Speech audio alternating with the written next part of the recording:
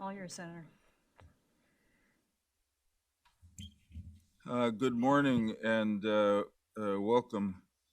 I welcome you with a particular sense of appreciation. This is the first, if I can use the term post-pandemic, which I'm using both rationally and aspirationally, shall I say, at this first in-person meeting of our commission in just about 2 years. It's really great to be in person with our fellow commissioners, the ex officios and the staff, and in a special way to welcome our co-chair, Governor Tom Ridge, who's not only survived the pandemic, but gone through his own health challenges, and as we would expect for such an extraordinarily strong and willful, in a good sense, person. Well, my wife says I'm willful. I don't think she means it positively, Tom, but in this case,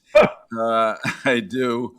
The fact that we're able to convene safely and responsibly together today in person really is a testament to the extraordinary hard work, innovation, entrepreneurship of our country's public and private sectors in response to COVID-19, thanks to the new vaccines, the diagnostic tests, and other public health tools that have been developed in response to the pandemic. We've been able really to save millions of lives and protect a lot of people from the worst effects of this virus, which is a remarkable achievement and should encourage us in other similar areas.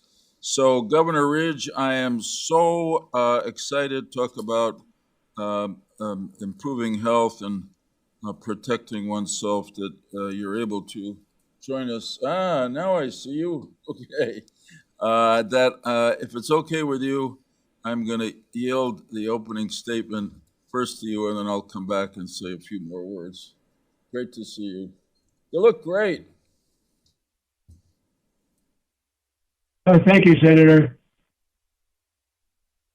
The thought occurred to me as I was listening to your introductory remarks how far this commission has come since you first contacted me many, many years ago and said, "No question of biodefense is critically important. We need to convene a group of leaders, bipartisan group, to address this."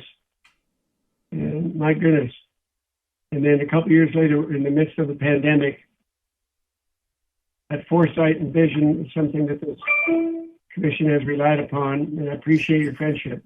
I also want to echo Senator Lieberman's sentiment and express my deep appreciation for our ability to convene again in person, and to the staff for their sustained commitment to this enterprise. Again, we're going to address the biodefense challenges of our country. As with Senator Daschle, my experience with biodefense started in 2001. Fortunately for me, my experience was not as intense or nearly as dramatic. I was new to the White House and had just begun to address this new field of Homeland Security when suddenly the country had to deal with anthrax attacks shortly after the 9/11 tragedies. 2 years later, new information about the biological threat obviously gave the country and yours truly great pause. We had almost daily responses to false alarms, which proved to be completely unworkable and pretty difficult since we were so unprepared to deal with it. No one had the time or the budget to deal with many false alarms that came our way.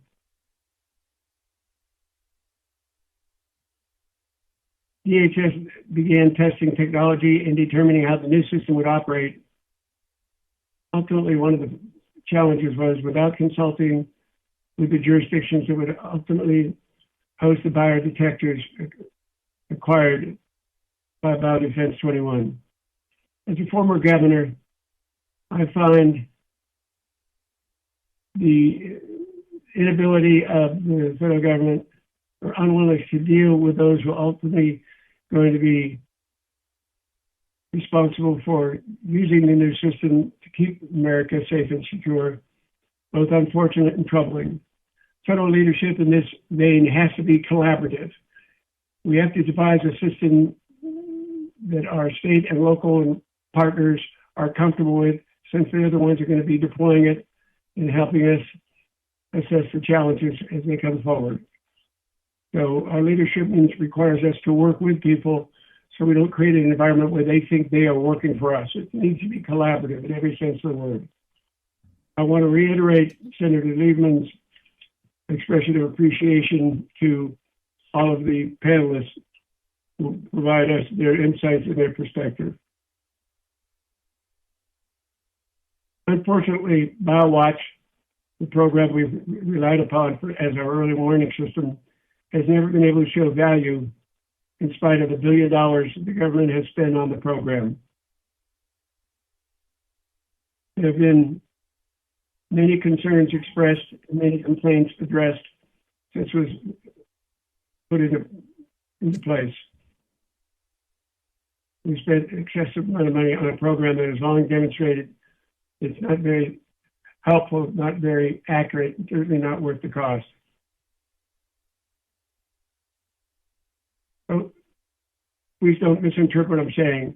It was designed initially, I know from firsthand, with the best of intentions, as we were searching for something to give us an early warning. We tried to use the resources we had available to build a functional detection capability as soon as possible. At the time, I think those in DHS were aware the system was a work in progress. It would require more resources, research, and development to improve it. Unfortunately, that notion of continuous improvement has not been embraced by those responsible for the development of the system. We've all seen the efforts by DHS to deal with BioWatch, but here we are 2 decades later, and unfortunately, it's in a state that all of us are most concerned about, and we're looking for a worthy replacement.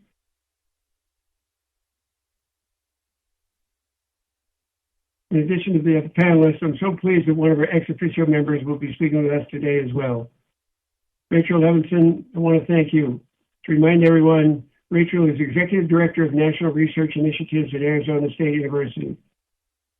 We greatly appreciate her insights and look forward to hearing her thoughts on BioWatch and the need for a stronger and more effective national biodetection system that fits into the greater picture of disease tracking and tracing.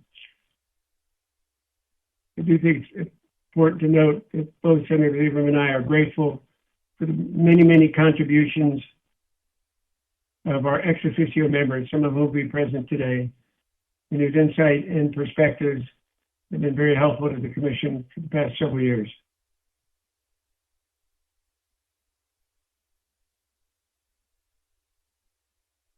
In light of the continuing problems with BioWatch and BD21, last month we released our new report entitled Saving Sisyphus, I'm tired of pushing up the hill, which contains our vision for how we can achieve the next generation biodetection system now and ensure it's available for continuous improvement in the future.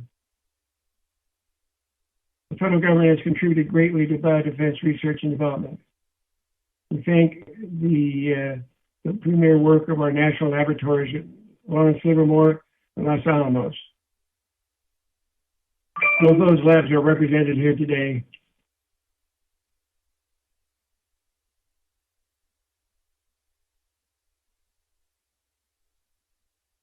Dr. Anup Singh, the Associate Director for Engineering at Lawrence Livermore National Laboratory. Dr. Harshini Mukundan, Team Leader for Chemistry for Biomedical Applications at Alamos National Laboratory, will also speak to us. We thank them so much.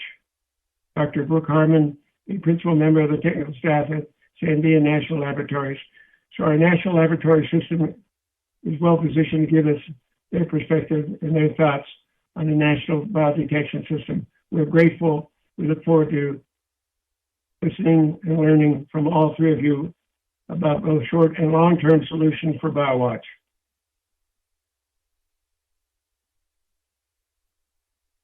Unfortunately, the government has taken far too long to find a suitable replacement for BioWatch.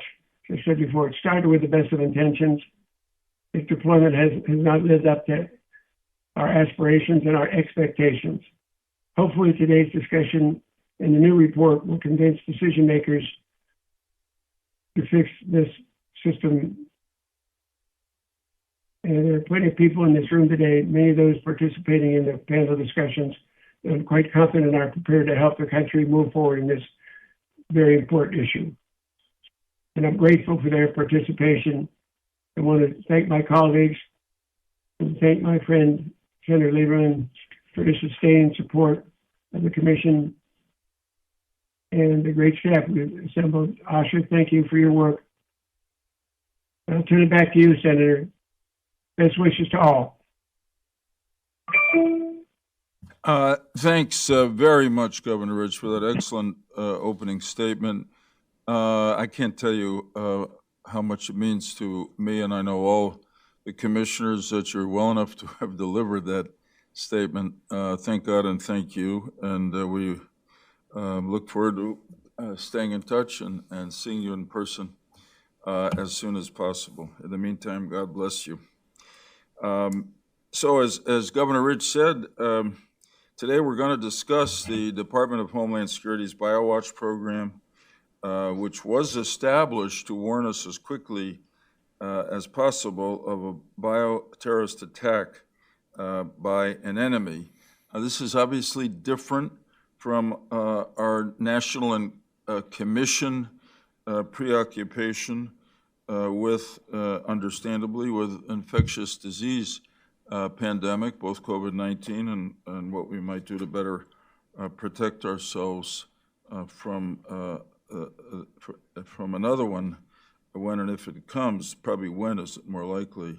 But what we're dealing with today in BioWatch does deal with a threat that is quite dangerous, which is a bioterrorist attack. And I fear that the pandemic may well have increased the appeal, if I can use that term, of bioterrorist attacks to America's enemies, because the pandemic has showed how deadly and dislocating a dangerous pathogen can be when let loose in our country.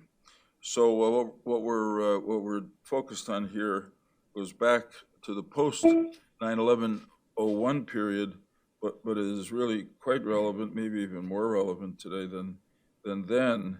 Our commission's work addressing this troubled BioWatch program goes back to the release of our foundational national blueprint for biodefense in 2015. When we issued that report, BioWatch had already been operating for 12 years, though our government had slightly upgraded the system since its initial deployment. The underlying technology of the program remained virtually unchanged since 2003, and it still has. After the anthrax attacks of 2001, during which the federal government clearly could not detect and track the biological pathogen, the threat, quickly enough, we increased our nation's investments in those capabilities, notably in the creation of the BioWatch program at the Department of Homeland Security. Since 2003, the department has deployed BioWatch detectors in more than 30 major metropolitan areas, and then ad hoc to mass gatherings when they occur. The system is set up to detect 5 or 6 pathogens at any given time, including anthrax, which of course was the original pathogen used post 9/11, and which Senator Daschle was not only a target of, but will bring his 20 years of experience responding to it, fighting it, to the other side of the table in a few minutes. Unfortunately, since its establishment, BioWatch has proven to be consistently ineffective in providing the Department of Homeland Security, federal government, and the American people with early awareness of a biological attack. The BioWatch system was supposed to capture, identify, and transmit pathogen data to federal and other officials immediately upon detection, thereby, of course, giving the government the kind of early awareness that would enable it to respond quickly to prevent the pathogen from spreading and hurting more people.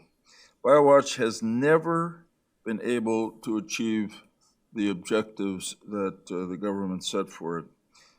Currently, samples from BioWatch units are collected by hand approximately once every 24 hours, and laboratory confirmation of a suspected detection can take an additional 10 to 36 hours, leaving the country vulnerable to the rapid spread of disease for at least 1 or 2 days, which could be deadly days.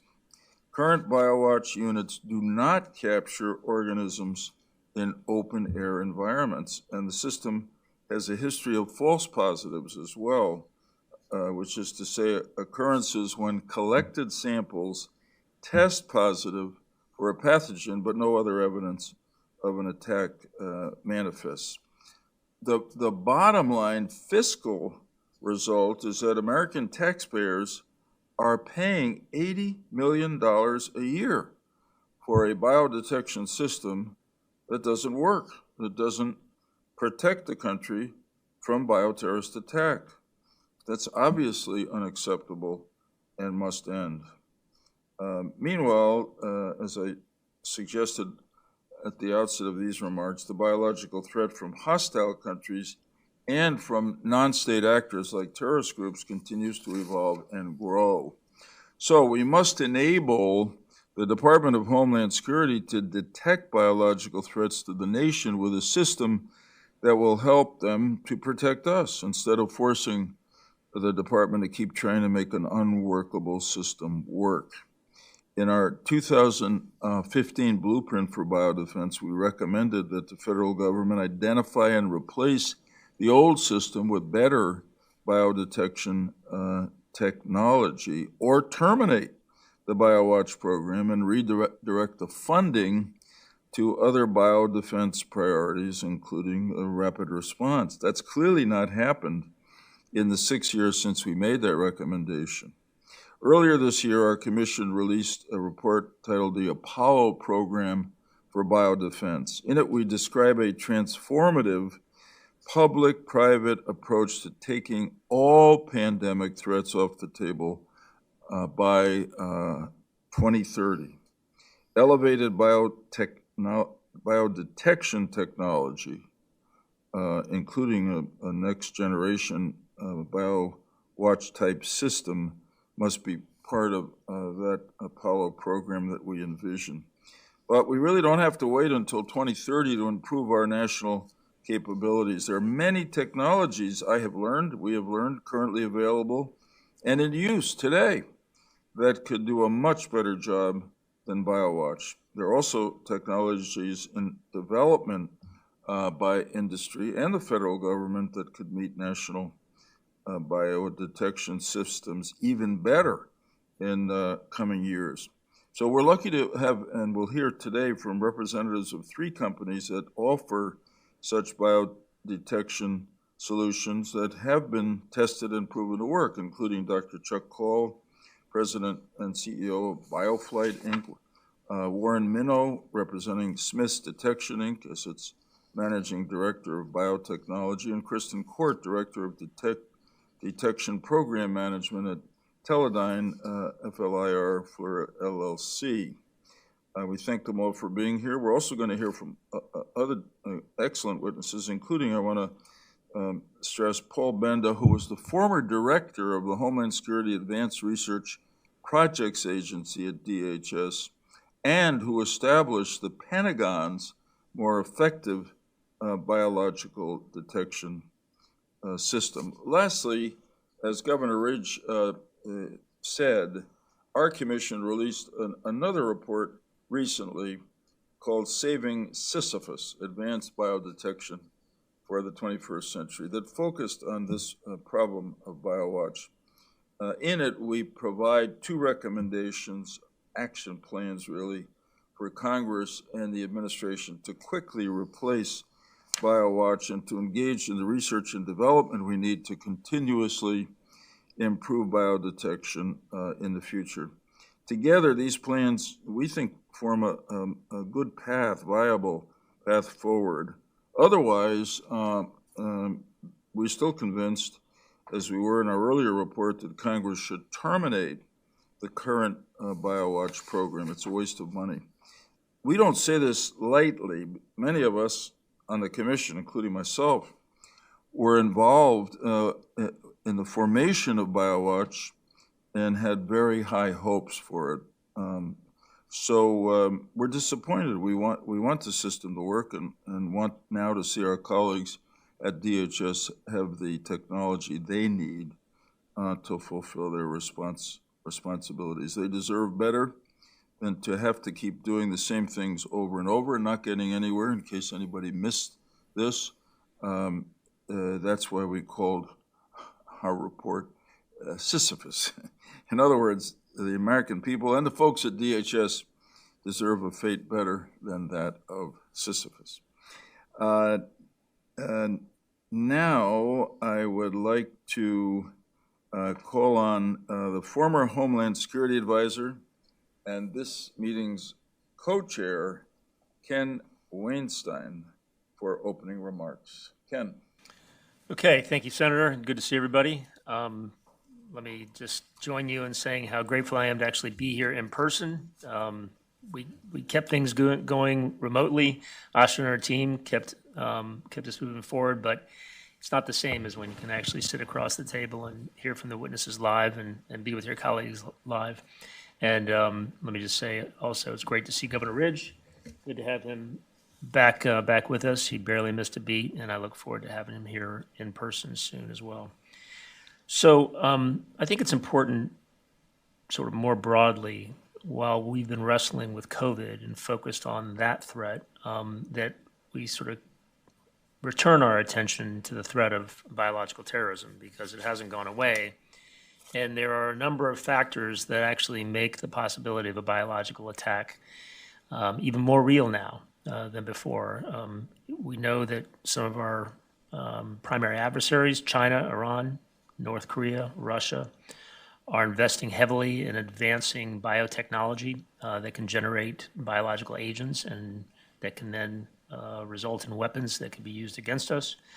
And the State Department has opined publicly that North Korea and Russia have both established or reestablished biological weapons programs that are a looming threat.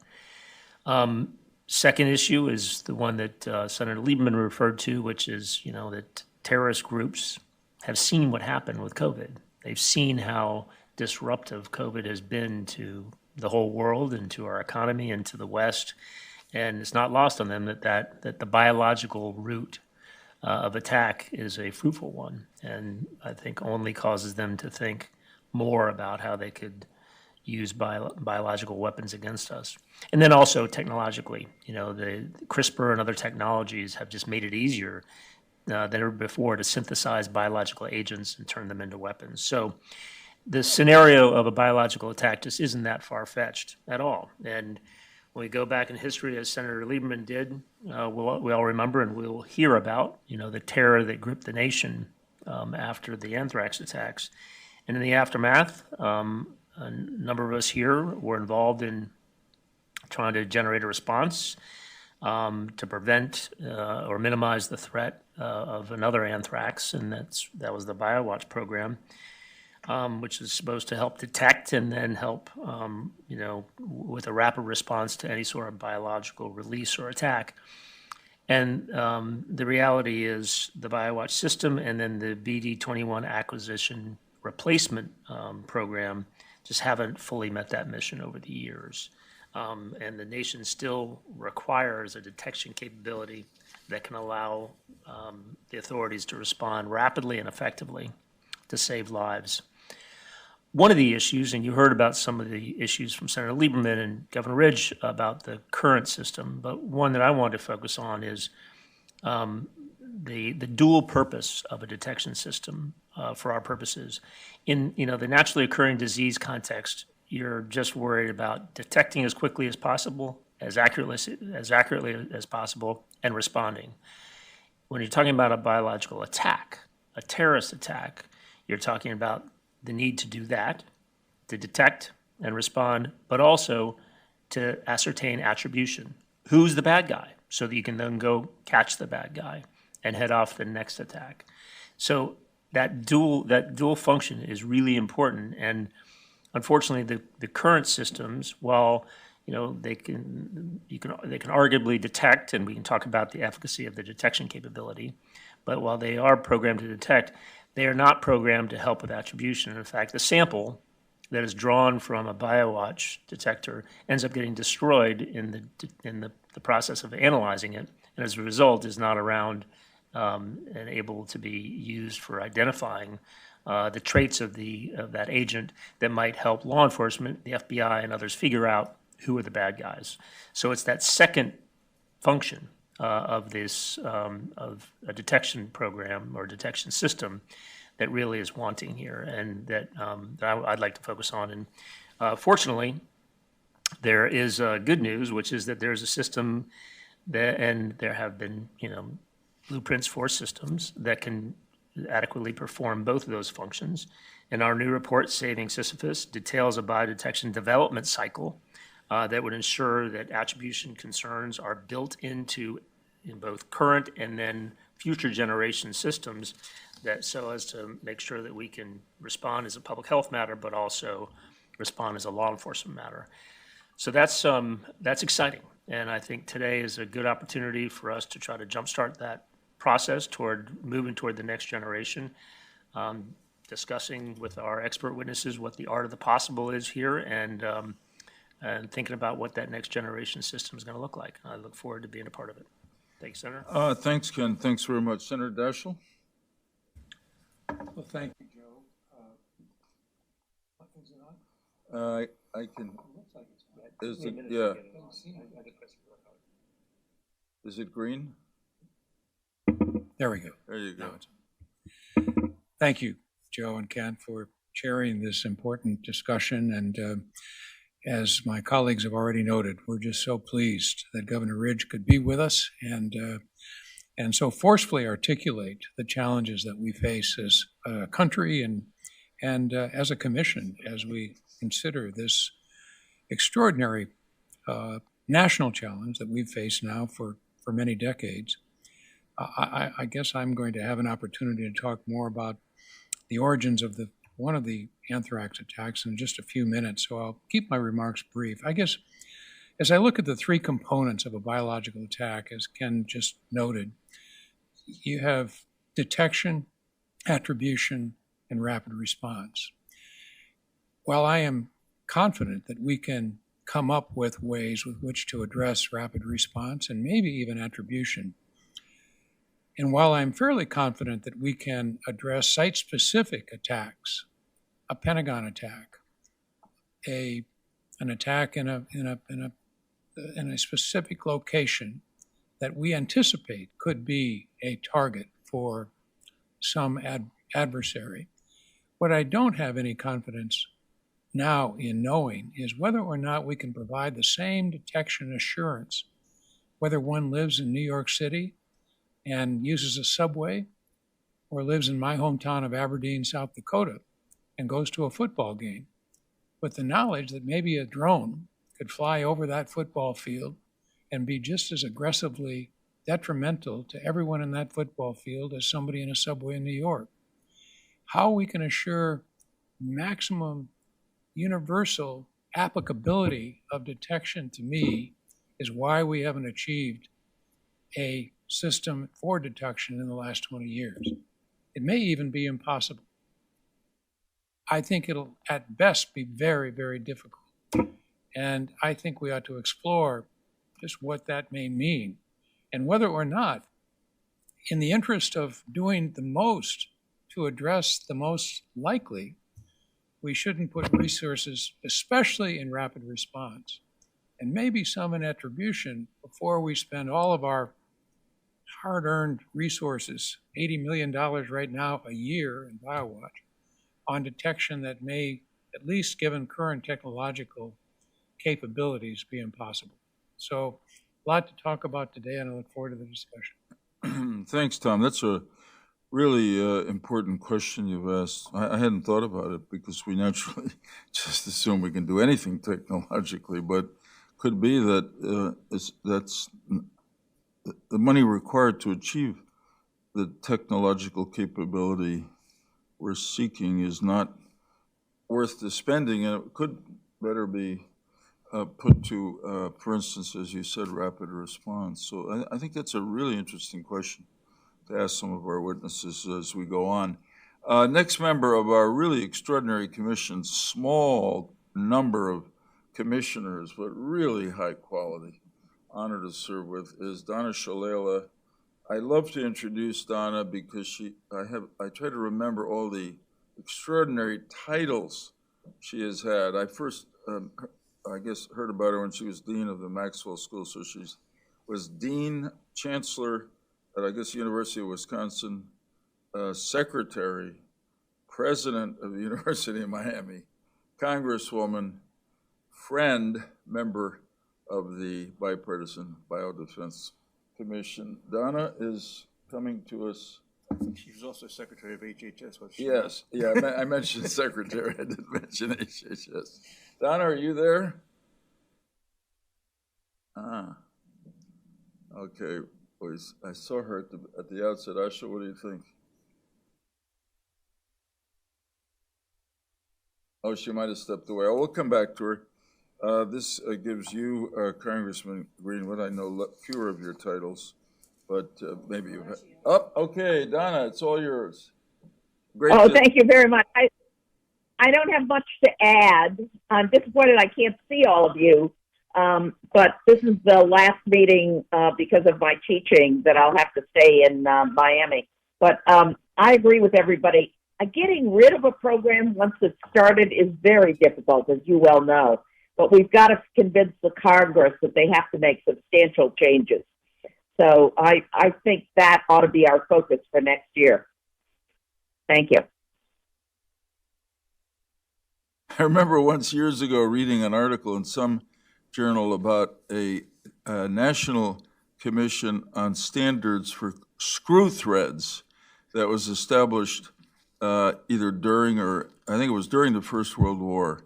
And at the time I read it, which was probably the 70s or 80s, it was still in existence, so there was clearly no need for it. So you are quite right, Donna. Jim Greenwood, a congressman, member, president of Bio, brought that whole experience, expertise to the commission. I would welcome an opening statement. Thank you. Well, everything's been said, so in less than a minute, I'll make a couple of statements, which is that I think despite what we've all heard from all of the commissioners so far is that despite the best of intentions, we don't have an effective nationwide biodetection system. We never have had one. We've been trading water for a long time at significant cost. And I think the question for today's discussion is it really possible to have an effective nationwide biodetection system? I think when you think about Senator Dashiell's remark about his hometown, I think it's pretty clear we're not going to have a detection system in every square inch of the planet, I mean, the country. Is it in fact possible with the best of the technology and the best response of the federal government to have a pretty effective detection, pretty effective and pretty nationwide detection system? Or do we throw in the towel and put the resources elsewhere? So I'm looking forward to hearing from all of the experts on that question. Thank you, Jim. The first panel is a one-man panel, but he brings a lot to the table, and that is our colleague, Senator Tom Daschle, former Majority Leader. Last month, and Tom and I were talking about this, hard to believe, 20 years since the anthrax attacks. Senator Daschle's office, as we all know, was a target of the anthrax-laden letter. An act that I can tell you because I was there, terrorized the Capitol, totally dislocated many of us, including those of us who were in the Hart Building as well, and really demonstrated how ill-prepared the nation was for biological attacks like that. And that drove our government, as we've said, to take such threats very seriously, and resulted in the creation of the BioWatch program and other initiatives. That anthrax event also motivated Senator Daschle not just to answer the immediate call to improve national biodefense, but to take it on as a mission for his lifetime, and he has carried that forward for the last 2 decades and has served in a really productive way, constructive way as a member of our commission. Tom has dedicated much of his life to public service, served in the House of Representatives for 8 years, in the Senate for another 18. I had the great pleasure of working with him in the Senate for 16 of those years. And I can tell you, to make a long story short, and I could tell you stories, those years with Tom Daschle in the Senate, particularly when he was the Democratic leader, were much more productive, perhaps because they were much less partisan than Congress seems today.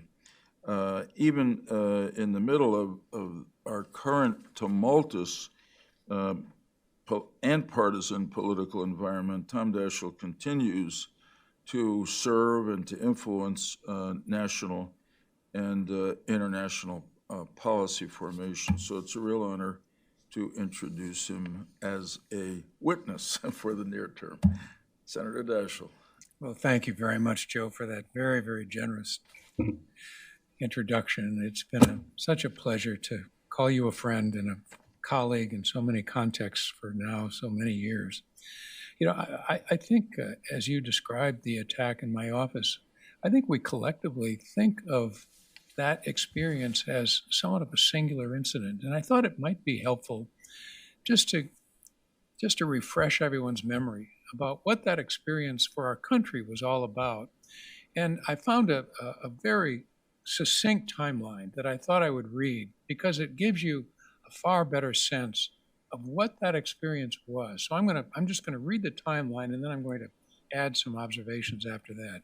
The first anthrax letter was actually received or sent 7 days after 9/11 on September 18th. On October 4th, all this occurred, of course, in 2001. October 4th, Bob Stevens of American Media in Florida is hospitalized with inhalation anthrax. October 5th, Stevens, 63, dies. It's the first anthrax death in the United States in 25 years. October 8th, anthrax is found in the Boca Raton, Florida offices of American Media, publisher of the National Enquirer. The building is closed. October 9th, more letters laced with anthrax are posted, and the FBI begins investigating the incidents. October 12th, an NBC employee in New York City, I happen to know Tom Brokaw is an old South Dakota friend of mine. It was his executive secretary, tests positive for anthrax poisoning. October 15th, my staff person opened an aerosolized anthrax letter, and that aerosolized anthrax went around the room almost instantaneously, and 28 people were exposed. October 16th, the 7-month-old son of an ABC News freelance producer tests positive for anthrax poisoning. The baby developed a rash soon after visiting the network's Manhattan offices. October 18th, a CBS employee and a New Jersey postal employer, a postal worker, I should say, test positive for anthrax poisoning. October 23rd, 2 postal workers from the Brentwood facility in Washington, D.C. are confirmed to have died from inhalation anthrax. October 26th, a State Department mailroom staffer is hospitalized with anthrax poisoning. Another New Jersey postal employee had tested positive on October 28th. October 30th, a New Jersey patient becomes the 15th reported case of anthrax poisoning. October 31st, Kathy Nguyen, an employee of the Manhattan Eye, Ear, and Throat Hospital, dies from inhalation anthrax. November 21st, 2001, Audley Lundgren, 94, of Connecticut, becomes the 5th person to die of inhalation anthrax. June 25th, now 2002, FBI agents searched the residence of Stephen Hatfill, a scientist who worked in the government's Biodefense lab at Fort Detrick, Maryland. August 2nd, 2002, Hatfill is named a person of interest by law enforcement officials. December 2003, the Brentwood Postal Facility reopens in Washington after more than $130 million worth of renovation and cleanup. July 13th, the New York Times is sued by Hatfill for defamation. He sues the Justice Department. January 12th, 2007, a federal judge dismisses Hatfill's libel suit against the New York Times. June 27th, 2008, Hatfill receives $5.8 million in his suit against the government. July 29th, 2008, Bruce E. Ivins, another government scientist suspected in the 2001 anthrax attacks, commits suicide. September 17th, 2008, FBI Director Robert Mueller tells the Senate Judiciary Committee that the FBI will seek an independent review of the scientific evidence of the anthrax case because of the importance of the science to this particular case and perhaps cases in the future. February 19, 2010, the FBI, the Department of Justice, and the U.S. Postal Inspection Service formally conclude their investigations of the anthrax mailings. According to the DOJ report, evidence developed from the investigation established that Bruce Ivins alone mailed the anthrax letters.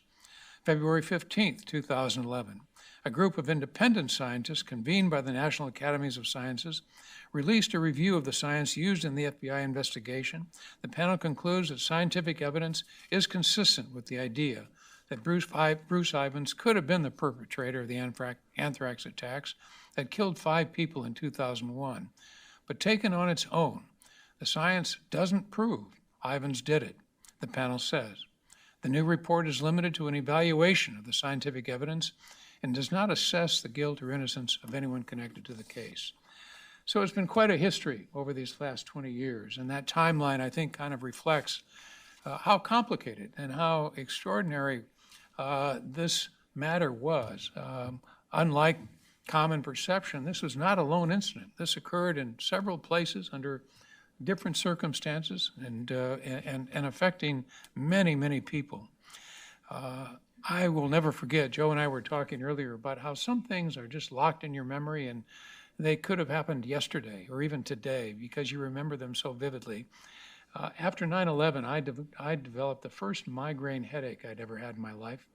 And I had it from 9/12, and it was now October 15th, and I was at Bethesda Naval Hospital getting my first MRI to see if there was something wrong. They told me that nothing was wrong.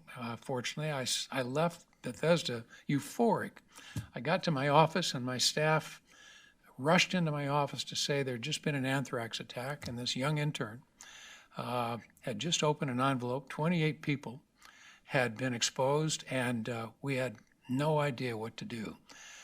Unfortunately, because we had no preparation, no understanding, almost like 9/11, when the attack occurred on 9/11, they didn't have a clue what we should do. We rushed out of the building, didn't know where to go, got in our cars. We went to the Capitol Police Department, went to the top floor of the Capitol Police Building and pulled down the shades.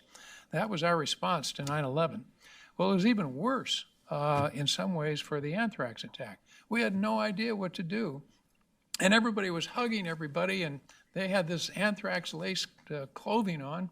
We were hugging each other, and so finally, somebody finally said, well, it's probably not a good idea to be hugging each other.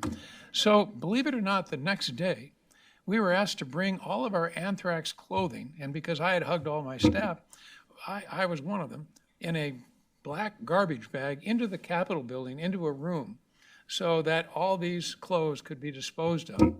But how who thought that bringing these clothes into the Capitol building, even though they were in a black garbage bag, was a smart idea? But that's an indication, I think, of how poorly prepared we really were and what we should do. The response itself, many governmental agencies attempted to respond. The CDC, frankly, really had trouble coming up with a consistent plan. They had several challenges, of course. Our exposure, the contamination now because of the HVAC system. They assumed that the anthrax had dispersed through the HVAC to the entire building. So the entire building was evacuated and stayed evacuated for over 4 months as we tried to figure out how do you decontaminate. In my office, they actually took everything out, the walls, the floor, the carpeting, the ceiling, down to just the cement and the steel, and rebuilt the entire office.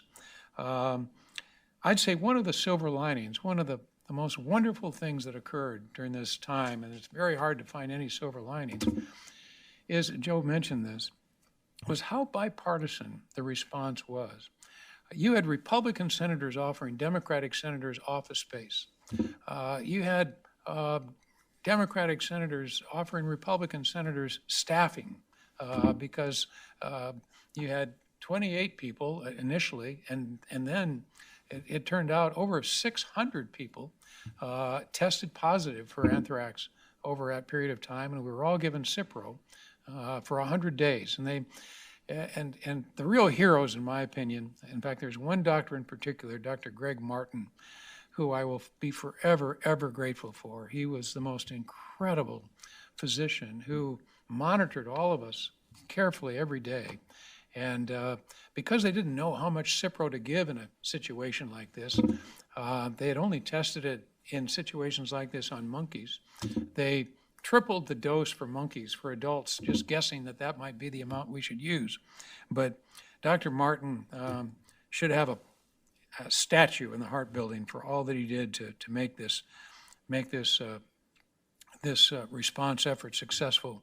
But I just only wish that somehow, however it was that we could capture that bipartisanship in that response, could be replicated in some way today. Because I must say I've never been more concerned about the state of our democracy in this democratic republic than I am now. I also would say that I'll never forget having countless meetings with the FBI and being assured that there is 100% certainty we will be successful at attribution. We never were completely successful. There is plenty of circumstantial evidence about Mr. Ivins, but we certainly don't have conclusive proof. So to this day, we really still don't know who was responsible, whether that person was solely responsible, and the circumstances that motivated anyone to do this in the first place. And finally, I guess I just close by saying, we've tried to cope with those kinds of scenarios and tried to develop public policy around detection, around attribution, around rapid response. In my experience, I think the rapid response was reasonably successful in spite of the fact that we had no experience, no plan. Could we have done a better job? Absolutely. But did we finally get the job done? Yes, we did. No mail is sent to the Capitol building anymore. It's all opened off-site with people in hazmat suits. And so that threat is now taken away, and we have that knowledge. Not many people mail by mail anymore to a member of Congress. It's all electronic, but we are developing procedures and infrastructure that accommodates more protection, if not detection. So we can learn a lot from that experience. Joe and Ken, I think I'm appreciative of all the federal workers, the federal leadership. My staff, by the way, 28 people exposed, not one person, as a result of the rapid response and the Cipro medication, had any ill effects. So I was very, very pleased. And we had 2 pregnant staff at the time, and babies were delivered in healthy and happy. So I'll leave it on a positive note with that. Tom, thanks very much. That was really riveting. And maybe especially so for me because I was there in the Hart Building. But you know how problems can become part of a narrative that lose their reality because it is a long time. Even with the infectious disease pandemic, I've said more than once here that I grew up with the knowledge that my father's mother died in the flu pandemic of 1918. He was only 3, so he had no recollections. Of course, I never knew her. But it became sort of something over there, and the anthrax attacks, in a way, probably have begun to be in the same place. So your retelling of exactly what happened and what we experienced, I think, is really important. You mentioned Mrs. Lundgren from Wallingford, Connecticut. As you said, she was over 90. And this is the kind of terrifying randomness of a bioterrorist attack. She was clearly not a target of it, but to the best that, as I recall, now 20 years later, and maybe her age and immune system were part of why she died as a result of it, she got a piece of mail that went through the postal system where one of the anthrax letters had gone. In other words, it came into that piece of mail. Talk about twist of fate, and that was enough to end her life. Really tragic and sort of unnerving. So I thank you for that. The other thing, and I don't want to dwell on it really, but you're right. I mean, we've just come through another pandemic, and unfortunately, too much of the response has been partisan. Now, it is true that last year in some of the first responses, there was bipartisan support for some of the major funding that went through. So we should be grateful for that. But the public, the extent to which the whole question of masks or vaccines has become not just a difference of opinion, but a partisan difference of opinion, really shows how the consequences of what I think is mindless partisanship and how important it is to try to overcome it. So anyway, I thank you. You raised that point earlier about, and we'll ask the witnesses, is there anything else based on the obvious continuing involvement you've had in this concern that that you would say that our commission should be looking at or Congress should be looking at to try to be better at prevention of a bioterrorist attack and at response as well? Well, I think whatever national plan is built around our expectations for these attacks, and we really have to accept the fact that there are so many variables that it's hard to anticipate just what an attack will look like, whether it's natural or man-made.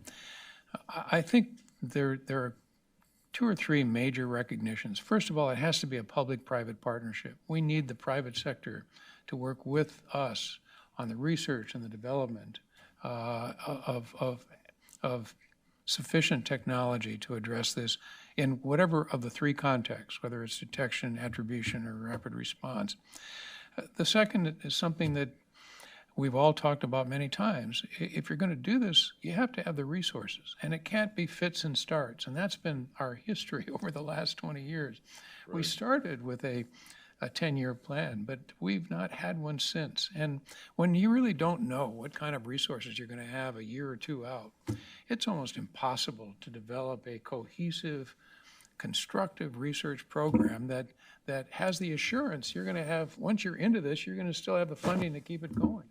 And I think that's really one of the biggest things that we've all, I think, made that point over and over, but in this conversation, I think it's worth repeating. It's so necessary to do that, and then third, it's just a lot of oversight. I don't think we've probably put as much oversight in Congress as this deserves. I mean, is how can we explain having spent $80 million on BioWatch now for all these years, and no one seems to be that cognizant of it, concerned about it, willing to address it. And I think I attribute that in part to lack of oversight and, out of sight, out of mind.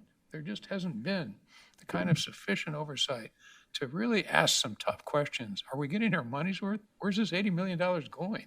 What's it done? What satisfaction do we have that we've achieved what we set out to achieve after spending, just billions of dollars on this over time? So those would be the things I think we have to think about as we contemplate public policy and our governmental infrastructure.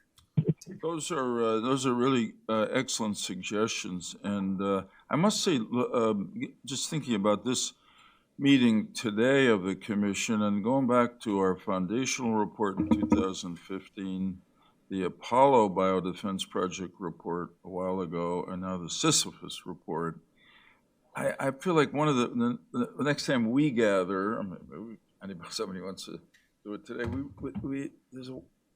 I felt like we almost have to figure out a way we can yell at Congress, come on, do something about this, because it's really a terrible waste of money, and it's dangerous. So that's on the oversight. But you make a very good point. We're not good institutionally. This is human nature at preventing problems that we have reason to know are coming at some point. Until they come, then we respond as we did now. And I'll just say briefly that during my time in the Senate, there were a group of us in both parties, really. I remember Orrin Hatch on the Republican side played an active role. We're trying to figure out ways to incentivize the pharmaceutical industry to develop medical countermeasures to either bioterrorist attacks or infectious disease outbreaks. And the market was not giving them the messages. I mean, Jim from Bio knows about this too, and to make it reasonable for them to do it. So because they knew, if there was, we always would say, God forbid, there was an infectious disease pandemic or a bioterrorist attack, there'd be an enormous immediate market for the product, but might not happen for decades. So nothing happened. And we came up with some, I thought, novel ideas to incentivize them, but it never was enough. But then when the pandemic broke out, as I mentioned briefly in my opening statement, there was a tremendous infusion of both public and private funding and to basically to the pharmaceutical industry, because there was the market. It was exploding every day globally. And of course, what they did was a miracle because they had the resources behind their brains. So you're absolutely right. Two very strong points, and I thank you for it. Governor Ridge, would you like to ask any questions of Senator Daschle or make any comments about what he had to say? Well, I appreciate that, Senator. As I said in my opening remarks, confluence of the anthrax attacks post 9/11 really made the country's head spin. And I think to demonstrate a resiliency as well as the absolute need to be prepared for a similar event in the future, because we knew that there were other groups in the world that had been using pathogens, experimenting with them. We're aware of that. The intelligence was pretty clear. And one of the big challenges we have, I think, Senator, is that the institutions of government and democracy at large, normally they're much more responsive rather than preemptive. I'd like to think that given the COVID, God forbid, lessons learned from COVID and the incredible narrative that Senator Daschle provided, loss of life there, we would say to ourselves, when it comes to a bioterrorist attack, we will not be ill prepared. And that's why BioWatch is so critically important. And you mentioned, I think, not only detect it, contain it, respond to it, and figure out a way dealing with attribution, which would be still be the most difficult challenge in the event of another attack. And what would the response be? I want to thank Senator Daschle for his sustained commitment to this effort. My God, his personal experience is chilling. When I listen to that narrative, we remember everybody was roaming around Washington, D.C. up on the Hill with those suits on. We thought they were getting ready. It almost looked like NASA getting one of the rockets prepared for liftoff. All the security precautions and health precautions taken turned the nation's capital into a test lab. And that narrative is a chilling reminder that we don't have, since it happened previously, we have no excuse to be ill-prepared if it happened again. We've got lessons learned, and that's why this commission was developed, and while there's so many people who volunteered their time and expertise to ensure that we are better prepared if it occurs again. I just want to thank my colleague for his powerful testimony and that narrative, bringing back into vivid and painful detail what the country endured shortly after the 9/11 attacks. Collective head was spinning. What's next was the concern everybody had. But we've been forewarned, which means we should be forearmed. We should never be ill-prepared. Shame on us if we are, and that's why this BioWatch system has to be upgraded, and we have to develop a system that's collaborative with our state and local partners. And I can't imagine there can't be a higher priority than developing a detection capability. And hopefully this report and this commission will serve to be the clarion call that you referred to, Senator Lieberman, to the Congress to act explicitly and with haste in a very preemptive way to be better prepared the next time. We can't plead surprise the next time because it's already happened once. Thank you. Thanks, Senator. No questions here. Probably too damn long for a narrative there. You didn't ask me. I know, Senator, you didn't ask me for a narrative. So I thank both senators. I'm done. Thank you, Tom. What you had to say mattered a lot, was very insightful. We appreciate it. Ken? Thank you, Senator. I'd like to actually just follow up on something that Senator Daschle said about oversight, and we don't have a member of Congress, current member of Congress speaking today, but just to make the point, and this will be a question that's not a question, but I'm probably not the first questioner in DC who didn't ask a question, but rather just made a statement. But this is an issue, of course, that, well, courses throughout sort of all areas of policy, but I think is particularly pronounced when it comes to this biodetection issue at DHS. And DHS has, I can't remember the number now, 80, 90 some committees and subcommittees that have some partial responsibility for oversight of its operations. And that's to be expected given that DHS is this compilation of so many different authorities from different agencies. But that has that fracturing or fragmentation of oversight has real life implications. And I think Senator Daschle's point about this area being in part a result of failed oversight is a good example of that. And I know Governor Ridge and I have been on panels, and others up here have spoken about the need to reform the oversight of DHS for the last decade, 15 years or so, and it's gone nowhere. Tough nut to crack, as my colleagues up here would know much better than I. It's not every day that a member of Congress or a committee of Congress willingly cedes jurisdiction to another, but this is once again an example of why that oversight process really needs a second look, because we need that sustained, focused oversight of each of the programs within DHS, and that's good for the program, that's good for Congress, and it's good for the department. Thanks, Ken. Donna? I'm struck by how ad hoc the response was, and I wanted to ask Tom, were you involved in any of the decision making about the response? I really wasn't, Donna. I will say they did a good job of keeping us informed, but I don't think that we had, I guess the only thing I had to approve the evacuation, or I don't know if I alone, but leadership had to approve the evacuation of the Hart building and the logistics around relocating. I don't know how many senators, Joe may recall. I mean, you've got a lot of senators in the Hart building and their offices, and I think it's the largest of the 3 Senate buildings. So we had to figure out where everybody would go.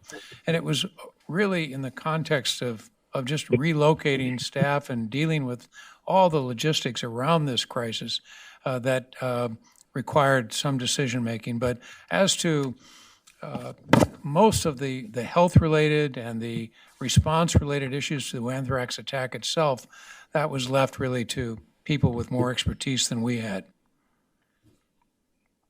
But it does sound like that the response was just throwing the book, doing everything you could think of as part of the response. I found the whole thing chilling. I'm so happy that Tom did this, because it reminds us again of how much work there is to do. Yeah. Agreed. Thanks, Donna. Jim Greenwood. In the interest of time. Okay. Tom, thanks very much. You contribute as much regardless of what side of the table you're on. Okay, we'll go now to the next panel, which is on the current biodetection challenges and considerations. 2 witnesses are Paul Benda, and again, not double dipping, but double responsibilities. Rachel Levinson, who's been a real strong contributing ex officio member of the panel. Unfortunately, the witness that we thought was coming, Beth Malden-Morgenthau, the Deputy Commissioner of Office of Emergency Preparedness in New York City at the last minute, could not come. So we miss her, but we're very glad to have these 2 witnesses. Paul Benda is the Senior Vice President for Operation Risk and Cybersecurity at the American Bankers Association.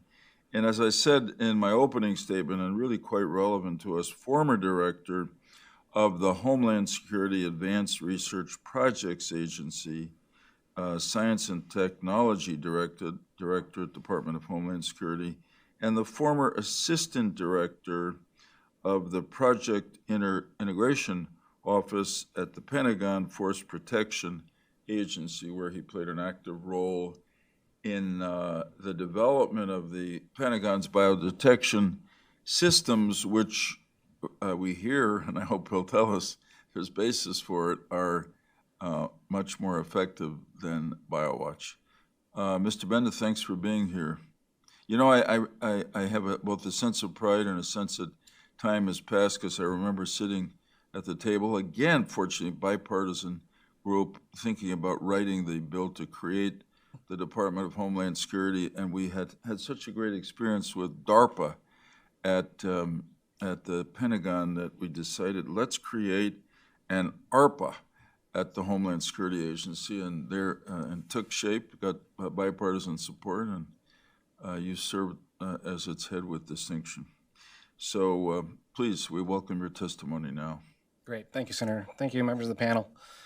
So my background, why as a banker talking to you today, really it stems back to my time, active duty Air Force, worked for Booz Allen. I actually was the chief engineer for when we had some classified programs that built simulated biological production facilities, and saw what the collateral damage was when they exploded those. Then moved on to DARPA, worked with Roger Gibbs. Well, remember the response to the anthrax attack in the Capitol.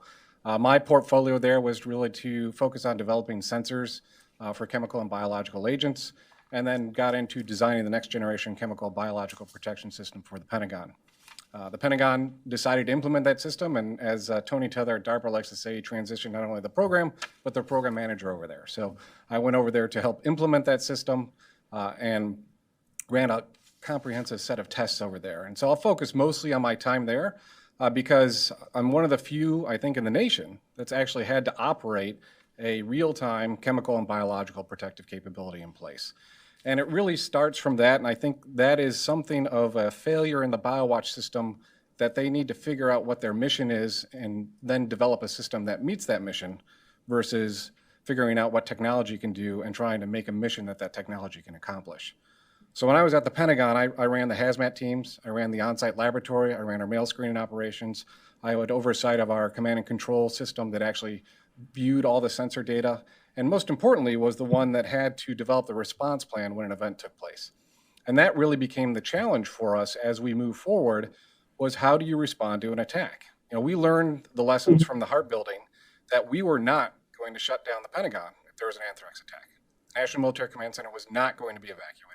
How do I maintain that mission in place? How do I protect the people in that facility? And how do I protect my small city? I have 25,000 people.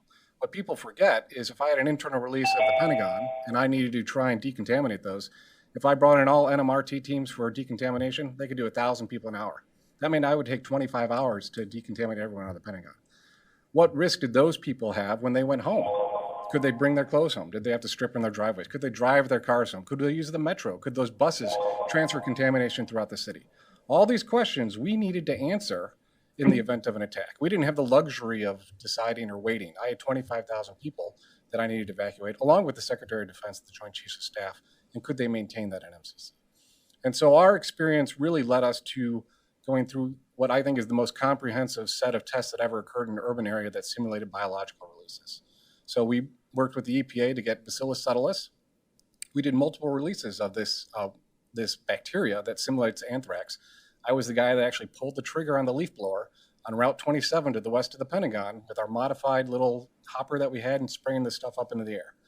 We then progressed in complexity with our simulated attacks, where we got to the point where we could weaponize this Bacillus subtilis. My deputy at the time bought a rock tumbler on Amazon. We bought fume silica, which is a normal additive, and we created a very nice, puffy, weaponized version of Bacillus subtilis that spread downrange. And the question we had was, how did it affect? Could BioWatch see it? We had 200 volunteers from Arlington County that agreed to get exposed to it. So we figured out what level of contamination they received. How could we decontaminate them? Could we use the old fireman's adage of nothing more water can't cure? Could we use mass decon strategies versus NMRT tents? How much infiltrated the building? What were our response plans in place? Could I bring a helicopter for the SecDef, and what level of reaerosolization could I have? So these were all these operational questions that we had in place that we went through and answered. And so basically it was testing the systems that we had there. So the system we had deployed inside the Pentagon, our mission was to maintain that building and protect its inhabitants. So we had to detect in near real time. We did that by deploying a tiered approach. We had what we called tier 1 sensors, which were low-cost particle counters spread throughout the building, thousands of them. So we could see immediately anything that looked like a bio-release. So anytime if you release, you're always going to have particles that go in the air. The question is they're non-discriminatory, right? You can't tell the difference between that and burning popcorn, which actually happens a lot in the Pentagon. So you can only take certain actions based upon a tier 1 response that are low impact or low regret. We put giant 60,000 CFM fans in the apexes of all the wedges. Those immediately turned on when a tier 1 sensor came on. That air is HEPA filtered and creates a negative pressure to stop the spread of the agent. At the same time, we deployed tier 2 sensors. These were sensors that were deployed and could take a sample from anywhere in the Pentagon. And within a matter of minutes, we could actually determine, and with a high level of confidence, whether that was one of the agents that we could detect if we were truly under attack, at which point we implemented a high impact action. We called it a CNN event. We actually would start blocking off parts of the Pentagon, and that would actually vastly increase our ability to stop the spread of agent, stop further exposure. And at that time, we'd gather a sample, which would go to our on-site laboratory for tier 3, so we do prophylaxis. So we did full-scale tests of the system. We actually released this weaponized bacteria inside the building, tracked the spread, and could prove that we could actually protect people in real time.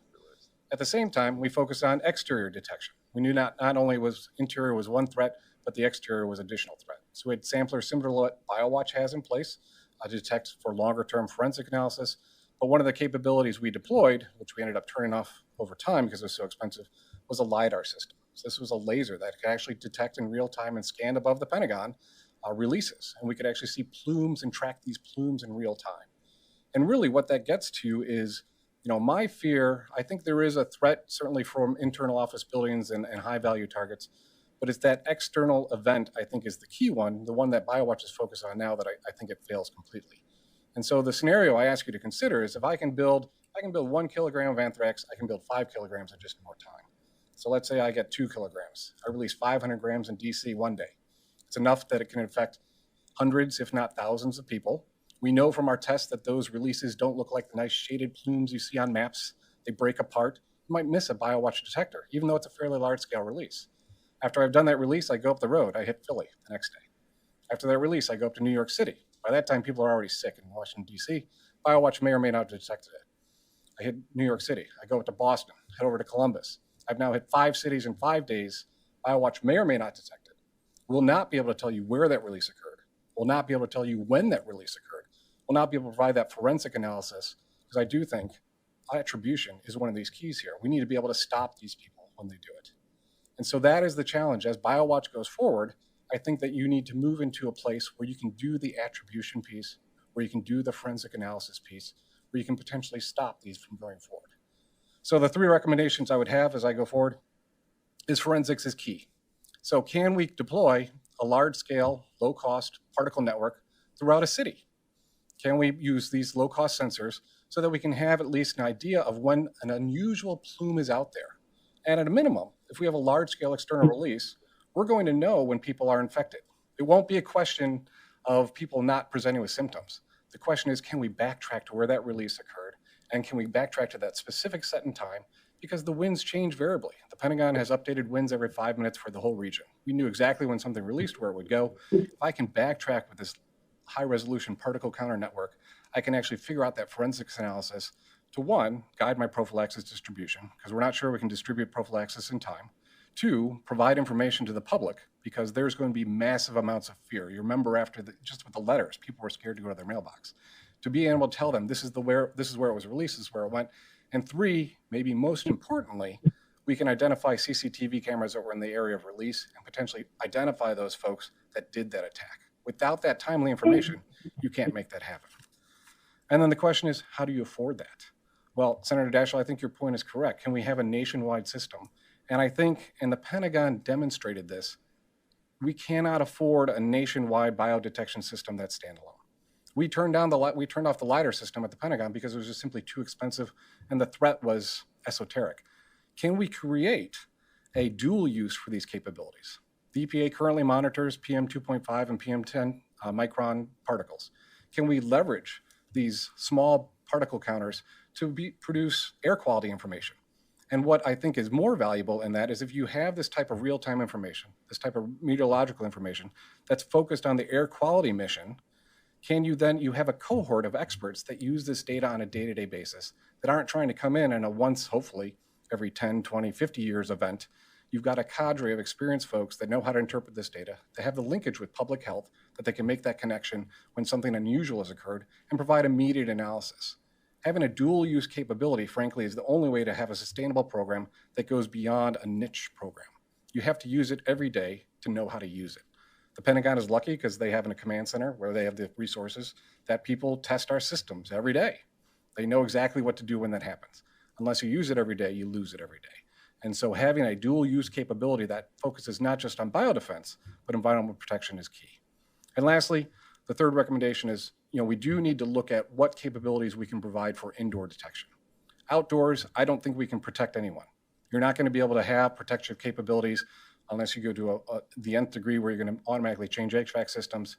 Indoors, you can. If you have high quality, fast sensor systems, some of the vendors that are here today that can provide these, where if you have a release in an airport, you can follow a model similar to what we see in the Pentagon, where you might be able to close down certain wings. You might be able to change the HVAC system to reduce the spread. And heaven forbid we have a contagious agent. So stopping the spread of that contagious agent that goes beyond the borders in ports or railroads or in airports is key. But the whole key is tying the action that you take to the confidence level you have in the sensing system that's there and making sure you understand the mission you're trying to accomplish. So thank you for your time today. Happy to answer any questions you may have. Okay, that was great. I think because we have a little extra time and one less witness on this panel than we thought. I'd like to say we'll do one round of questions of you, Mr. Bennett, then we'll go to Ms. Levinson.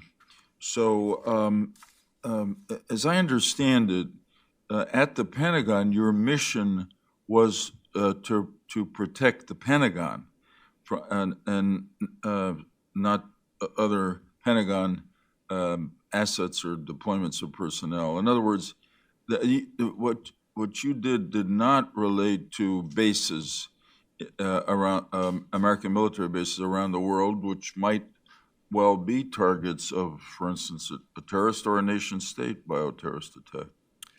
Somewhat correct. I also had responsibility for 26 delegated lease facilities around the national capital region. So these were commercial office buildings that I had to, and I didn't focus on the chemical side, but they all had the emergency escape hoods, and I had to develop a detection capability to tell them when to put those hoods on. Right. So, I guess the question that I had in my mind before is not totally relevant, which is to ask you whether, from what you know about BioWatch, the system that you oversaw the creation of at the Pentagon was better than BioWatch. It sounds like it was different, but maybe I should ask you, do you think it was better? I personally think BioWatch is useless and a complete waste of money. Okay. So I don't know what actions I can take upon a BioWatch positive, what it gains me from an attribution perspective, or what public health perspective it will give you. So I do think my system was better because it was vastly faster and could actually protect people from being exposed versus potentially guiding just prophylaxis after the fact, maybe. Yeah. So say a little more about why you reached that, not that we disagree with you, but why you reached that very clear conclusion about BioWatch not being effective. Well, it's interesting. So when we first started doing our releases of Bacillus subtilis, we were doing smaller 1-2 kilogram releases. There was thoughts that BioWatch would detect our releases in Baltimore, that they thought because they thought this stuff spread and it was so concentrated. It turns out that they had difficulty detecting it in more than one sensor, depending on where we did it. And this was a fairly large-scale weaponized release. And part of that is I think people are all used to seeing, you've seen these plumes of these, they're very nice shaded. If you actually look at the LiDAR data, the plumes break up. Yeah. And honestly, if you hold your breath at the exact right instant, air moves at 7 miles an hour. If you can hold your breath for a minute and a half, the vast majority of that plume is gone. It doesn't last. It's not consistent. So the detection, we all think BioWatch is very sensitive. You only have a very limited time, unless you have some reauthorization occurring, to actually collect enough to get a positive.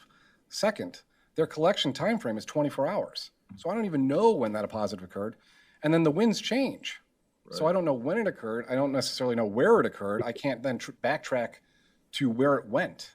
All you have is one point. And guess what? If you have a large-scale release, you know, the story we go back to is in the old biowarfare days, there was a guy in Fort Detrick that was weaponizing anthrax. He had been immunized against anthrax, opened up the hood, got a massive exposure of anthrax. He died within 24 hours, even though he was fully immunized. And that's because you get toxic shock as the anthrax starts to germinate in your lungs. If someone is behind one of those releases, they're going to be dead in 12 to 24 hours. You're not going to need BioWatch to tell you that in a large-scale release that you're under attack. And so what value does that provide me? It can't tell me when it occurred, can't tell me where it occurred, can't tell me where it went, and may even give me a false sense of security because it might come back negative. It sounded from your description of the system that you put into effect at the Pentagon and the other facilities around the area that it might be less expensive than BioWatch. True? Yeah, well, yes. Once it's deployed, it is. The particle counters are cheaper. Yeah. The LiDAR system actually that we had back was one of a kind, was very expensive. There's actually low-cost LiDAR systems. The most expensive part is our Tier 2 sensor, the one that gives us that fast confirmation. But I think there's new technologies that are out there that are actually substantially cheaper to maintain. So the numbers that we had for maintenance, and I'm going back 20 years, were on the order of a few million a year for maintaining that type of system. Right. So I was interested in the breakdown in terms of your sense of how effective a biodetection system would be indoors or outdoors. And outdoors hard, although from what I know understand about BioWatch, most of its systems are outside. I mean, I presume some may be deployed to indoor mass gatherings, although even most of those are outside, Super Bowl, et cetera, or a lot of them are. But indoors, which is what you've been dealing with more, is different, and still a threat, of course. So, but you would say just to clarify, your sense of optimism about the ability to develop a good detection system, biodetection system, in indoor environments is much greater than for outdoors. I think so. I mean, I think the Pentagon has demonstrated that. It is still in operation today. The fundamental system we deployed, the first wedge went in around 15 years ago. Right. And so it is fundamentally unchanged. There's been some upgrades to it. But I think for me, the key here that really you can't, unless you build an entire integrated system that connects with every building that takes automated action, you can't protect people outside from a release. The forensics capability, knowing where that release occurred, when it occurred, the information that comes, and the attribution of being able to potentially stop these people. Remember the DC sniper? We're all looking for a white van. Sure. It was all wrong because we didn't have any cameras or any way to identify that. We will be in the exact same situation. And I truly think it could bring the government down because you will have a program that's deployed that has no way to protect its nation. Right. Okay, I've asked enough questions. Governor Ridge, do you have any questions for this witness? I do not. Thank you very much. I just want to express my gratitude for his participation in this perspective. Thank you. Thank you, Senator.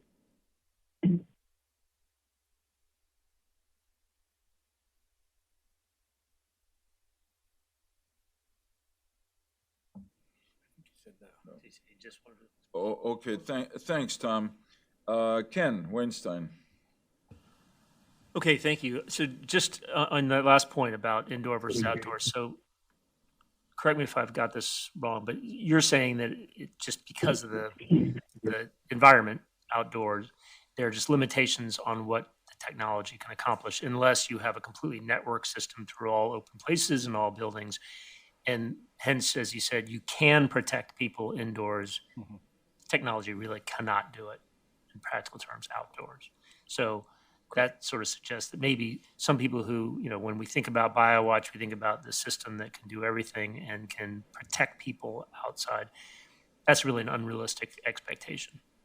Yeah, and I guess the question is, how do we protect them? Mm-hmm. Is really, the only thing BioWatch can do is provide public health with a BioWatch actionable result, which just means you have anthrax there, which I'm going to, if I've got good public health surveillance, I don't need BioWatch to tell me that. Got it. Okay, fair enough on that point. So the next thing I wanted to ask about, what I found intriguing your remarks, was the idea of sort of leveraging dual-use technology and this EPA sensor system that's already in place. Whenever we hear about an affordable option where we can use an existing technology as opposed to standing up a whole new system, that's exciting.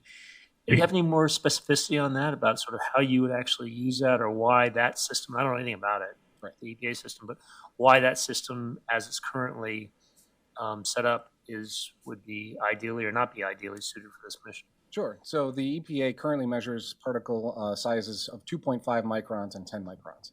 The 2 micron particle is generally the size that you would mill down to get most lung penetration and is the optimal size for a bio release. That's what we milled all our stuff to, was we try to get around 2 micron.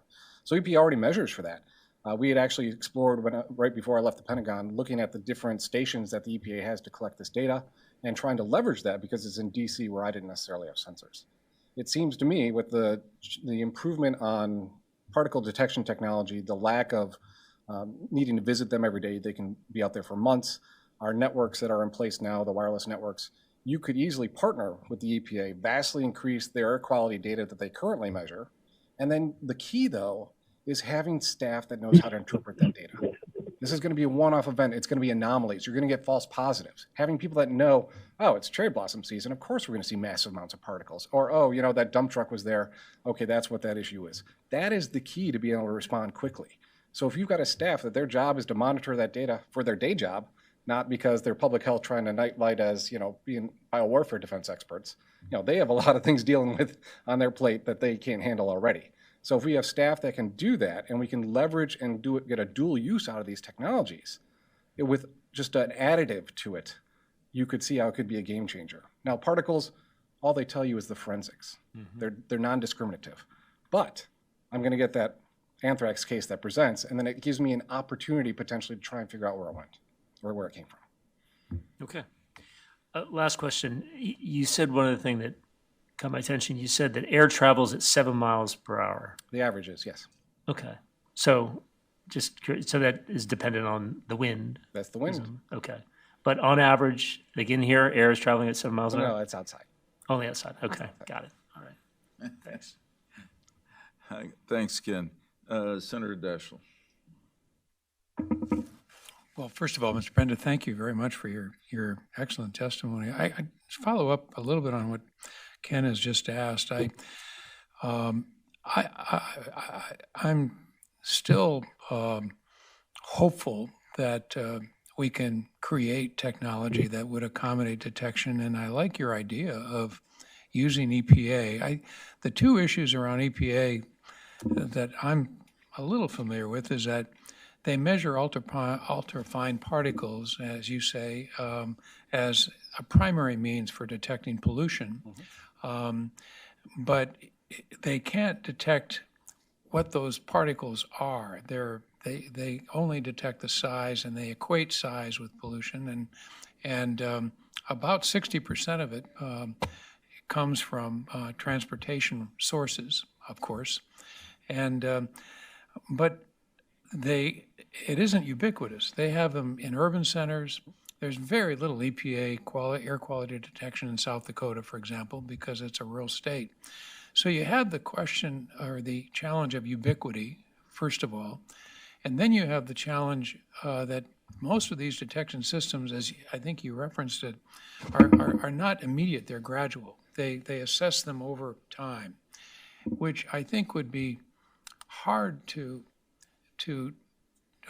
relate to an immediate need for a rapid response or detection, because that isn't how they're designed. Now, maybe and that's, I guess, basically my question.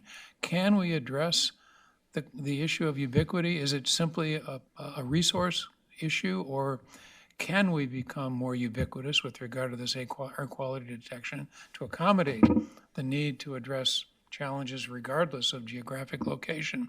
And is there a way to monitor this detection system to allow more rapid illustration or indication of what those particles are? So I think you can. The ubiquity, what we discovered even with our highly weaponized releases is that you get massive dilution of these releases downrange. And so a release, its concentration amounts that could potentially cause infection are measured in single miles versus multiple miles. And so I would say you don't need in a rural area, no one, if they hit one farm, they'll hit one farm. So I think you could focus on urban areas or suburban areas. You could certainly make a business use case for that if you had a dual use capability. It would never make sense to do it, I think, just for biodetection.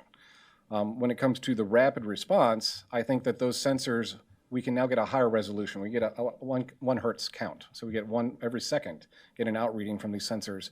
Should be available with today's technology at a fairly low cost. The other thing that we explored, and this would only be in highly urban areas, was actually launching drones into clouds we detected to make a collection and then bring that back to our laboratory for analysis. So that would be one way that you could get a high, but I mean, we brought that up with Arlington County and they really weren't that interested in us flying drones over the county. This was 15 years ago, so maybe now it's different, but Amazon's got a lot of drones, so. Well, I guess I think the scenario that seems most plausible and most troubling to me is the use of a drone with a bioweapon. Yes. And I still don't know how we would prepare for that from a detection point of view, or maybe even from an attribution point of view. And so, if I could, and this will be my final question because I know we have a lot of time, a lot of other things to cover here, but I'm just curious, given the plausibility of that kind of scenario, with limited resources, what would you advise continue research, development of, and production of technological means for detection, or put those resources almost exclusively in a very effective rapid response program? So I would focus on the detection. It's hard for me to, it's not an easy decision, quite honestly. And that's because my fear is if we can't detect it as it happens, we can't stop it. And so while we might be able to respond well in that one instance, it doesn't stop them from going to another city and doing that same release. And at some point, you fundamentally lose faith in government. And so that is my fear of the reload, as Richard Danzig calls it. That fear is what drives it. Now, I do think if you had that drone attack and you had wide-scale particle counters, you'll get visual indication of the drone. You can go back and see where particles distributed at that time when the drone was there. So you actually can do that backtracking of data, that forensic analysis. Was there potentially risk there? And then have a faster response. I do think, though, your answer of response, we do need to have better ideas on how we're going to decontaminate, how we're going to handle the city, how we're going to distribute prophylaxis, how we're going to target that prophylaxis. All of that needs to be done, and there should be a playbook that's based upon better forensic analysis. So you're confident that we would someday, with adequate technological advancement and the resources necessary to accomplish it, be able to detect ahead of time a drone attack over a football field in Omaha, Nebraska? I wouldn't say ahead of time, no. I can't protect those people. I can confirm that drone attacked them with a bioagent much more quickly. But the counter UAS mission that's a whole other hearing. Okay. Thank you. Thanks, Tom. Donna Shalala? Yeah, I'm fascinated by this dual-use technology discussion. But one of the things that you said is that we had to use whatever system we had to use it every day, which presents some real personnel challenges and training challenges. Could you talk a little, if we did have a dual or even more than a dual, maybe a tri-use systems, what the personnel challenges are if we're going to have to keep people trained on the edge so that they can use the facilities or the technology every day? Well, and you're hitting the point directly, Secretary. That there are only a few places that can maintain a skilled biowarfare defense cadre of people, and so for me, the dual use really is focused on tracking pollution and meteorological data, because that's what's going to give me my forensic analysis. And I do think we have weather forecasters that might use this information on a regular basis. We have EPA analysts that would use this information on a regular basis that would use this. And then the other key is that linkage to public health. So public health wants to know when code orange, code red days occur. And then if you've got that tie-in, when that physician sees that first case that's unusual, he knows who to call that says, hey, was there any unusual plumes or any unusual data, that showed that would give me some of this symptomology? It creates that, instead of that linkage occurring in, multiple hours or days, it creates that hopefully in minutes to hours. And that speed is what's going to save us. And you only have that speed if people know who to call and know the people they're talking to. Oh, you should mention that. All right, my dog just responded to a telephone call.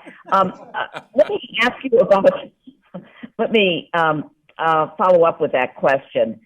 How do we create, you worked in the Defense Department, which is much more nimble about adapting new technologies than some of the agencies that we've just talked about, whether it's the Weather Bureau or EPA. And when you talk about dual use, that requires a kind of cooperation that's very different in terms of procurement and training. It does, but I will tell you that if DoD comes to those organizations with money that's going to augment their systems, they will rapidly get on board. And I will say an agency, I could not have done what I did without working in DARPA. We were able to do tests that were never done before. And I actually have a funny story, if you'll indulge me for a second. So we want to release Bacillus subtilis. It wasn't, the EPA has a thing called FIFRA, which is the Fungicide, Insecticide, Something Rodenticide Act. You can't use an insecticide or fungicide in a manner it's not intended. And we said, well, so this simulant's not intended to be a biosimulant to represent anthrax. So we talked with the EPA, and I swear to God, their answer was, well, just put some fig trees out, and then you can spray that fungicide in them inside the Pentagon. I'm like, no, we're not doing that. So, I think they can be more nimble than what you think. I think that they would be willing to take this mission on if they're not taking it out of hide. Well, that's a very smart answer, because you're exactly right. If you put a pot of money out there, but it also has to be a continual investment. I think with the 80 million Okay. that you've got, Yeah. I think you could create a very robust capability that would serve multiple purposes. And I agree with you about detection. We'd have to integrate the CDC into it, as opposed to, you know, every lab, whether it's the FBI lab or the military lab, doing their own thing. People would have to coordinate and cooperate and communicate.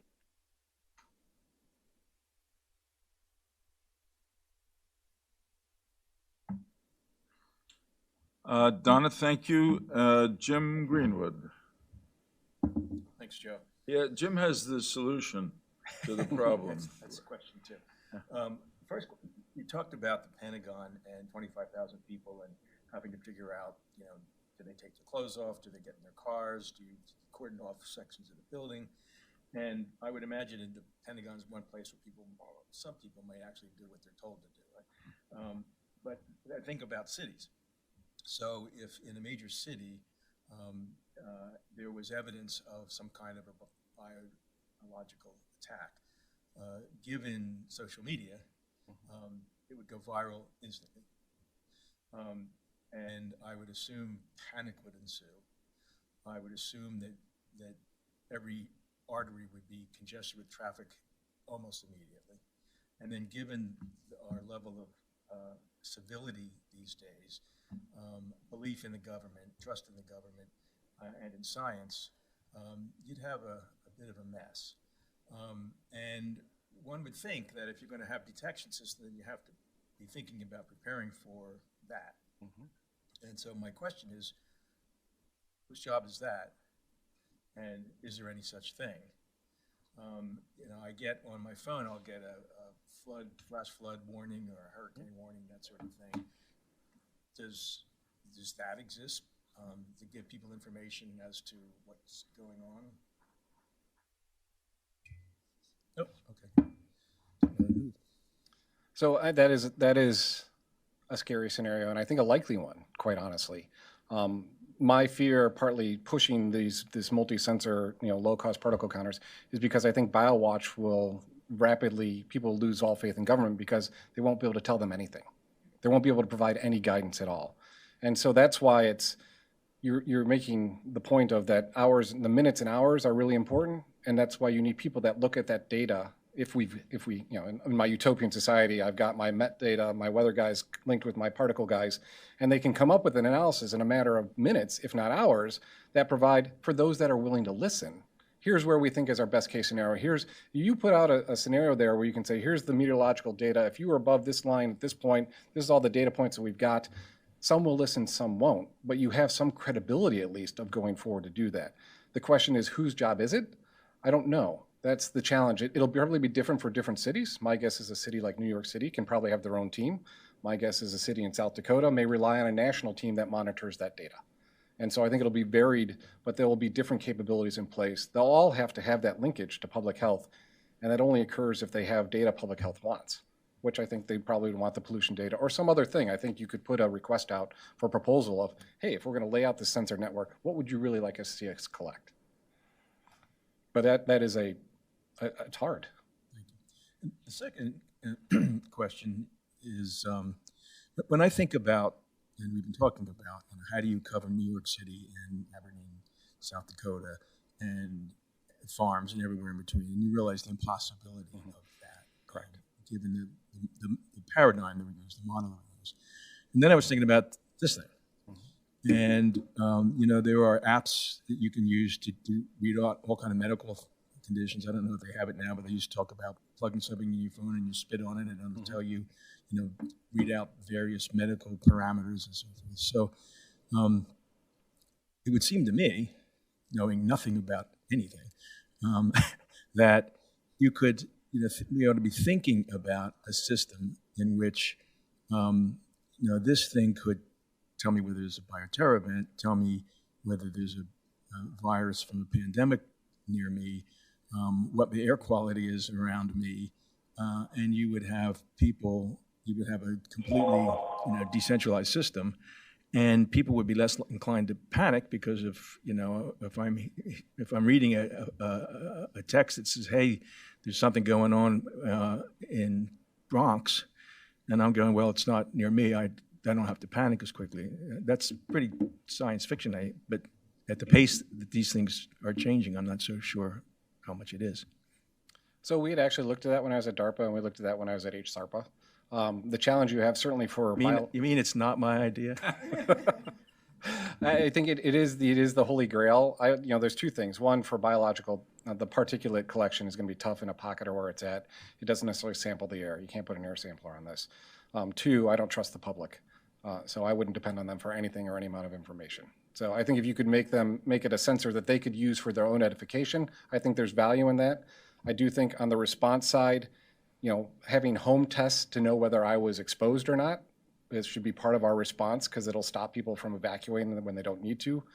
So I do think there may be a role for that, but I wouldn't put it in the detection role from an actional perspective. I would put it on a personal role of if you choose to use it, because we know some will never ever use it, and some may try to confound it deliberately. Right. And of course, somebody would hack it and tell everybody there was something going on that wasn't. Thank you. Thanks, Jim. I thought it was a pretty good idea, really, quite imaginative. I'll be at the patent office tomorrow morning. Right. Thanks, Mr. Benda. Been really helpful testimony. I was thinking one of the great bonuses of not being a senator anymore is that if I were still in the Senate, a witness testified that he didn't trust the public, I would have to immediately come to the defense of the public. But, okay. Rachel Levinson has served with great distinction and effect as an ex officio member of our commission, and we thank her for that. But she has other jobs, and which have made her such a valuable member of our team. Executive Director, National Research Initiatives, Arizona State University, and formerly Assistant Director for Life Sciences in the Office of Science and Technology of the President of the United States. So, Rachel, thanks for being willing to be a witness, and we look forward to your testimony now. Thank you, Senator, and other members of the commission, and of course, my esteemed ex officio colleagues. I greatly appreciate this invitation to talk about a topic which I care passionately. I should explain that some of that caring comes from my experience at OSTP. I was there during the anthrax attacks and participated in a number of interagency activities dedicated toward not just attribution, but at that time primarily care and treatment of people who were affected, decontamination of facilities, various testing of the mail that was a very, very interesting experience, especially trying to get test packages of mail to a Lima, Ohio facility for irradiation purposes to determine the effectiveness of that as a technique for not sterilizing, but sanitizing or lowering the dose that might be transmitted of, at that point, anthracis spores through that particular system. I should say the standard disclaimer that my comments are my own, don't reflect those of my institution. So although the Bipartisan Commission's report and today's agenda really are focusing on environmental or aerosol detection of biothreat agents, we really do have to acknowledge that there's a broader set of surveillance practices that are also part of the fabric that are necessary to provide protection from threats that are posed either by the hand of man or by Mother Nature.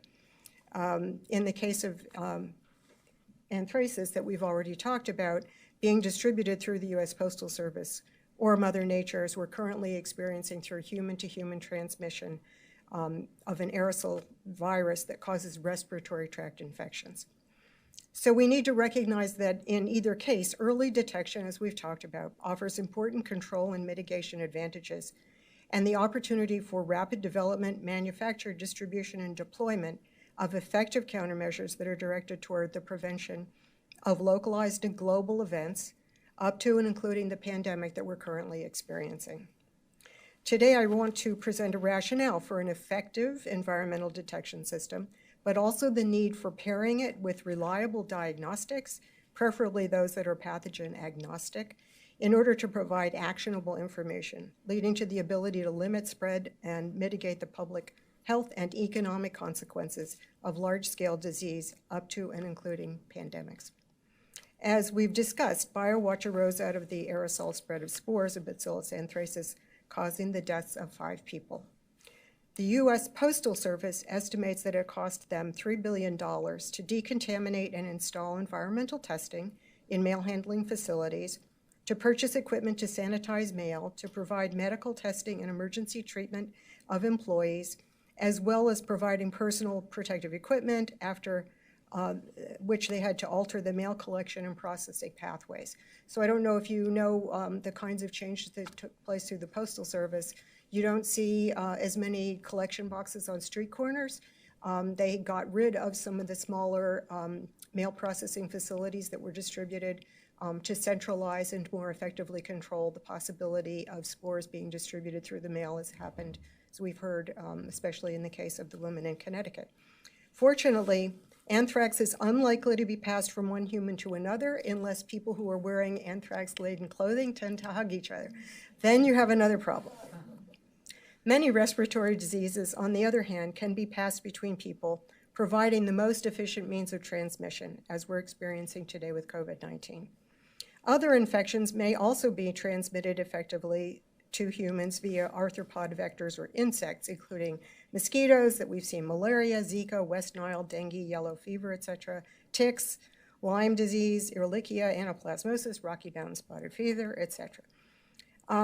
There are pathogens that are carried in water, and these are some that could be done through nature, but also as bioweapons. Cholera is an example in water. And then in 2005, Stanford researchers modeled a pathway for potentially lethal exposure of as many as 580,000 people that could be exposed to botulinum toxin by adding 10 grams of it, very small amount, to a single 10,000-gallon tank of milk after pasteurization. So there were a lot of efforts that were made to determine what would be a dangerous and possibly effective means of distributing a bioweapon, and what are the detection methods that we would need to guard against such attacks. Because of the fact that people are the most efficient means of spreading disease as we move about the world, finding ways to limit the spread of respiratory viruses is a necessary goal, and placing environmental detectors in areas of high traffic, particularly at sites such as the subways. I'm sorry that we didn't get our representative from the New York City transit system to provide their experiences, because they have done quite a bit over and above what the federal government has done, and I wish that we'd had the opportunity to hear from her, and we may in the future. But other areas such as airports, large-scale events that we've talked about, as well as healthcare settings, would benefit from having, and possibly maybe only those that are indoor, but also means for determining whether an event has happened in an outdoor arena, would be helpful. Portable systems that can be placed as needed in locations that present soft targets are also desirable, and this may include healthcare settings, where those people who are affected may show up. But such detectors are not sufficient to identify those infected with a released pathogen, and we need that bridge to provide actionable information leading to the development of effective countermeasures and mitigation schemes. So what if, in the case of a large-scale exposure event, we were to envision a pairing of environmental biodetection with diagnostic testing that can identify infected individuals, some of whom may be in a pre-symptomatic phase, in fact. Again, the COVID experience that we have right now highlights the need for better diagnostic tests, faster, reliable, accessible, and this is in the best case scenario in which the pathogen is known. So that is a limitation that we have or have experienced in the past about some of our biodetection systems, including BioWatch. Very limited, constrained in terms of what it can identify based on what it's told to identify in advance.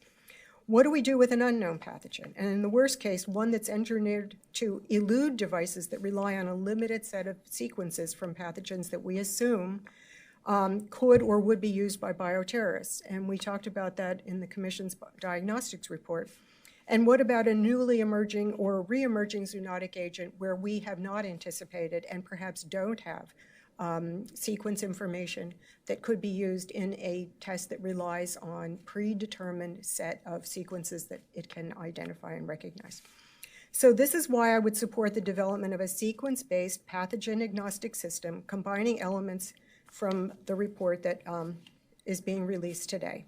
The ideal detection system that would afford the strongest global public health protection, you'd mentioned, the ideal detection platform of the future would be capable of recognizing, this is ideal, all known human pathogens, and I'm saying human emphasized, pathogens and toxins, analyzing multiple samples simultaneously and producing reliable results within, let's say, 15 to 30 minutes.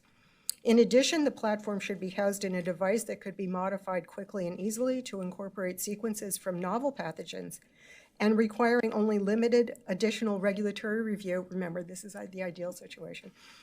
Doesn't need cold chain storage, has a long shelf life, and is small, cheap, rugged, and reports results to a central facility for analysis and global dissemination of results. Oh yes, and it needs to be able to be used by an untrained individual, so an at-home device. Until we have that, we need reliable, sensitive, specific rapid tests that can tell the healthcare professional who's seeing a patient in front of him with symptoms that match what could be expected based on positive results from environmental surveillance or from a network sharing similar observations. If isolation, they could tell whether isolation and contact tracing needs to be instituted, and then what are the possible treatment options from what we already know, having identified from the diagnostic what this person is affected by. Under this scenario, instructions for potentially exposed first responders and appropriate patient handling measures could also be disseminated at the earliest possible stages of a possible outbreak. So we need to make sure that the people who are coming in contact with individuals who are affected know what to do because they then have also been exposed.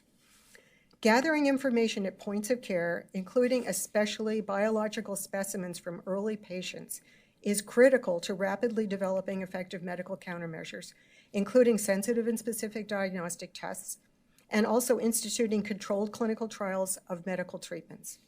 These functions must be supported by the federal government working as a trusted partner with the private sector and academic scientists. With BioShield, I found as an emissary to the industry that there was a great deal of skepticism about whether or not the federal government would indeed be a trusted partner. And that, I think, is something that we still need to overcome, although the experience with COVID, I think, has gone a long way to establish certain relationships. But that's not to, we can't take that, needs to be definitely taken very seriously in the future. So these are elements that are necessary for, in the best case scenario, limiting spread of infection and preventing an all-out pandemic. Development and authorization of validated home tests are supported in the current administration's pandemic preparedness plan, including using $70 million in funds from the American Rescue Plan. I'd also like to give a shout out to Tim Stenzel and his FDA colleagues for the bi-weekly FDA town hall meetings that they hold for test developers. He's the director of the In Vitro Diagnostics and Radiological Health Division at FDA. They have been extremely helpful and open-minded and giving information to the diagnostic test developers when they're in the process of developing their submissions to FDA. It's an incredibly important function that takes away some of the regulatory uncertainty that these developers encounter and lowers the barrier to entry to market.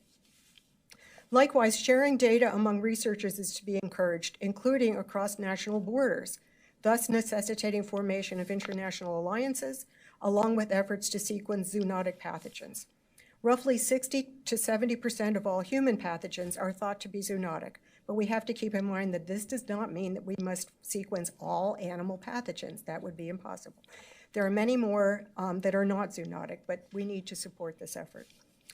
So as an action plan, we need to have stable long-term funding to invest in and couple development of an effective and readily deployable pathogen-agnostic environmental detection system or systems with rapid, accurate, widely available diagnostic tests. We should encourage public and private partnerships in diagnostics development and detection technologies and entry to market by addressing these barriers to investment, such as regulatory uncertainty and any other impediments to industry and academic collaboration. We should promote global alliances to facilitate surveillance, particularly in but not limited to hotspots for zoonotic spillover potential and open sharing of information regarding detection of diseases with pandemic potential and biothreat agent possibilities, as well as sharing of critical biological materials necessary for medical countermeasure R&D. Research to identify sequences of functional domains associated with human pathogenesis should be a goal and would be facilitated by these efforts, but that's something for the future. I look forward to hearing from the industry and national labs representatives regarding current detection capabilities to learn what's available now, what's foreseeable on the horizon, and hopefully what we might expect in the future. And I'd be happy to take your questions. Thanks very much. Excellent testimony. So part of what strikes me as we listen to the testimony today is that perhaps in our natural response to the anthrax attacks,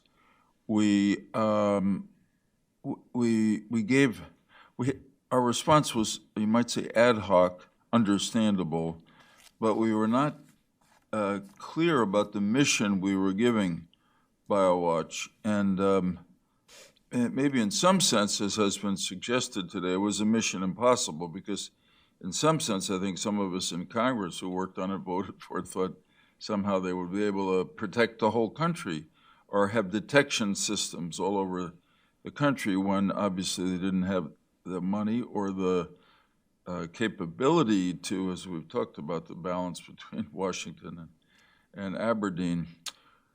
So, Rachel, assuming that we either continue BioWatch or there's a replacement for it, what do you think its mission should be? So I still think that there's value in having a detection system, but one that is much broader than was ever anticipated with BioWatch in terms of looking for specific weapons. I think there's greater capability right now in both detection diagnostics, but also in the utilization of naturally occurring biological agents that could be used as weapons, whether it's by nature or whether it's by intentional distribution.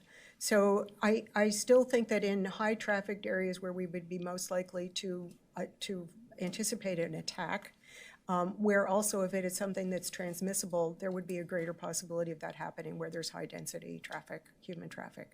So I think we've seen a lot of sort of backing and forthing about whether or not detection at a Super Bowl, for example, is useful and doable and actionable. I think that if that is coupled with the ability to determine exactly what the agent was and providing the information from the attack, and I'm not talking about attribution, but I'm talking about the development of mitigation measures and the deployment of mitigation measures, that it's still useful to have that. I would go back to one thing that Ken said earlier about the detection system destroying the sample. In fact, the sample would normally be cut up in pieces. So there is some that's preserved, and part of that came out of the anthrax attacks and the discussions between FDA and CDC, FBI and CDC, where it was finally determined that chain of custody, which would normally have been through FBI, needs to consider public health concerns first, and whether or not treatments are available to mitigate whatever the agent was. So there is definitely a recognized and legal pathway that now allows for samples to be used for the public health measures. So I think that's going to be built into whatever we have. And also in terms of developing treatments and assessing whether or not new treatments existing treatments are going to be effective, those samples are even more important and need to be distributed throughout the countermeasure development global network, if you will. So I still think that there is use in having an environmental detection system, but it is not going to provide a complete coast-to-coast protection system. That's just simply outside that. It's not realistic. But we can identify what we think are the high-value targets and also others where there is the chance for greater transmission.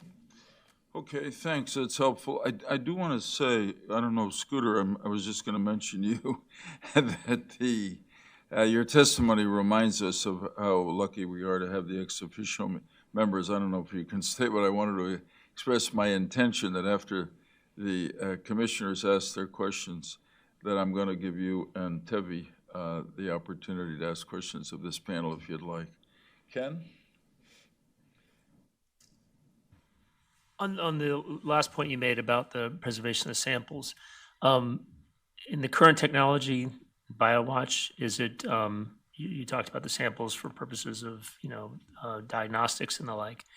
For attribution, has that been worked out in a way that law enforcement does actually get has a full capability to test for attribution? As far as you're aware, are you talking about other technologies that are available? Yeah, so I would pass that to Paul, but I would also say that, and I don't want to just quote you, but in terms of, the 24-hour delay is really significant in terms of limiting the usefulness of that. As far as I understand, the procedures we had were to cut so it's collected on a filter, we cut the filter in half, we save half for further analysis. Okay. One half goes towards the test. So that half is preserved for additional analysis as needed. I would be surprised if that's changed. And how about the affordability? You said it is possible to have a system that is deployed across the sort of natural targets, et cetera. I mean, do you want to weigh in on the affordability question that we talked about here, and Senator Daschle's question about whether ultimately it's affordable, or if there's a better use of those funds? I would not want to say that the detection system. I would say that the technology has definitely changed. I think it's a great question to ask your industry panel about affordability, and they might want to deflect that and say it's not up to them to determine affordability, but bringing the cost down. So if you just look at what we've been able to do over the past year and a half with the diagnostics, it was really not predictable that you would see quantum dots in the shelves of CVS. At all. And no one would have said 2 years ago that that was possible. So the home tests, and I'm not commenting on their reliability, the cost has come down. Insurance companies or the federal government are paying for them. So the technology is really changing that. But as far as the affordability of a national system, I would not feel qualified to comment on that. Depends on what it is. We don't know what the technology is going to be. Thank you. Tom?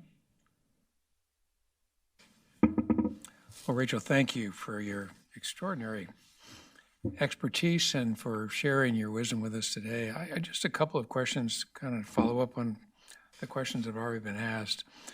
One would be, I'm assuming that we're not going to have unlimited resources. We're as a nation, we're going to have to make some tough decisions about where we devote those resources, and we spend, as I understand it, around $80 million on BioWatch today. If we could redirect those funds, that $80 million, assuming that Congress just isn't willing to be more forthcoming with regard to resources, even though we may be able to make the case when we argue that traditional defense requires so much more than we spend on biodefense. How would you allocate that $80 million if you had the three categories of detection, attribution, and rapid response? That'd be my first question. Is there just a rough categorization of those resources? How would you prioritize, assuming we didn't have any more money? I I hate that assumption to begin with, but I think that I would probably put the largest portion of the money into the development of countermeasures. I think that if we're talking about limiting human health damage, making the greatest advances in development of just the diagnostics to begin with, but then because I think the costs can come down there radically with an initial investment, and we're seeing that now, thank goodness. But in response that would include beefing up the public health system, various matters of increasing analytical capability, and that can only come through communication of test results, for example, and analysis from around the world to CDC or whoever is responsible, and I think it's probably CDC, so that we are more protected in the future from any biological threat like this. So I think that would have the greatest long-term impact. We have a short attention span, as we've said a lot in this country. I think that the pandemic is giving us, I hope, a longer tail of an attention span, taking it seriously. And we seem to have various events that increase the investment in public health, and then, some period of time later, we forget about it and it goes away. Whether it's regional centers of excellence or other means for developing surge capacity in hospitals, or beefing up the ability of CDC to communicate with local, state and local, territorial and tribal health centers, it goes up for a while and then it tails off again. Training, we've had people here testifying, talking about the need to train and public health personnel in donning and doffing of PPE. We can't forget about that. So whatever that amount of the 80 million that we can put into those kinds of protective measures, I think the technology, as long as we have a good partnership with the private sector and remove the barriers to entry and continue to improve our regulatory capacity, my preference would still be to put the bulk of the money into public health. Well, that's my inclination too, and I think that leads to the second question that I have, which is, what is our confidence level that we have a complete compilation of the universe of biothreats and our capacity to respond to that universe, knowing it's complex, it's the multiplicity of potential threats seems to be almost limitless, but how do we look at that universe and our capacity to respond if that's where we wanted to put our resources? That's a really great question. So it's a discussion I had with one of my other ex officios last week in preparation for today. I had a nice conversation with Billy Karish, talking about primarily about zoonotic infections. That's an area of expertise of his, and the focus on the greatest damage that's done by human-to-human transmission. So that would largely be respiratory infections. But in terms of zoonotics, I said before, there's no way that we can go, even though I'm promoting the idea of a sequence-based detection system, we're not going to sequence everything in the world. And there are only a certain number that are going to cause human disease. We haven't talked about animals of agricultural significance. But I still think that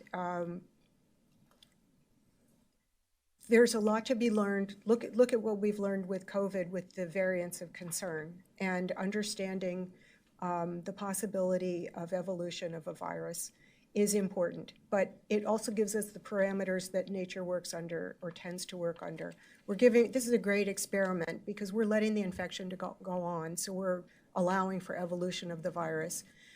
It gives us information. It's not without huge cost, obviously, but there's already a biochip that has on it sequences from over 200 human viruses that infect human beings. And the sequence information will give us information about other coming viruses and other variants as they develop. The science is moving very quickly. It's how we got today so quickly to understanding how to track a virus how to develop vaccines. That's another whole discussion we can have one day. But I think the science is just amazing, and I think there is great value in continuing that research and making sure that it gets into the proper hands to develop the countermeasures. Thank you. Sorry for the long answer, but Thanks, touched on Tom. a particular area. Donna? Great. Rachel, one of my concerns is in the diagnostics. In COVID, one of the things we ran into is because we relied on the private sector to develop the tests, the supplies for those tests were proprietary. And yet, we figured out how to get VCRs that are uniform.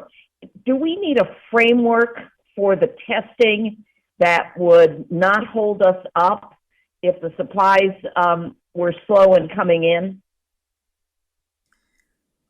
That would be wonderful if we could anticipate that. The supply chain issues were, I think, a real shock to a lot of the parts of our distribution, not just with biomedical capabilities, but also, cars, things like that.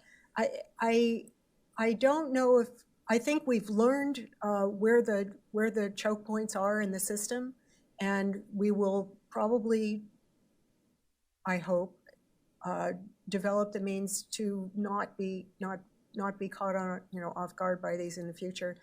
I don't know if a framework other than the understanding that we have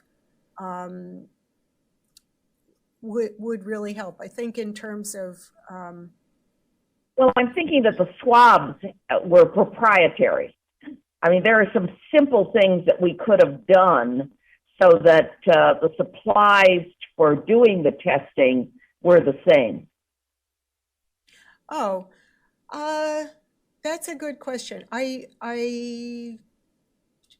don't know. A lot of ingenuity came to bear to try and not exactly get around those patents, but to develop other means, and tests that are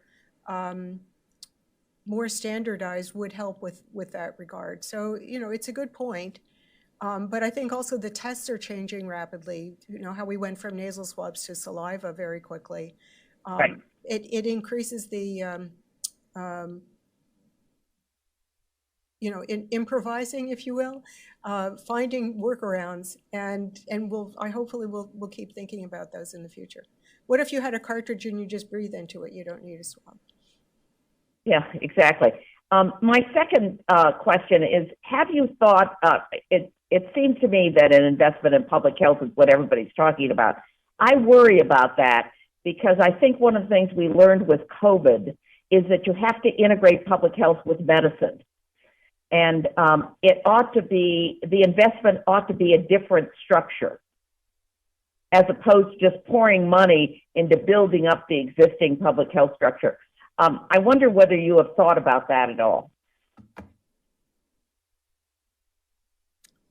I guess my thinking on it is really framed by the testimony that we've had here from people from the public health sector, explaining what their issues have been all along, especially during the long drought that they've had in terms of public funding. But I guess I'd come back to you and say, in terms of a linkage between public health and medicine, from your experience, what would you see as a way to bridge that gap, and where you think the balance ought to be? Well, some of it is in our training. There ought not to be an MD in this country in the future that hasn't had a good sequence of public health courses. They ought to be thinking about population health. We can't have two trains running along next to each other anymore.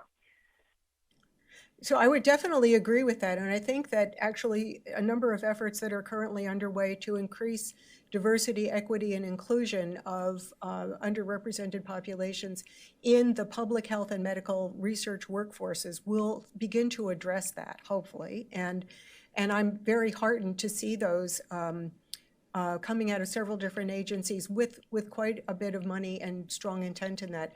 So I think changing the actual workforce, broadening the workforce, for public health, for medicine, for research, is going to help us out in that respect as well. At least that's my hope. Thank you. Thank you. Thanks, Donna. And now Jim. Thanks, Rachel. Just one question. You, at one point, you referenced crossing national boundaries, borders, which caused me to wonder to what extent there is communication coordination globally on these issues. When I think about the UK and France and Germany and Israel and Japan, and I think about detection and attribution and response and so forth. Are the other nations doing these kinds of things? Are they faced with the same conundrum that we are? So at least what I see is that in the case of an emergency that we're experiencing right now, there's a great deal of scientific interest. And coming from that, collaborations that have sprung up or were built upon ones that existed already to share data, to share information and experience. So a lot of what we're seeing, what we're doing in the United States, and if you listen to the FDA VRBPAC discussions, so the advisory group that advises FDA on emergency use authorization of the various vaccines that we've seen. So they are quote, members of that advisory committee are quoting scientific publications that come out of other countries and asking what do we see in the United States to make that relevant or not relevant, those data, in terms of making their recommendations to FDA. Those are great examples of how information is transmitted and how it's used. And there's been a lot of back and forth around the world. I think one of the things that that I was referring to also had to do with surveillance in other countries, because we already use surveillance, for example, looking at what flu shows up in Australia advises our ACIP to determine what is going to be in our flu vaccine for the coming flu season. So there is already a network of information sharing that's effective, and we can build on that and draw on it. And there are other people, other researchers that are being brought in because of their interest. I mean, this is a burgeoning field now, where there are new PhDs coming in because this is something that's exciting and challenging, and they are collaborating with people around the world. So I think this is one of the silver linings of the COVID. Well, when it comes to potential bioterror attack, though, have other countries tried to deploy biodetection devices, et cetera, or was our trauma from 9/11 made us sort of unique in that way, and other countries haven't gone about that? So that's a great question. So I was part of a U.S. delegation in an OECD group that met when Connie Morello was the ambassador to the OECD. She came to a meeting that we had in Rome, where I helped present what the U.S. experience was. This had to do really with the Select Agent Program, but also it was post 10/11. And at first, other countries were saying, what are you so excited about? Why are you clamping down on this? Aren't you worried about stopping research? And over the years, there's been, I think, a greater appreciation of the need to address it and to address it together. So I think it's never going to be perfect, and again, there are waves that come and go, but there's definitely, in the scientific community, they don't see the same kind of borders that we do politically. Thank you. Okay. An equal opportunity recognition of the ex officio. Scooter, do you have a question? Tevi. Sure. I have a question. You'll get your turn, Rachel, too, but I have a question for Paul about Rachel's testimony. What do you think are the odds of developing a sequence-based pathogen agnostic system that is capable of recognizing all human pathogens, that is small, cheap, rugged, and can be used by an untrained monitor sometime in the next 5 years? So I was a DARPA program manager 20 years ago, now at the American Bankers Association. So I haven't really kept up on the technology. I will say, though, there was a program at DARPA, I don't know if you heard of the Tiger program, that actually did measure the weights of the DNA strands and could actually differentiate diseases at a higher scale. So now that each system of that costs $1.5 million and required multiple PhDs to run. I'd love to introduce some of my hazmat team to see if, you want to see the people that test it and how they treat equipment. It's a challenge. But from what I've seen, we can get there. I think we will get there. I don't know if we'll get there in the next 10 years. Okay. And then I had a question for Rachel. I, like Secretary Shalala, I'm concerned about your recommendation that we just devote more resources to public health. I think public health made a number of mistakes in the recent COVID situation. And I think part of the problem that we see from public health is they've been focused more on behavior modification rather than disease mitigation, meaning they're not preparing for the next bioattack and they're not preparing for the next pathogenic outbreak, but they're more focused on whether you're slurping big sodas or what kind of products you're intaking. And I think there should be a division of public health into those two strains. Maybe CDC should be a separate agency, one that just focuses on the behavioral stuff and another that just focuses on protecting the public from communicable diseases or from bio threats, and that those should not be able to mix at all, because I think the mixing of the two is what led to a loss of focus in the recent situation. Do you have any thoughts on that? Interesting question. I think so. My sort of identification of the role of CDC comes from earlier days where they were thought of as the infectious disease investigative organization, going into outbreaks and determining what the cause was, and going backwards and going back to food producers, for example, that were found to have violated certain requirements for ensuring the safety of their product. So this focus on behavioral issues.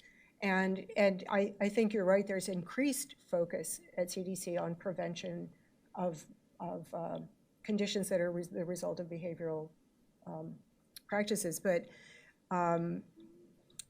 other than that, I generally don't like the idea of setting up whole new organizations. I think clarifying mandate and mission of existing organizations and then determining whether or not they have the effective resources to carry it out is the way I would at least start. And I should also say that I wasn't saying all of the $80 million a year should go to public health, but the bulk of, or the preponderance of. I still think the other functions that were identified are valid use of that money, but that I think the greatest bang for the buck in the immediate term would be through the public health measures. Just one quick follow-up on this is that Scott Gottlieb, in his recent book, argues for that separation of the CDC into that new disease mitigation agency. And he also, when asked about this, he said that the stuff that we think of CDC, that you think of CDC as an agency that monitors infectious disease and tries to protect us from that, he said, and as a quote, is a very small part of the agency right now. Paul? If I just comment on this, I think it's really important that we don't put burdens on public health that they're not prepared to meet. And we saw this, I think, in the anthrax attacks and others. They are not good at figuring out where particles float on the air or where viruses or bacterial can float on the air. They don't do that well. We saw that with their response in Brentwood. We saw that with COVID, with masks, and that this was an aerosolized. I was recommending people put HEPA filters back in April of 2020. How stuff moves and how I protect myself, but they are essential when it comes to responding to health issues. And so I think public health needs to be informed by where things can flow, but don't ever ask them to interpret where something has gone or where it's been or where it's been released, because they will fail at that, because that's just not their job. They are way overwhelmed by other things. So I think of that differentiation. I agree completely with Dr. Gottlieb. You need to have that differentiation between how things move on the air and how they can affect. It is a bioterror attack is one of the canonical things we're talking about. Public health should not be responding to a bioterror attack. That's not their role. It should be DOD and experts that understand how that attack occurred, and public health should absolutely guide how we protect and treat our citizens. And I think the program I outlined, I think aligns perfectly with your diagnostics. I think that is the critical piece. I can tell you some anomaly occurred, hopefully it occurred here occurred when, here's what was exposed, and you tell me what it was and how we treat it. Scooter? Since you've done such a great job of bringing this meeting in on time, let me just make a few quick points. Good. And then if there's a wish to respond. First, I wanted to go back to something that Governor Ridge mentioned in his opening comments about surprise. It's true we have now suffered from bio and we should be more attentive to it. It's also true that in the 1990s, there were 4 national commissions, all of which concluded we were going to be attacked, not if, but when, with biological weapons. And yet, Senator Daschle expressed how ill-prepared we were when we finally had a small incident. And in that connection, it's worth remembering that the anthrax attack in September, October of 2001 was not an attack. It was a warning. I mean, it came in an envelope with a letter which said, "This is anthrax, go take Cipro." If someone had wanted to attack us at that stage, you would have had damages much more like what the CIA was projecting in the hundreds of thousands, or at least like the ones that are in the Sisyphus report. So the caution about what commissions can accomplish, the public needs to take to heart. They have to listen to these sorts of points. There was a listing of the functions of biodetection, and I think we had detection, response, and forensics, or curtailment, so you can stop the attack. There's a 4th function, which is deterrence. And you don't deter terrorists by catching them 5 days later, at least not ones of the same fortitude and commitment as we saw on 9/11. You deter them by making it seem that the attack will not be particularly successful. And so that does argue for measures which will detect and allow people to start taking medicines earlier than they would if you waited until the hospitals start showing up, depending on the pathogen. But some of these, as we know, if you take Cipro or others within a period of exposure, you can cut down on damages. And that leads me to something which I think is similar to what Tevi was getting at, which is, I would like to quote Al Haig. I know it's trite to quote Al Haig, it happens all the time. But I could have quoted Edmund Burke, but that would be political. So Al Haig used to say, "The perfect is the enemy of the good." And not being able to protect everything does not mean it's not worthwhile protecting lots of things, particularly those targets that we think terrorists would be most likely to want to go after because they have the greatest ramifications for the way the nation functions. That's excellent. Thank you. I like hearing Al Haig quoted. I knew Al Haig. He was a friend of mine, Rachel or Paul, do you want to respond at all to Scooter's observations? Knowing you stand between all of us and lunch, of course. Absolutely not. Anyway, really thanks to both of you for excellent testimony, which I found, notwithstanding all the reading I've done, about this subject to be quite informative and even provocative. So thank you. Usher, you want to make any announcements about what's next, or Patty? Thank you. Thank you. Let's go ahead and take a break for lunch. We will start back up here in 1:15. There is lunch, some box lunch served outside. At 12:50, we will show a short 12-minute video where our executive director, Asha George, was interviewed by Government Matters. An interesting, if you haven't seen it, it's on our website. So thank you very much. We'll see you back here hopefully at 12:50. Great. We'll stand in recess.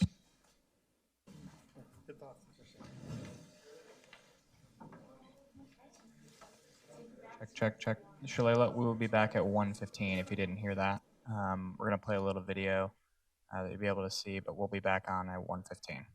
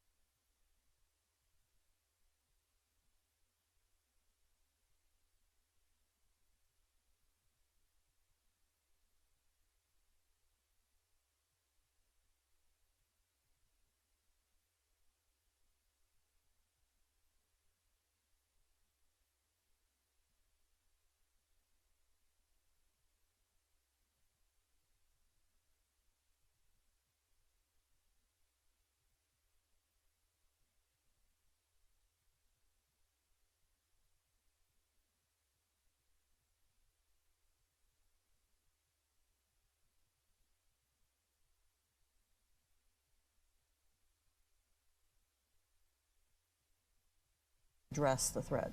Why do you think we were so unprepared for a global pandemic?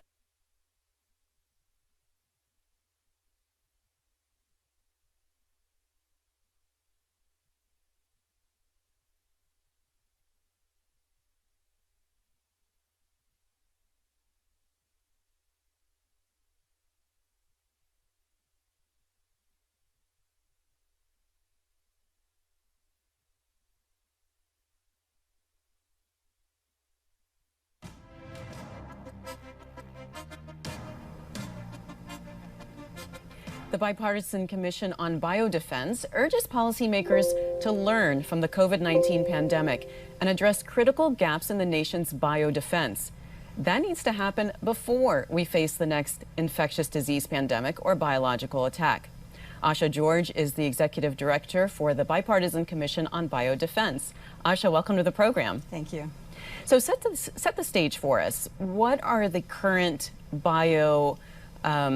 risks that we're facing as an American public? Well, we have three categories of risk.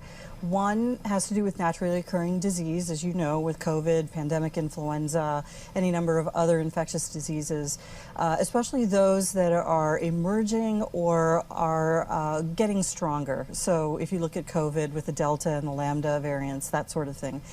Then we have accidentally released organisms, things that are coming out of laboratories, not necessarily the Wuhan laboratory, but even our own laboratories have accidentally released biological agents, things that they've been working with. And then lastly, we have the risk or the threat of biological weapons. Russia and North Korea now are stated by our State Department as having active biological weapons programs. Iran and China are very close behind. So we have three different areas in which we're having to address the threat.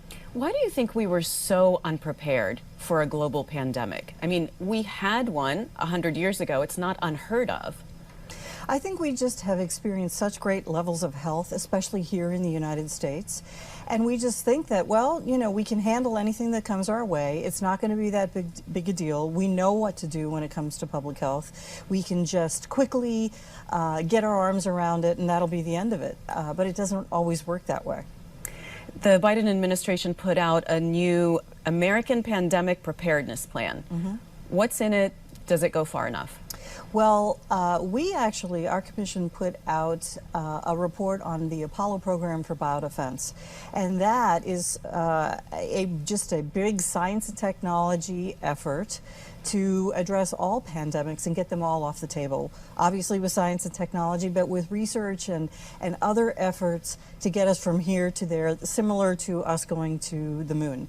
The Biden administration paid attention to that very nicely, thank you, and pulled greatly from that into the pandemic preparedness plan. So what's there is a plan to take us from where we are now, sort of struggling with pandemics, not just the one, but a few, and get us to a point where we will be better prepared, where we will be able to quickly create medical countermeasures when we need them. We'll be able to identify what the diseases are that are coming our way, and we'll be able to get ahead of something, or at least be able to respond very quickly for the next time we have a pandemic. And that pandemic, whenever that occurs, is not going to be in another 100 years. And so in the plan currently, do you feel like it goes far enough? Now, are we prepared? I don't think we're prepared right now. I think we're in the unfortunate position right now of having to respond to and recover from a pandemic at the same time as we're still trying to prepare for the next pandemic that's coming by. There's more to be done. So I want to ask you about leadership. Where do you think the leadership for the nation's biodefense should be in the federal government? Should it be at one of the agencies? Should it be at the White House? It needs to be at the White House, and there's a reason. We have a tendency to say, well, this is a health issue, and it has to do with human health, so let's leave it at the Department of Health and Human Services. Or if we're talking about an animal or plant issue, we would say the same thing with USDA. But when it comes to biodefense, when it comes to preparedness and responding, it's multiple agencies that are involved. So if you have every single cabinet level department and many independent agencies involved, you can't have one department like HHS, trying to tell the other departments what to do. You have to have the White House in charge. But the person there has to be high level enough for all the other cabinet level agencies to actually pay attention to. A low level White House staffer isn't going to get it done. So high enough level meaning what? A high enough level, we have called for the vice president to be in charge, but if not the vice president, then it needs to be a deputy national security advisor, someone at that level who commands the respect and attention of the cabinet and the independent agencies, and has the power and wherewithal to go in to see the president and see the national security advisor and say, hey, this isn't working out. Well, this is what we need. you said multiple agencies. So how do you handle all the coordination that would be necessary among all those agencies? Well, you need a strategy, right? You absolutely need a plan. We called for a national biodefense strategy back in our first report in 2015. Congress agreed. President Obama signed off on that. The Trump administration actually produced it. Now it's up to this administration to take it and implement it. That implementation plan was thin to begin with, and so I think they're working on beefing it up right now. But that's what it's going to take. There are too many departments and too many things that need to get done for us to just sort of roll forward without a plan. We need a really clear and specific plan. All right, well, Asha, we're going to take a quick pause right here, and then we'll continue. Asha, one bio threat is bioterrorism, where an agent is intentionally released. Does the intelligence community of the United States have the focus and the resources to address bioterrorism? I think they have the focus. They have to have the focus because both Al-Qaeda and the Taliban have said very clearly, very obviously, and very publicly that they're interested in getting their hands on biological agents for the purpose of bioterrorism. So they have to be on top of it, just the way they are on top of those organizations in general.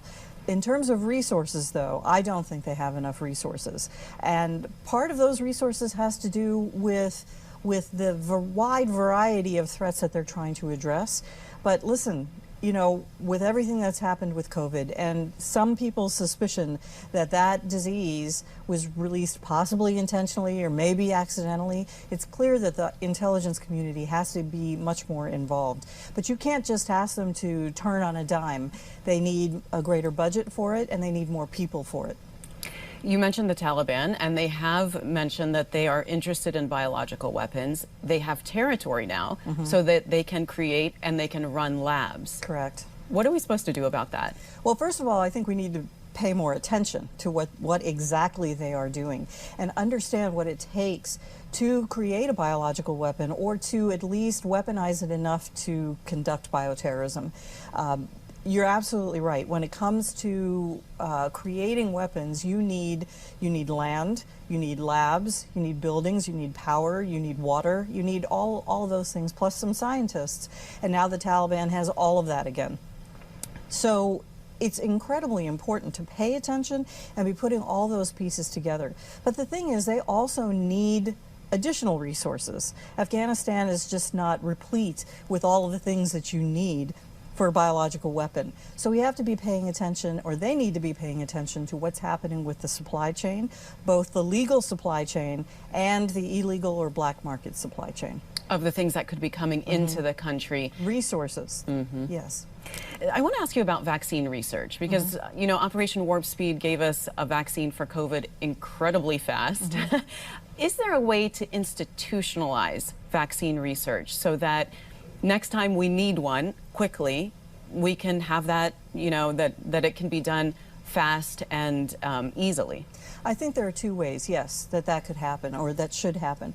One is that we have to decide that we're going to need vaccines very, very quickly instead of assuming that, well, you know, we'll see a disease and we've got years and years and decades to develop something. Or that COVID thing was just an aberration. That'll never happen again. We can't say that again. We had SARS, we had MERS, and now we have COVID. So we should be over that by now. So that's one thing. We have to decide that we need that capability. And the other thing is we have to institutionalize that somewhere. We can't just hope that somewhere in HHS somebody will decide that, okay, we should do this. That's too weak. We need to put the pin on somebody specifically and say, this is your responsibility. It's going to be your responsibility forever. Put it in your budget. Congress, you fund it, and then they can continue on. Do you think there's a way to have vaccines ahead of time, or do you just have to wait until you see what the disease is, what's it made out of, and then create the vaccine? I don't know that you can have a vaccine ahead of time for every possible disease that's out there or that could be genetically modified to be created. You know, I don't think you can do that. But what you can do is you can look at the families of viruses and the families of bacteria that are out there, well, viruses, I guess, in this case, and you can say, all right, we're going to pick one representative sample of this vaccine or virus family and then create the vaccine for that. That way, when the thing comes along that falls into that family, you can say, okay, we've already come this far. Now we just need to modify this vaccine or build on what we've already gotten. And it's possible that that vaccine that was made for, you know, a sister or brother of whatever we're worried about, that might be the thing we can go ahead and start issuing to people, and it would provide some in the partial meantime, immunity. Yes. Okay, and you had said that, you know, it's not going to be another 100 years until we get the next global pandemic. Mm-hmm. Can you give us 50 years maybe? Like how often are we looking at these things? Well, I think the truth is we're dealing with a new pandemic now. It kind of depends on how you look at it, right? Either it's the old pandemic that's still with us or it's a new one. I think we're talking about needing to prepare for pandemics as if they're going to occur on an annual basis. I know it's hard. I know we don't want to do that. But it is the nature of viruses to be circulating throughout the world and taking advantage of our weaknesses to proliferate. So we're weak now, and we should be expecting it.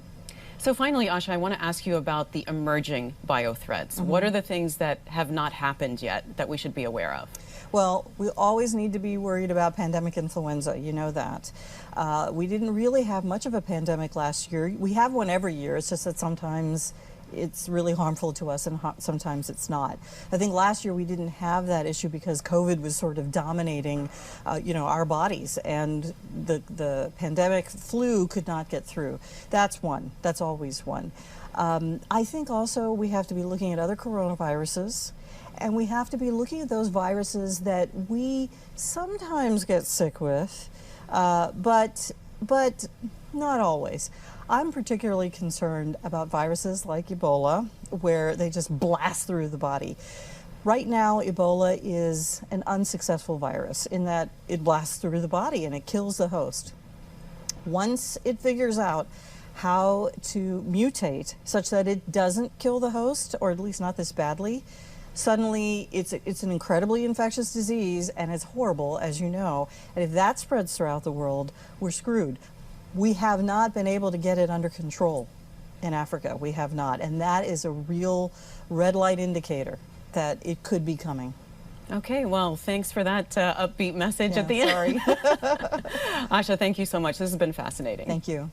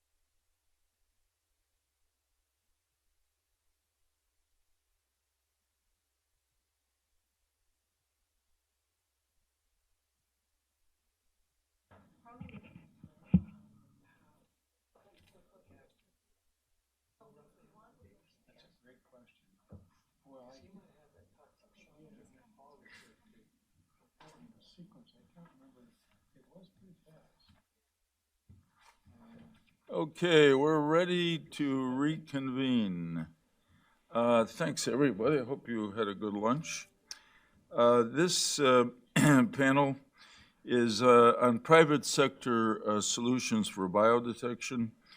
We have a really great group of industry representatives who will discuss some of the technologies that are currently available and in use by various federal departments and agencies and the private sector that could be utilized now in national biodetection.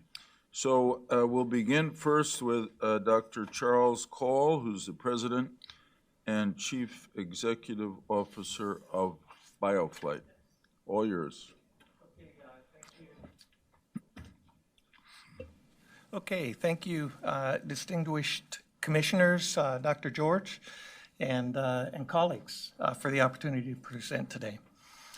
Imagine for a moment that you're the President of the United States and you're woken up just after going to bed at 11 at night, and you're being told that Dulles Airport was attacked at sometime during rush hour earlier today. It's 4 or 5 hours, 6 hours later now, and you're being told that you just found out that there was 3 ounces of anthrax that was released in a terminal at Dulles Airport. And it's been confirmed now that it's anthrax. There are additional tests underway trying to do the laboratory confirmation and all of that, but the initial hazmat response unit used a field assay and showed that it was, and said it was anthrax. So now, 5 hours later, you have flights that have landed across all of the United States, Mexico, Canada, South America probably, and you have 20 flights that are on their way to Europe and are probably going to land within the next half hour to an hour. What do you do at that point? What actions are you willing to take? So the time lag between that architecture where you have maybe 4 hours, whether it's, the point is if it's 24, 36 hours or 4 hours, that time lag is a big problem. That's what creates an international disaster with a scenario like that. So you providing information that allows you to ultimately treat people better because you know what it was and you can maybe decide whether or not Cipro is the right answer. But at the same time, you didn't detect it soon enough to actually mitigate the problem. So with a detect-to-treat system, you're not enabling those quick mitigative actions.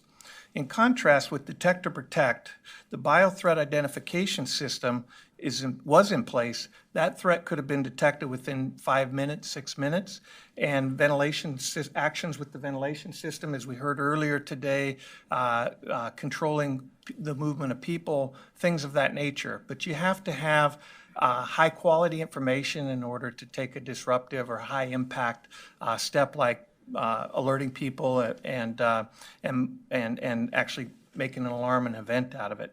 So the key, so the ventilation could be used immediately to stop the spread, and you could potentially then ground all the planes before they ever take off, or maybe, you can dramatically limit the spread to other airports and to other countries, but also even to other terminals within the building. So a detect-to-protect architecture is within our reach today, as we've heard from Paul Benda, and it's already deployed in high-profile locations within our country. And there's a move, the nation must move towards a detect-to-protect for high-traffic areas and critical infrastructure. While there are multiple detect-to-protect components in the market, BioFlight has developed a fast, accurate, and sustainable, cost-effective bioaerosol identifier, the BioTOF Z200. The Z200 is based on mass spectrometry and is a keystone is a potential keystone for a detect-to-protect solution. This type of mass spectrometry has been used in clinical labs for many years now. It's the gold standard in clinical labs all around the world for bacterial identification. It's MALDI, time-of-flight mass spec. It's used by the public health community extensively. BioFlight is the first to bring this powerful and proven technology from the lab to the field. The BioFlight Z200 can identify all classes of biothreats, biotoxins, viruses, bacteria, spores, and it can do that within 5 minutes. And it does that without using any reagents. So it can, so not only can it detect all classes, but it can detect anything that's in the library, and you get a signature for anything that's out there, even if it's not in the library. So if there's a new or an emerging threat, you still get a fingerprint from that organism on the spectrum, and then you know that there's something there, but you just don't know exactly what it is at that point. So it's a very powerful instrument in terms of the data stream that it can provide. It can analyze hundreds of samples autonomously, doesn't need anyone to go visit the machine and reset it or add consumable packs or anything to that, of that nature. So it's sustainable, and it doesn't, it's essentially almost free to run. That's the reason that the clinical labs went to this technology, is they need to process a lot of samples every day that come in from all kinds of different sources. So they prepare all these samples and then typically run them at night and have the answer the next day. But the technology is won out in the clinical labs because of its low operating cost. Once it's installed, you can process samples very inexpensively. And so that's really the benefit to critical infrastructure protection, is the low operating cost of the system. BioTOF has been tested in the field by the Pentagon. We were in the Pentagon in a test bed over the past year. We ran 1,400 tests with no false alarms. And it's also been tested at the Johns Hopkins Applied Physics Laboratory with live agents. A unit was recently installed at a DHS test bed in New York City in the New York subway. We've done a very small amount of testing there. That was just installed within the last 10 days or so. And so we don't have a lot of data from that yet, but it's available, it's maturing, and it's available for those kinds of opportunities. And we have a project for a mailroom in the private sector with a large investment bank in their mailroom in New York City as well that we're pursuing. And that unit is expected to be installed at the beginning of the year.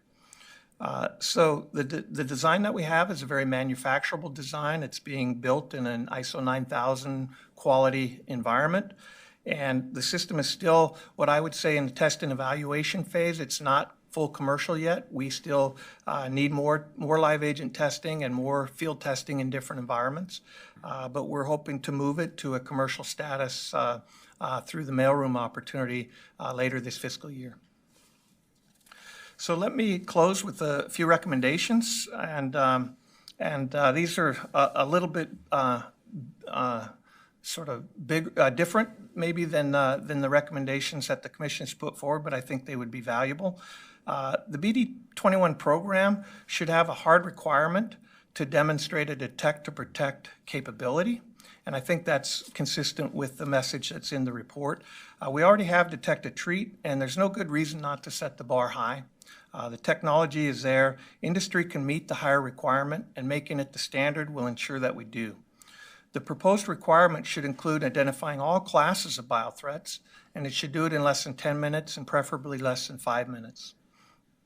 This approach enables a broad range of highly effective mitigation solutions. So now the ventilation system and other capabilities that can be quickly and easily installed in critical infrastructure, again, as Paul Bend explained earlier, those all become available. And it's also important to say that the timeline also facilitates attribution, as we talked about earlier as well. Second recommendation is that the program should focus on a platform or an architecture upon which sensors can be added to it, and in the process, the system becomes kind of a plug and play capability. That type of system would never become outdated. It could always be upgraded by plugging newer technologies in. For example, the sensor that was talked about earlier that can sequence everything that's out there and do it fast and cheaply and without any PhDs involved. When that's available, we can plug that in as well. So I think that the program should work with industry, the public health community, and the emergency response community to define performance standards for the sensors and performance standards for the systems, and standards for how you test the systems and standards for how you test the sensors. And those are important things that I think the federal government needs to work on and define the standards and the platforms, and industry can respond to that and create capabilities that address the need. Finally, I would like to say that I think critical infrastructure and in particular the built environment is an extremely important infrastructure that the nation needs to focus on, and in particular airports and high traffic areas. I think all critical infrastructure at the end of the day is local, and so the initial response is local. If it happens in Aberdeen, then there needs to be a response in Aberdeen.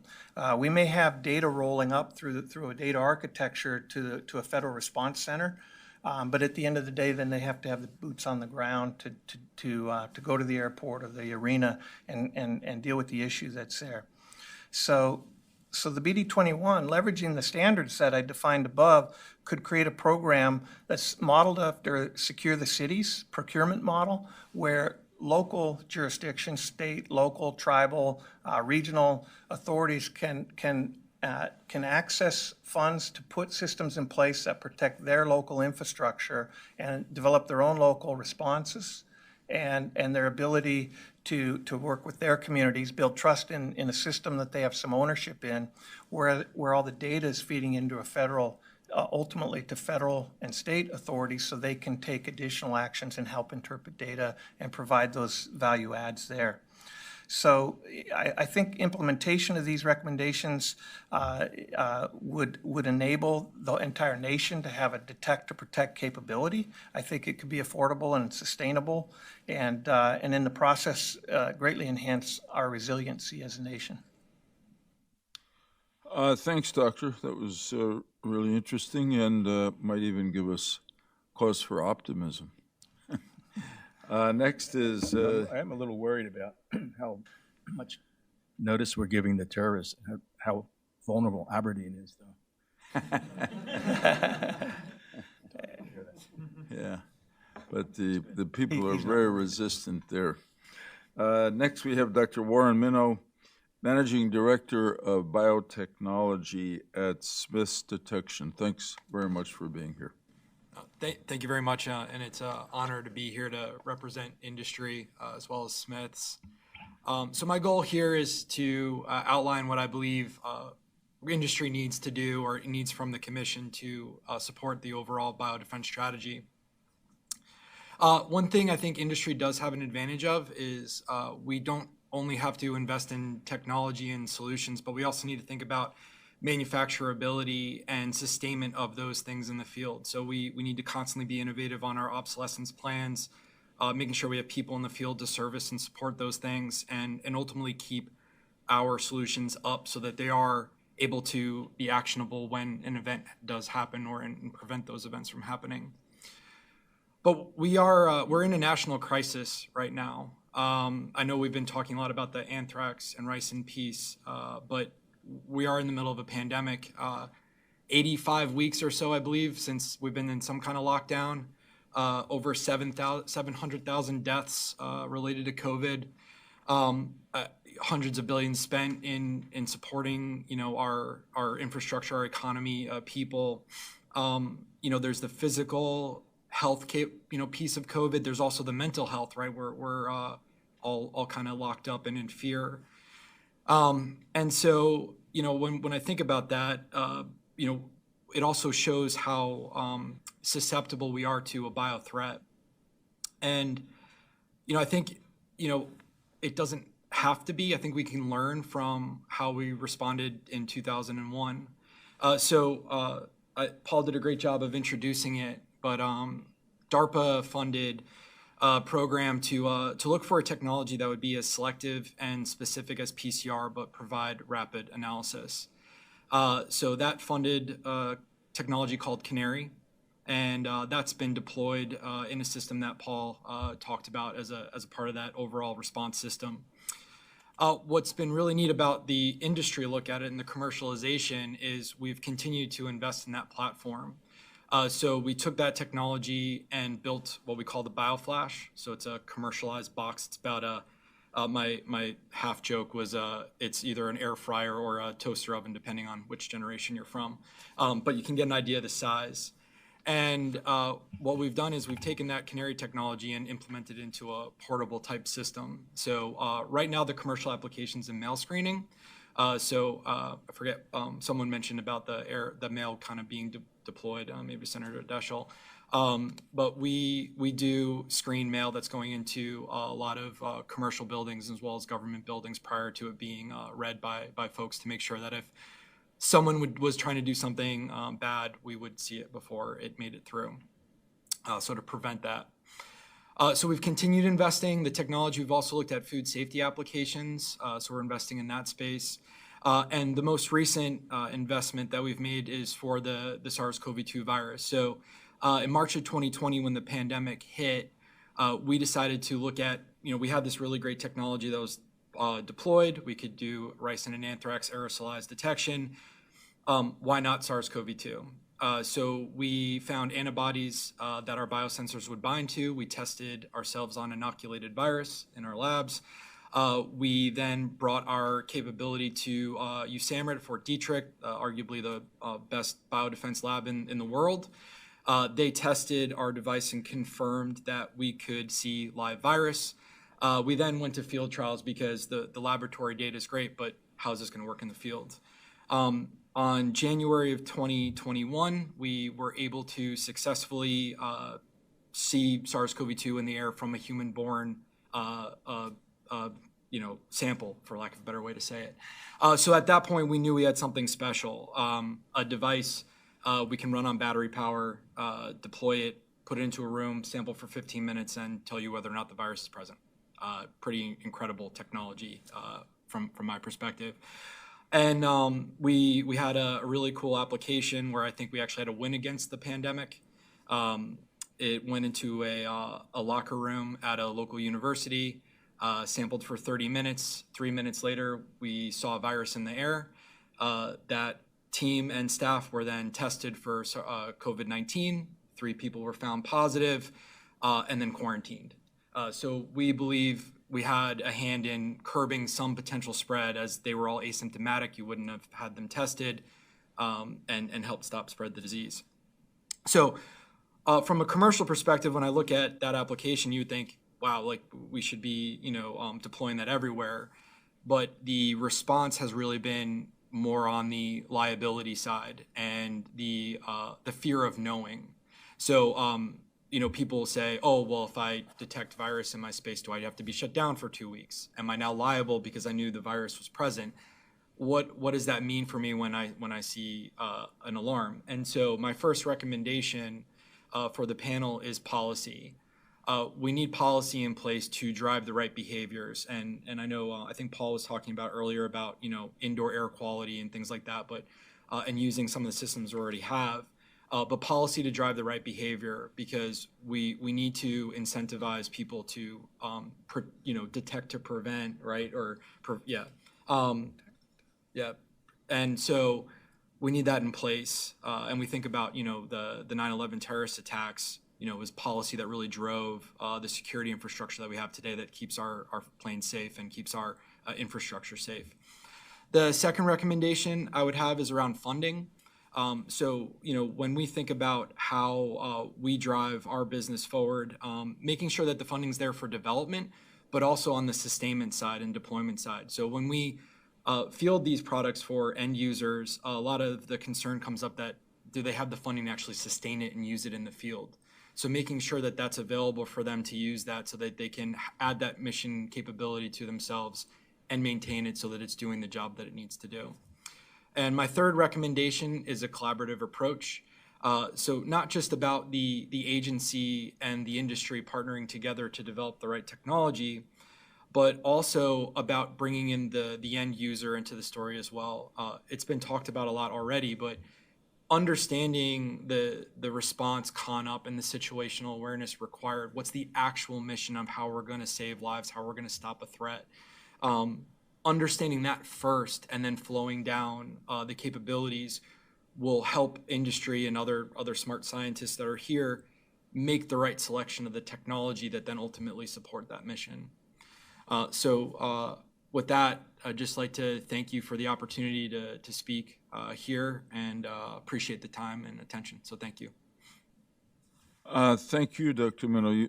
You actually answered a question that we've been batting around a little bit, which is, well, we're focused on biodetection devices like BioWatch, which were created to detect a bioterrorist attack. The question we've talked about among ourselves is whether there's any rollover or application to detecting an infectious disease outbreak. So you've just told us that you've done that, right? That's correct. Yeah, same hardware. What we did is the biosensors that we have in our device, they have antibodies that will bind to the pathogen, and we've changed those but use the same hardware. Well, I'll come back to that, Yeah. but that's really interesting to hear. Kristen Court is the Director of Detection Program Management at Teledyne, F-L-I-R, or do you say FLIR? FLIR. FLIR, okay. Sorry. Teledyne FLIR. Thanks for being here. Thank you. Thank you very much for having me. Dr. George, thank you for including me today.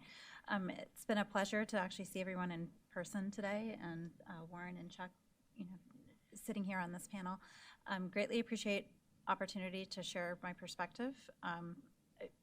A little bit about myself and the role I play within our company and why we were invited here. So I manage our contracted research and development programs within Teledyne FLIR, supporting many acquisition programs across DoD and DHS. Prior history here, we've been chasing kind of elusive BioWatch and follow-on BioWatch programs for quite some time. Been the recipient of many great programs, from S&T, Gen 3 type efforts and funding, go build this sensor to these specifications, make the box this big, make it perform this way. Lots of funding over lots of years, but then it hits a brick wall and goes nowhere, right, essentially. So been along for quite the haul, watching the evolution of what's needed for biodefense, and kind of these fits and starts has been discussed, throughout the day here. Very much like, the rest of my colleagues here, we have technologies that are fielded today throughout DHS. Many of DHS's components already utilize our sensors day in and day out, whether they're for biological sensing or, we have sensors much like Smith's that run the full gamut of chemical, biological, radiological, nuclear, and explosive threats. Our technologies are known, they're trusted, they protect, the DHS component missions day in and day out, for critical infrastructure protection, their security, they're utilized already, saving lives, for whatever their capabilities are, the limitations that go along with them. The components and the end users across DHS have figured it out. They've put appropriate training in place. They understand how to use the technology, and they're getting their job done on a daily basis, utilizing all of these tools. Biodefense has been somewhat elusive, where the technologies are available. They're not perfect, but there's never been a big push to really standardize and implement and therefore make acceptable the variants across the different types of biodetection technologies that are available. So Teledyne is an established U.S. manufacturer. We make several of these products. One of our commercial biodefense products is the IBAC. It's a sensor that's a biological trigger. So it's a fluorescence-based trigger that is, Paul Benda previously was describing tiers of biodefense capabilities that are often employed for critical infrastructure protection. A trigger-based technology is often used as a first-tier tool that would essentially alert occupants or people within a facility that there's something here that wasn't here before. Depending on the class of the sensor and depending on what you're doing with the data, that sensor can tell you, everything from concentration to particle sizes to the durations of clouds, how long those clouds were present. Just all kinds of information can come out of those sensors. You can have really simplistic particle detectors or really fancy particle detectors, right? Depending on what your tolerance is and how much you want to pay for it, and the density of the sensors that you want to deploy. So we have this sensor that has been around for well over 14 years. We have thousands of them, that are deployed worldwide. We've been very fortunate to be working with both DHS and DoD over the duration of these deployments. DoD has fielded the sensor worldwide. Several operational units within both DoD and DHS utilize the IBAC for whether it's for national special security events or other intrinsic critical infrastructure security events that come up. The DoD predominantly uses it for critical infrastructure protection, both fixed site monitoring and a lot of S&T development efforts for integration and fielding into vehicles and for reconnaissance missions. Vehicles are both manned and unmanned vehicles. We're doing a lot of application work right now with development of miniaturization and optimization of size, weight, and power of sensors to get into different classes of unmanned systems as well. So a lot of the development efforts that we've been doing to date have, not only been towards monitoring the systems that are already in place and gathering as much data as possible, but looking, in absence of firm requirements as to what the sensor needs to do or where else the sensor needs to go, just what else can we learn from the data that we're gathering, right? You have millions of hours of data that's being generated off of these systems routinely.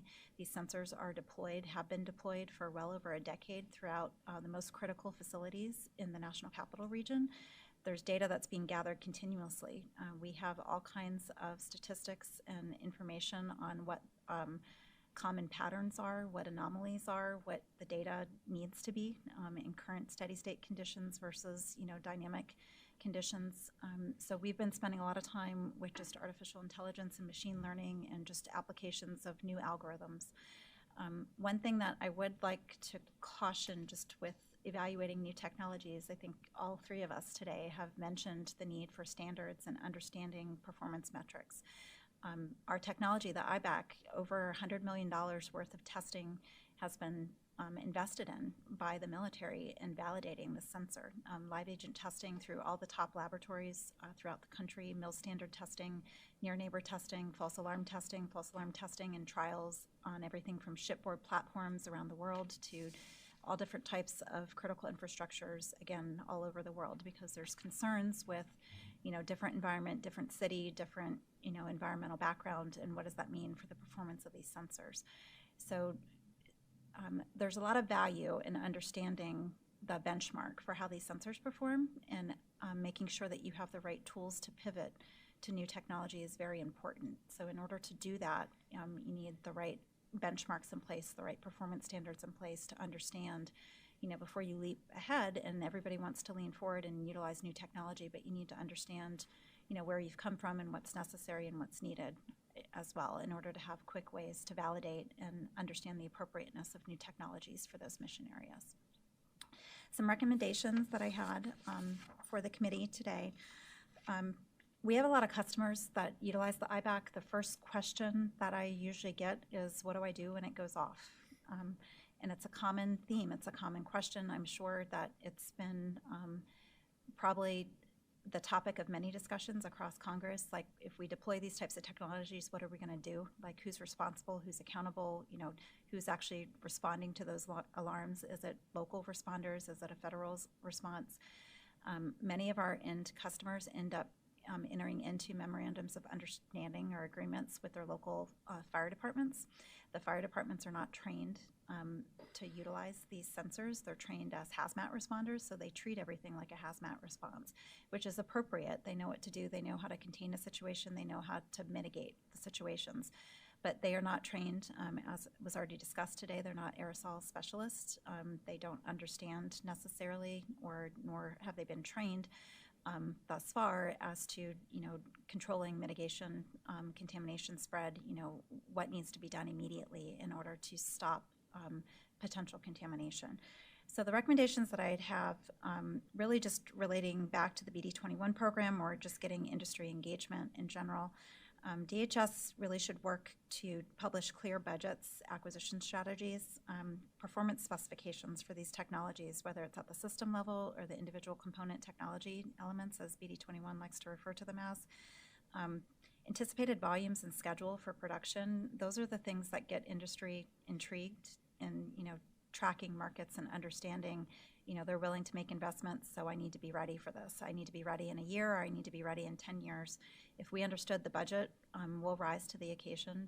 We're willing to compete with each other. If it's a real market, we know what our job is, and we know how to get there. Motivate the private sector to augment the U.S. government investments. The U.S. government single-handedly, this has already been mentioned today, cannot afford to create an entire national biodefense architecture and framework. It needs to be augmented by investments from the private sector. Things that need to be done to do that, looking at liability, looking to reduce liability, insurance premiums on buildings and spaces, motivate people that own these facilities. Chuck gave a very realistic nightmare example of things spreading on an airplane. If someone owns an airport or is responsible for all those airlines, in the airport, the individual manufacturers of those planes, they want to keep their fleet moving because that's how their economy is driven. So, you need to motivate them to have the sensors there, but more importantly, to share the data that they're learning from utilization of those sensors. There's easy ways to do that financially. There's simple tricks that can be put in place, much like after 9/11 when security monitoring was implemented for visual surveillance and video surveillance data. There's tools that have been available for quite some time that have just never been implemented, nationwide, trying to energize the private sector to become an equal player as part of this. The last recommendation I had is really just encouraging cooperative engagements. It's been mentioned the need to have open test beds. Unfortunately, with biological defense, or I shouldn't say unfortunately, but within biological defense, there's only unique laboratories and unique areas that you can truly get validation of your devices and equipment. There's only so far most organizations can take their equipment before they have to lean heavy into the federal government infrastructure in order to get validation. So having a routine setup where the various eaches, there's not a one-size-fits-all for all of these technologies. There's not one single solution that you're going to be able to go out and buy 100,000 sensors and just deploy them and it's going to make everybody happy. But if you had a framework where people could plug and play and adopt their technologies, get validation that their technology is working well, and then provide that data back to their customers, the customers will make informed decisions on their own. But they need to understand that there's some value and that there's meaning in the data that's being created. That's all I have for today. And Okay, that's look plenty. forward to any questions. Thank you. Thank you. When we first worried about biodetection, part of it was obviously the reaction to the anthrax attacks that we've talked about. But my recollection is even before that occurred, as at least one of the committees I was on in the Senate was thinking about chemical and biological threats, that when we thought of bioterrorism, the scenario that always came up was a biological weapon being released in an aerosol form in a mall, for instance, or other closed area, maybe a big sports event too, or a concert. But I'm curious because we've naturally been focused on the BioWatch system, which is government operated. But in your businesses, is there an active private sector market for biodetection devices, such as you've all described? Dr. Cole, you want to go first? Yeah, there is a small market today that exists. There is definitely equipment that has been purchased and deployed and is used today in the private sector. And Warren referred to some mail systems, for example, that screen for biothreats. So those are out there. There are probably some buildings, probably some arenas that have FLIR sensors, if I had to guess, in them. As I mentioned, ours are a little bit pre-commercial. We're a startup company representing sort of newer stuff, so ours are not out there in a commercial sense yet. But I think the answer is yes, and I think that market would be much larger if there were consensus-based standards that existed. And so I think everybody's probably in total violent agreement that creating and publishing consensus-based standards are going to be would be a nice first step to move things forward.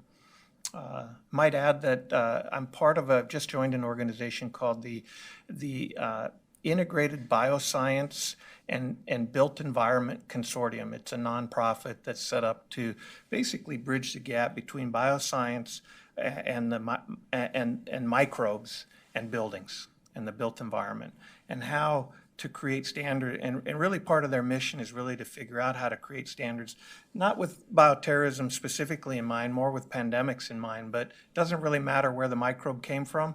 Pathogens in buildings are going to be an increasing problem for the population to deal with, and so I think IBEC is trying to get out in front of that and would be a good organization to help put standards together, and there's some others, ASHRAE and others that might be able to help as well. So when you talk about, consensus-based standards, are you thinking about sort of private sector organizations like that or governmentally imposed standards? It's my view that the best standards would come from consensus building, where you would have the public health, the emergency response, the built environment community, commercial real estate and airport representative. You would try to build these, and industry, the people who make the equipment, people who make secure networks. So I think ultimately you need standards for security, sensor performance, system performance, and how you set those standards really needs to be based on the science and how and I think even OSHA, NIOSH, the public health community is just starting to really dig into this, and I think that's where we're headed. Okay, so Dr. Cole's company, as he said, is more startup in a way. But how about the two of you? Are you doing a lot of business in the private sector? Really, I'm asking, is there a private sector demand for this kind of technology? So I'll defer to Kristen afterwards, but so we do see private sector, but it's I would argue very niche-y, right? So if there's it's all about perceived risk and the risk for, let's just look at an anthrax type of situation. If a company believes that the impact of something like that happening is enough that it's worth putting a preventative measure in, they'll make that value proposition for them and make the investment in security. Similar to how you would put cybersecurity in place, similar to how you would put insurance in place, right? You're putting these measures in to reduce your risk, and that's the scope. So there is, but I wouldn't say it's major appeal. But that obviously could all shift, especially with the attention the pandemic has brought on. Yeah. Yeah, so I agree. Very niche-y market. We just speaking production volumes is an easy way to kind of understand, right? Like, the amount of sales that we have. Federal government sales, hundreds of units a year. The rest of the customers added together is probably in the tens, right? Interesting. And those customers are buying, for instance, if we have a facility that we're protecting because they're concerned about contamination to a food supply. They're a manufacturer for, different end items, and they've understood the value added for their particular business is they have to be shut down for X amount of days to do decon. God forbid there's contamination in their facility. So they've decided that it's worth the investment for them, preventative measures to put in place, triggered-based detectors that essentially allow them to control their air handling systems differently, more, quicker response, right? So for them, it was a preventative measure that they were willing to write off the cost as sunk cost, because then they understood that every time this happens, we have to shut down for X amount of days, we lose X amount of business, so it's better for us to spend the money up front, buy a sensor, put it in place. Even if they go out to all of their production facilities across the country, it's only 5 sensors, right? So, the value is you have a happy customer, but they're not protecting every federal facility, they're not protecting every critical infrastructure, so the volume just isn't there. Yeah. So I understand what you've said. I must say I'm a bit surprised that there's not more of a private sector demand for your technologies, maybe because the threat seems remote. I think if I could respond, I think there's a general understanding, and this gets back to some of the public health comments, that there's time to react to a biological incident. Many of our customers, when they're looking at chem sensors, radiological sensors, they understand that there's an immediate impact to their operations and that they have to do something immediately to either preserve their mission or preserve the lives of the people that they're trying to protect. Biological, there's this perception, whether it's true or false, that there's a time element, and with that time element becomes the latency of it's not their job to do the sensing, that there's some other precautionary measures that'll take place, you know, not to use canary in a bad term, but, you know, essentially the humans become the canary, like we'll wait and see if someone gets sick, or wait and see, even with, you know, traditional diagnostic monitoring right now, it's often wait and see if people actually develop the symptoms before you start testing and screening them, rather than doing, you know, true sentinel screening or true, you know, open surveillance screening for people. Okay, thanks. I've taken enough time, but thanks for your answers. Ken? Okay, thanks. Just a couple quick questions. Ms. Court, you mentioned, I think in your list of things that government can do to incentivize more private sector participation in this effort, you mentioned liability. Did you have, and I don't know if you completely fleshed that out, but did you have any particular suggestion what government should do to address liability constraints? So again, kind of the fits and starts of working with the government over the years.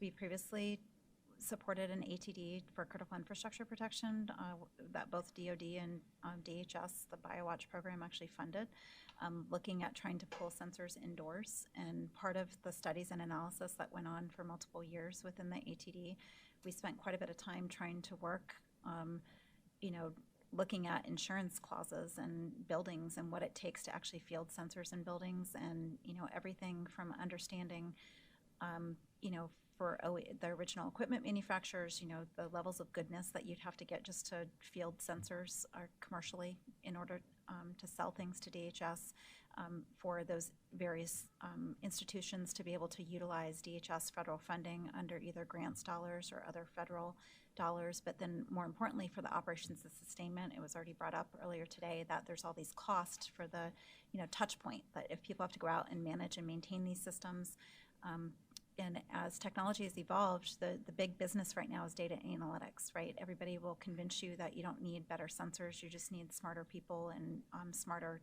people that are assessing the data that's coming off of the network of sensors that are there. Those companies, the groups that otherwise have access to all of this data, they need to be motivated in some way to share that data, right? So there's, you know, some of the groups that we've worked with, Chuck mentioned ASHRAE, there's, you know, communities that are already established and looking at standards for, you know, healthy buildings, right? Like, what does it mean to have a healthy work environment, a healthy building? If you're going to install additional sensors and you're generating more data, who needs to see that data? What does that data need to look like? How is it shaped? You know, what are the elements of that data? Who has to be reported on that data? And then who's liable? Like, God forbid something happens in this facility. Does the Hudson Institute have to tell everybody that, hey, you know, this was an unhealthy work environment today, and you should, otherwise, if you have allergies or asthma or any other conditions, you should, you know, have a heightened awareness to this.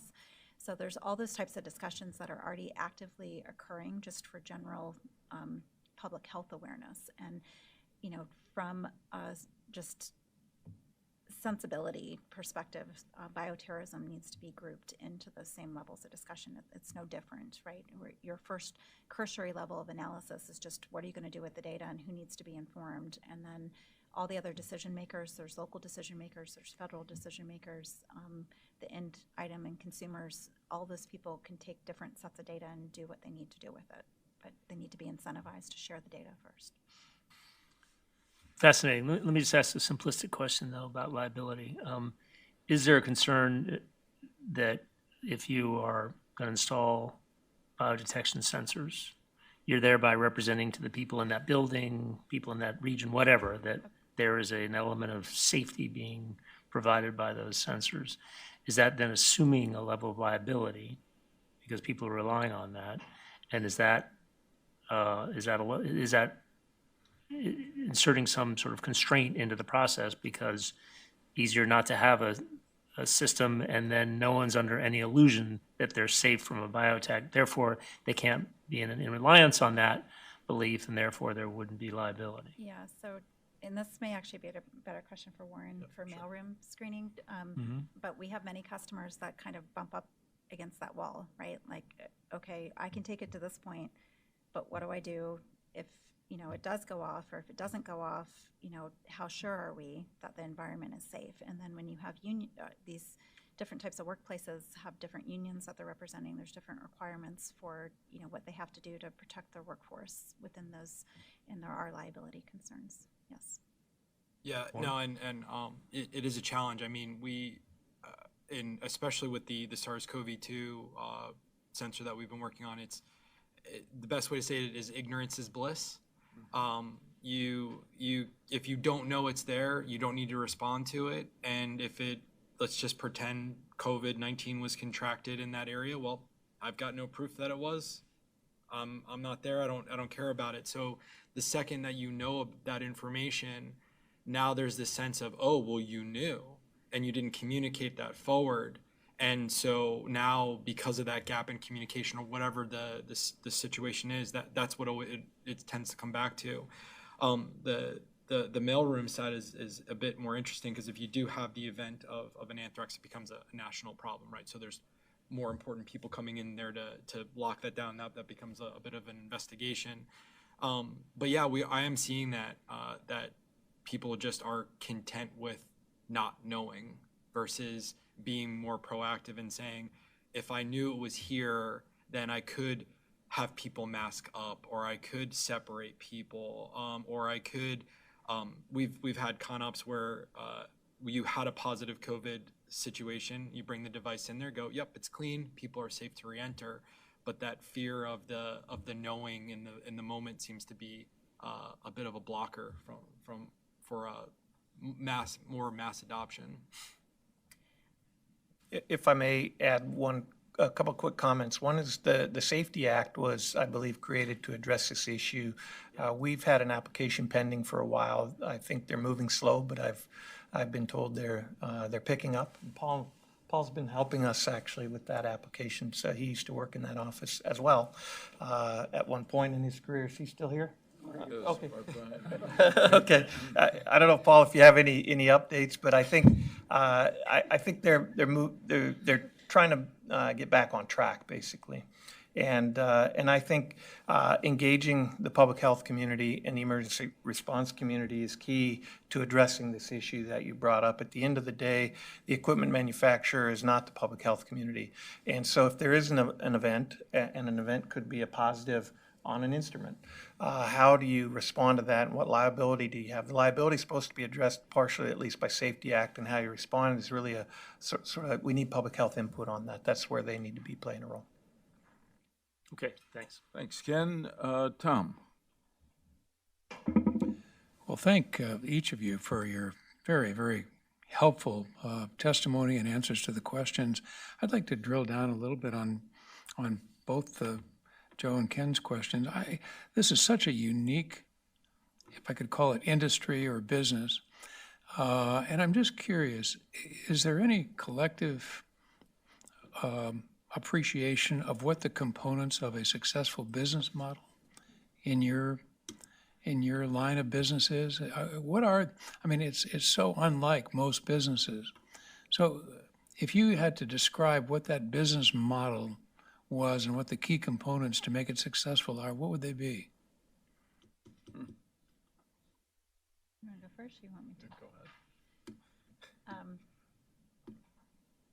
So if I were speaking to you like you were my boss, right, and I'm asking for investments to build the next generation biosensor, the core things that I would have to defend to you is essentially the addressable market. I need to understand what's the price to pay.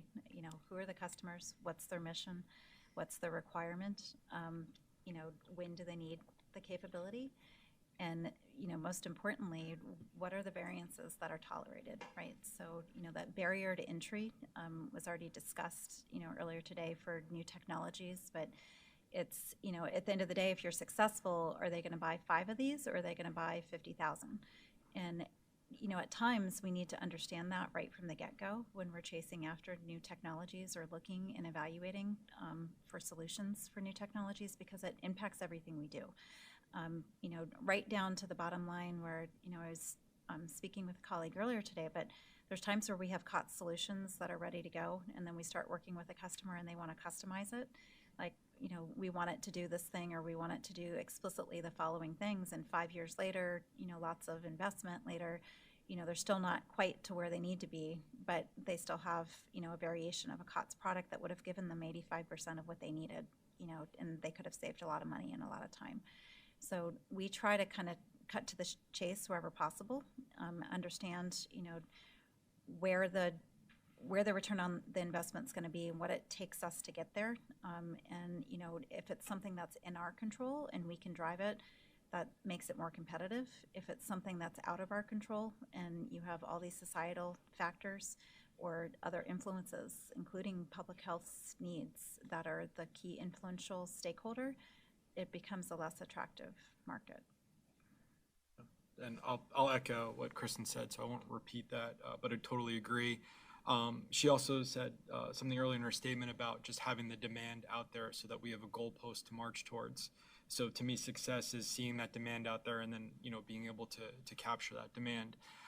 But from an intrinsic perspective, you know, some of the challenges that I run into is not just the investment and deciding to invest in our company, but it's what to actually invest in. We have a lot of different technologies, and you have competition in different business units on what you're going to prioritize and work on. So, you know, having that out there that we can use as business leaders to communicate to our own business, say, hey, there is a market out here for this, an opportunity, and it's worth prioritizing that investment.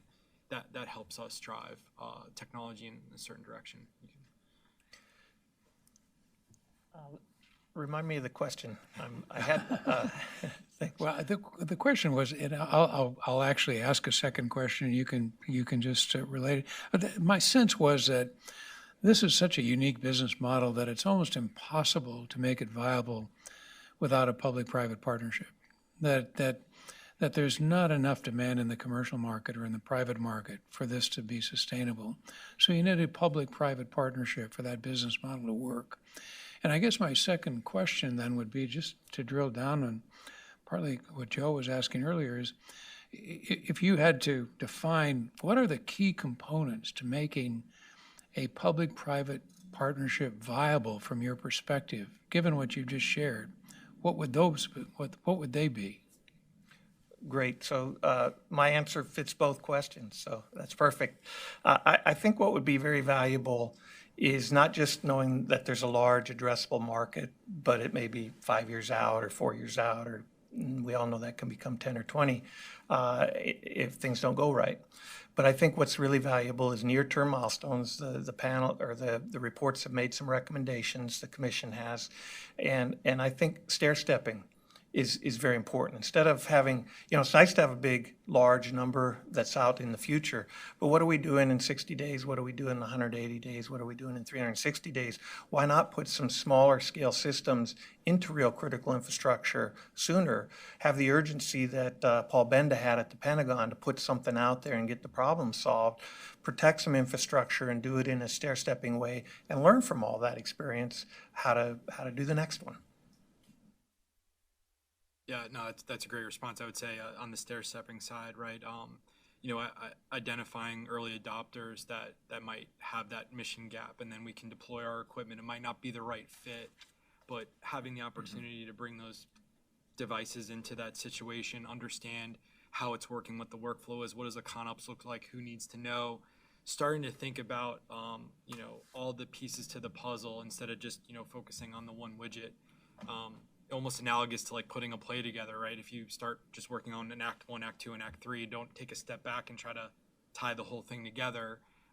You're going to go really far down the line, but you're not going to be blended. So I think to me, I like, you know, Chuck's idea, having those small milestones where we can deploy and understand how the equipment's used in theater helps us then get back and think about how do we engineer in the right direction? How do we actually drive towards the solution versus just the technology?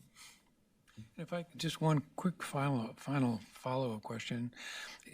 To what extent do you have a preference that public-private partnership be local, state, or federal? I don't think I have a preference. I don't know. Yeah, I'm not sure if you can get away with picking one. out. I think So it it's has all to, the above. I think it has to be a blend. Yeah, let's say you pick an airport. It could be Albuquerque Airport or BWI. Both airports have been used as test beds in the past for this type of work. And they're probably available today if somebody went and asked them. So I think at the end of the day, a lot of infrastructure is locally controlled. The responses, the maintenance, the getting people security badges, all of that, so they can get on site. All of that's local, right, at the end of the day, but the support, it needs to tie into a federal architecture that allows everybody to tie in and be able to get the benefit of the shared data and the learning that goes along with that. Yeah, the only piece I would add to that is it's the federal sector that can afford to do the validation and testing. The local authorities, even state authorities, they don't have resources. They barely have resources to procure what they need and maintain their operations. They do not have resources to assess value in the technology. So without the federal government stepping in to essentially kind of give bumpers and tell them, okay, what you're doing is acceptable practice and this has been reduced to these standards and these are safe ways to employ this technology, it's very challenging for those local authorities to make informed decisions. Well, thank you very much. Thank you, Tom. Jim? So Dr. Cole, you started your comments out by saying, imagine you were president. Just want the record to reflect both senators have spent a lot of time imagining themselves. Yeah, that's what I said to Jim. There was a day when I had such imaginations. Yeah, who needs friends? And from my point of view, it would have been good if either or both of them had been. It's not too late. It is. I just want to follow up a little bit on Senator Dashiell's question about the business model. When I was at Bio, we represented a number of companies who were in the medical countermeasure business. And the conundrum always was, the government doesn't tell us exactly what it wants us to be able to counter, nor do they tell us that if we succeed, they will certainly be a reliable purchaser. So, to what extent does that figure into this? In other words, if it does have to be a public-private partnership, and if the government, let's say the federal government at least, is going to have to be a consumer of some large significant measure of your devices, what do you need to know in advance in order to feel safe about making investments toward that end?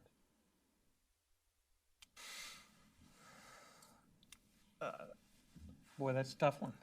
I think, from the business model perspective, as Warren has talked about, looking at dual use, are there adjacent markets, right, to mitigate risk? So it's really, as a leader of a company, you're looking towards a large addressable market that you don't know when it's going to be realized, right? BioWatch, or the upgrade to BioWatch, has been a target that we've been focused on, as it turns out, for 15 years, right? And it hasn't come. But we recognize that the need is there, and a lot of people, I think, recognize the need is there. And so then how do you sustain in the meantime? And I think looking at dual use applications or adjacent markets is an important piece of that. Yeah, and I think Kristen hit on it, but it's on the budgetary side. If the requirement is truly geared towards a government need, and there's not an application that we can find in the commercial market. I mean, when we think about the opportunities, we do try to model those things in. So if you think about a business case, your first maybe big target would be a government program. And then there's different lines on, ideas how you can maybe leverage that technology in different markets, or maybe you add 10% of an investment to drive that into a different direction because it meets some other need. So you can start to build that model out, look at your initial investment, look at your risk profile, and then compare that to other investments that you're making as a business. But on the need side, when I'm doing my, when you said the pitches, right, I was thinking about all the pitches that I've done on investment. But when you think about that, it's understanding that the budget's there and that it's coming. And even if you don't win the program, knowing that it's there and that it's an obtainable goal, and then that's the continuous pursuit and creates the competition that we need to make the best product that eventually gets to the market. So I think that's really the neat understanding that it's there and that we've got something to march towards, because that limits the risk on our side. So I agree with all of those comments. Just to emphasize a few more, the competitive value, right? So often at times DHS, when they're looking at large procurements, they have kind of a gated approach to their acquisition strategies.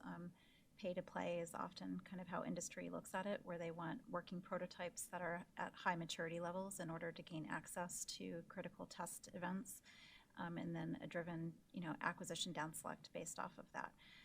In order for us to arrive at the table with prototypes or technologies, systems ready to go to get into those test beds, we need to understand what those milestones are, what the timelines are that are associated with them. But you were asking if the federal government's not there and you lose that acquisition effort, what else is out there? Well, often at times, even the success of our best competitors still creates and opens up windows and doors for us, right? So every time our competitor gains success and it becomes more standardized, then all of the other technologies that are in the same space rise to the occasion.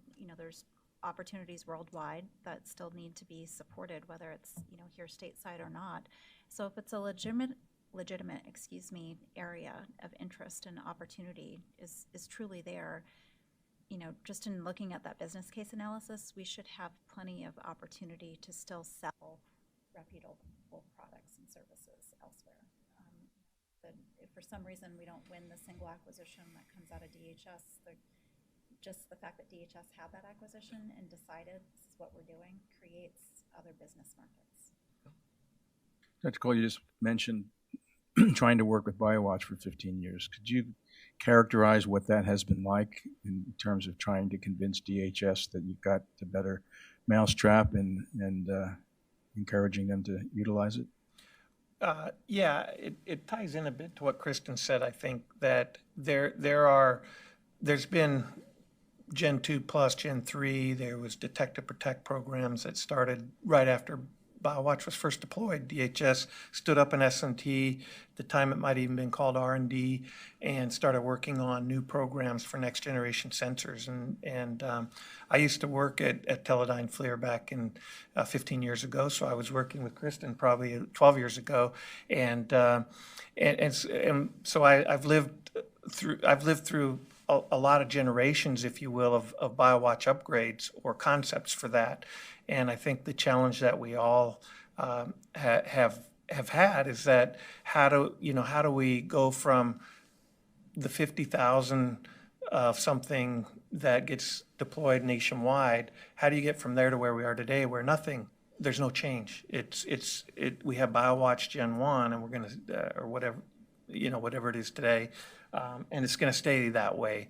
And it's very hard to get movement. And I think piloting system level pilots in other pieces of critical infrastructure is a way to step towards creating an environment where the whole nation is actually protected. That's the end goal. I think it's hard to get there in one jump. On the BioWatch side, I mean, I would say most recently we were responding to RFIs for BD21. So from a historical perspective, looking into you're building out responses to RFIs, responses to proposals. That's an investment from a business perspective. You're taking on that investment to go after these programs. So I think that maybe that's part of the resistance is, again, it's opportunity cost at the end of the day, right? There's a lot of opportunities that we're looking to invest in, and so how do we incentivize which thing to go after and which program to go after, and we can only try to take on so much. So that's probably just my experience with it. Is just there's just a lot to get into those programs and keep pushing them forward.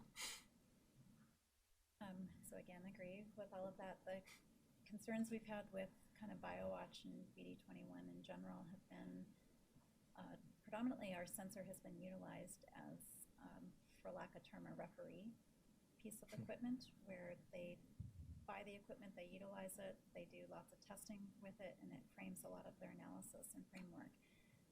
We, however, as the OEM of that sensor, don't get a lot of feedback as to where those critical gaps are and what the requirements are for the next generation sensor. So it makes it, while it's very attractive and intriguing to say, hey, I have sensors deployed in all these areas and locations, if we're not getting the feedback as to what's going on and what's needed, it's really hard to anticipate that, what's next. Just as Chuck was saying, what's the 60-day mark, what's the 6-month mark, 12 months, 18 months, whatever the timeline is. It's hard to anticipate where you need to be if you're not understanding, the value that the customers are currently getting out of your instrumentation. The other piece is really, and it does relate back to Chuck as well, but large corporations that have groups of scientists and engineers and deep domain expertise in these areas, just like everything else, they have to be fed, right? So if you're not selling equipment, if you're not winning lots of research efforts, if there's not a lot of investment there, you start losing your most valuable asset, which is your personnel and your teams, right? They go elsewhere, they go to other areas, they work in other more profitable divisions of your company, or God forbid they leave your company.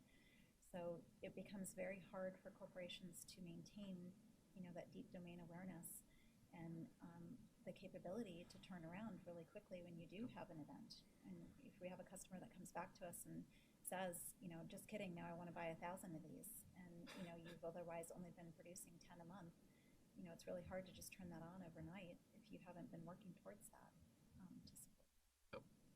Dr. Mino, for your device to detect COVID, do you need FDA approval for that? We're doing environmental monitoring, so we did not go through an FDA approval. It's not diagnostic, is it in the air or not? Okay, last question, and this may be a dumb question, I don't know, but when you're thinking about deploying the devices to detect a bioterror attack, and you're deploying those devices where you think the source of the attack might be, whether it's a subway station or what have you, how do you manage the sort of, how do you make sure that the device isn't detectable and can't be dismembered or just, I can't think of the word I want, but I think of about bank robbers going in and shooting out the cameras. How do you manage that aspect of it? People, the bad guys, knowing where they are, whether they're accessible or not, and whether they can be prevented from functioning.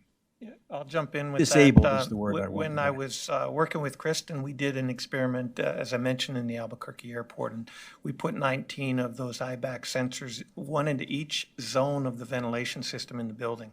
Building like this has multiple HVAC zones. Typically, they're back in the ventilation in the mechanical room, so they're not accessible. The aerosol is moving through here and back to the mechanical room on a continuous basis. It's a few minutes of time scale that you have while it's in one zone, and then it starts spreading to neighboring zones over time.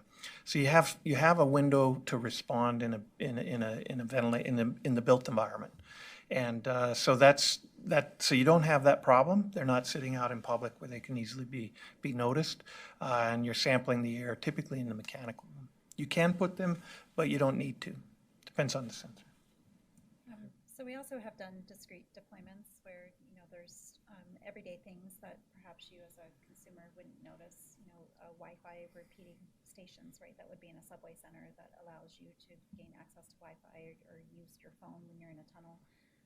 Sensors have been placed within those. So, you as a consumer, when you're walking by it, all you see is what just looks like an access panel. It's not as obvious that there's other sensing that's going on there. Utilization of the sensors kind of co-located with other security systems, so people are already kind of used to seeing different eyes in the sky everywhere they go, whether it's on street posts or different law enforcement centers and surveillance centers. So often at times our customers just integrate them right there because it's already a big sensing node. So they're protected kind of just by other surveillance eyes and capabilities. We do have some customers, mostly military, that have taken the sensors and they put them in other enclosures. So as an OEM of the original sensor, Warren, I can see you shaking your head on this, it kind of defeats the purpose of having a ruggedized box when you're building other enclosures to encase the ruggedized box. So you spend a lot of money to build out one box, and then you spend even more money to put them in other boxes and containers just to keep it protected. somewhat redundant, not necessary for the sensor, but it's necessary for security often at times. So we have many customers that opt to take the sensors and kind of put them in these other enclosures. So then that's what you would see on either military installations or other types of critical infrastructures that look just kind of like innocuous, big NEMA enclosures, and there's all kinds of sensing footprint that's going on within that, but they're not easily accessible to the public to gain access to those sensors. Thank you. Thank you, Jim. Congressman Greenwood asked a question, which is a little bit like just the last one I wanted to ask you, which is in a way to take advantage of your experience in your respective companies to ask you to help us as we deal with the BioWatch program. So you were kind enough to encourage us to imagine we were president. So I'm going to ask the three of you to imagine you were Secretary of the Department of Homeland Security, and the president said to you, Chuck, Warren, Kristen, fix BioWatch. Or if you decide you can't fix it, tell me, and we'll kill it, and we'll devote the money to something else. So based on your experience in this field technologically, what would you do? I would immediately work towards consensus-based standards, as I talked about, because I think if you put some standards for tier 1, tier 2 sensors, as Paul talked about, maybe even a couple variants of each, and immediately start talking to pieces of critical infrastructure that might volunteer as test beds, and move to the system level testing as quickly as possible. And in an environment where you're actually trying to use those to define those standards. From there, you're able to go to the next level pretty quickly, I think. Okay, and that's doable. Yeah. Yeah. Dr. Mena? Yeah, so, the way that I would approach the challenge is to sort of reevaluate what the mission is. And if we could, I like whiteboards. My team will laugh at me when I say that. But just imagining all the different scenarios that are possible and the potential targets and the risks associated with them. So just map them. And then look at, invite industry as a collective group to then think about what technologies are available and figure out if there's some low-hanging fruit between where technology is today and a potential mission for a high-risk area. If you can get that local area involved and get them as a pilot program, bring several devices into that mission, start putting them in action, understand what the data is, again, gets back to that situational awareness. And ultimately, if you have the data, what are you going to do with it? And then I think you can start building towards the right solution. But I think it's sort of like a reset, step back, look at that as a problem, and then engage with industry. And I like the bite-sized chunks that Chuck was talking about, where if we have shorter milestones to walk towards, then everyone can invest and try to push it forward. Yeah, so additional comments there. Allow for opportunities for failure. Right now, DHS has been somewhat paralyzed, chasing after perfection with BioWatch for the past 20 years. And, it's led them, just as Chuck was saying, to do nothing, right? They kind of spin their wheels, they lean out. New administration comes in and they kind of get ahead of their skis a little bit, and they lean forward and build a program like BD21, where back in 2018 they had what was considered to be crazy objectives of completely replacing the BioWatch program and getting it deployed in 3 years, right? And look at us now, we're all on the tail end of it, and we're all scratching our heads like, what happened? There was so much momentum and so much energy and initiative. Where did everybody go?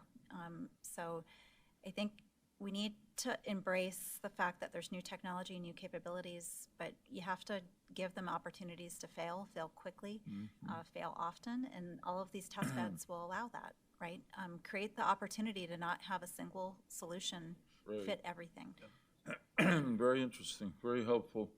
Asha, Patty, the schedule says we were going to take a break now. Do you want to do it? Yeah? Team? Yeah, sure. Short break. Sure. All right, let's come back at, which the schedule says, 2:45. Thanks to the three of you. You were Very helpful. We wish you well in your respective businesses, and I hope you can find a way to help BioWatch work better. Take care. Thank you. Oh, thank you so much. This is On. I know. Ken keeps bothering me about it. Well, we'll get there. I'm committed. Welcome to Zoom. Enter your meeting ID followed by pound. I'll stay a little bit, but it's all yours. You go ahead and run No, with it. no. I'll open it and then I'll turn it over. You to open it and just Yeah. introduce You entered 7200415299111. This meeting ID does not exist. Please re-enter your meeting ID followed by pound.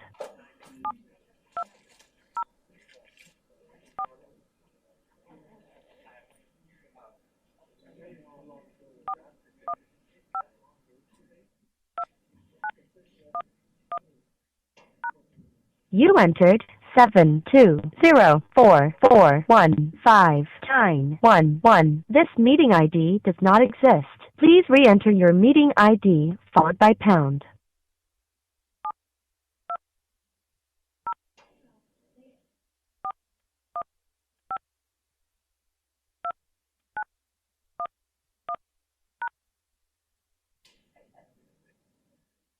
Enter your participant ID followed by pound. Otherwise, just press pound to continue.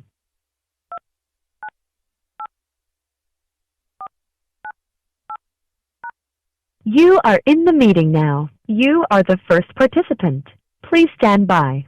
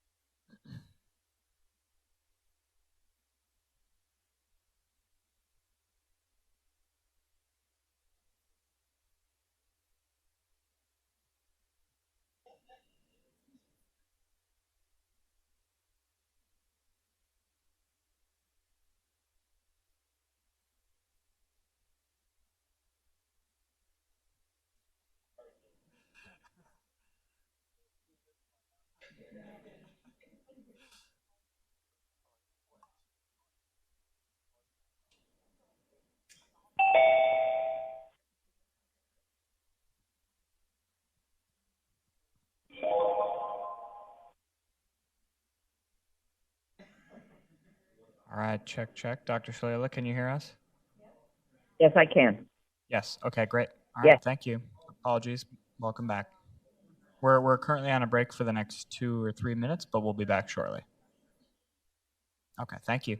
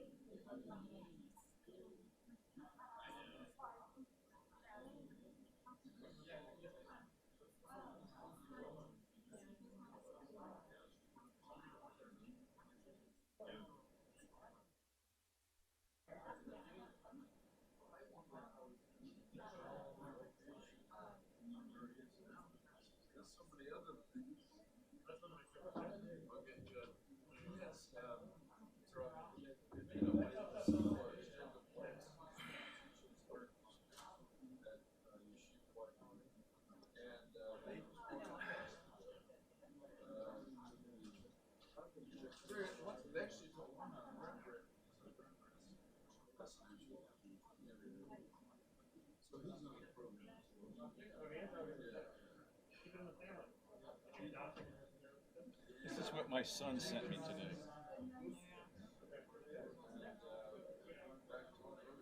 Nice picture.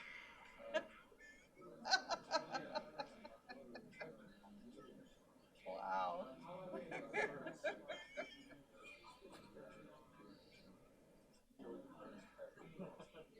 Wow. And he's 50 years old. Well, it's beautifully done. Come on.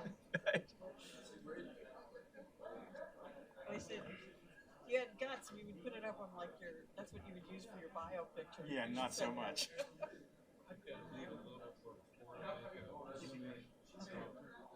All right. Okay, well, Senator Lieberman is, so you'll stick around for a little while longer. I think it'll just be Ken and Jim.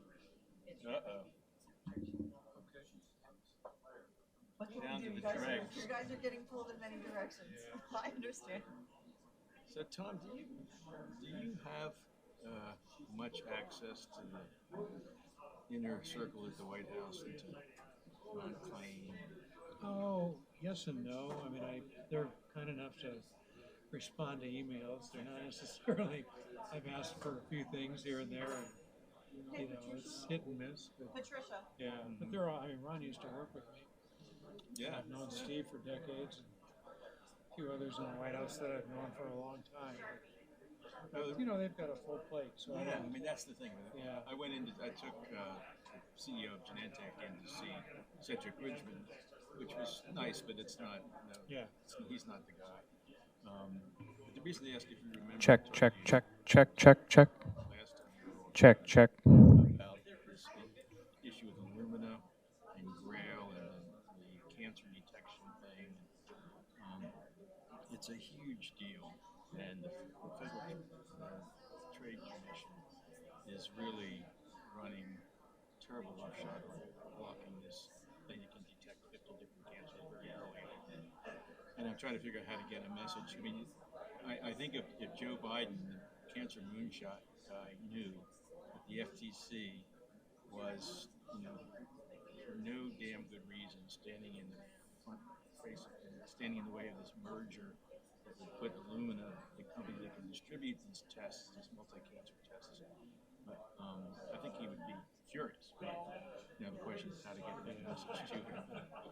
They need somebody who actually access, and they know until these bills are passed, like nobody's going to have anything to think about it otherwise.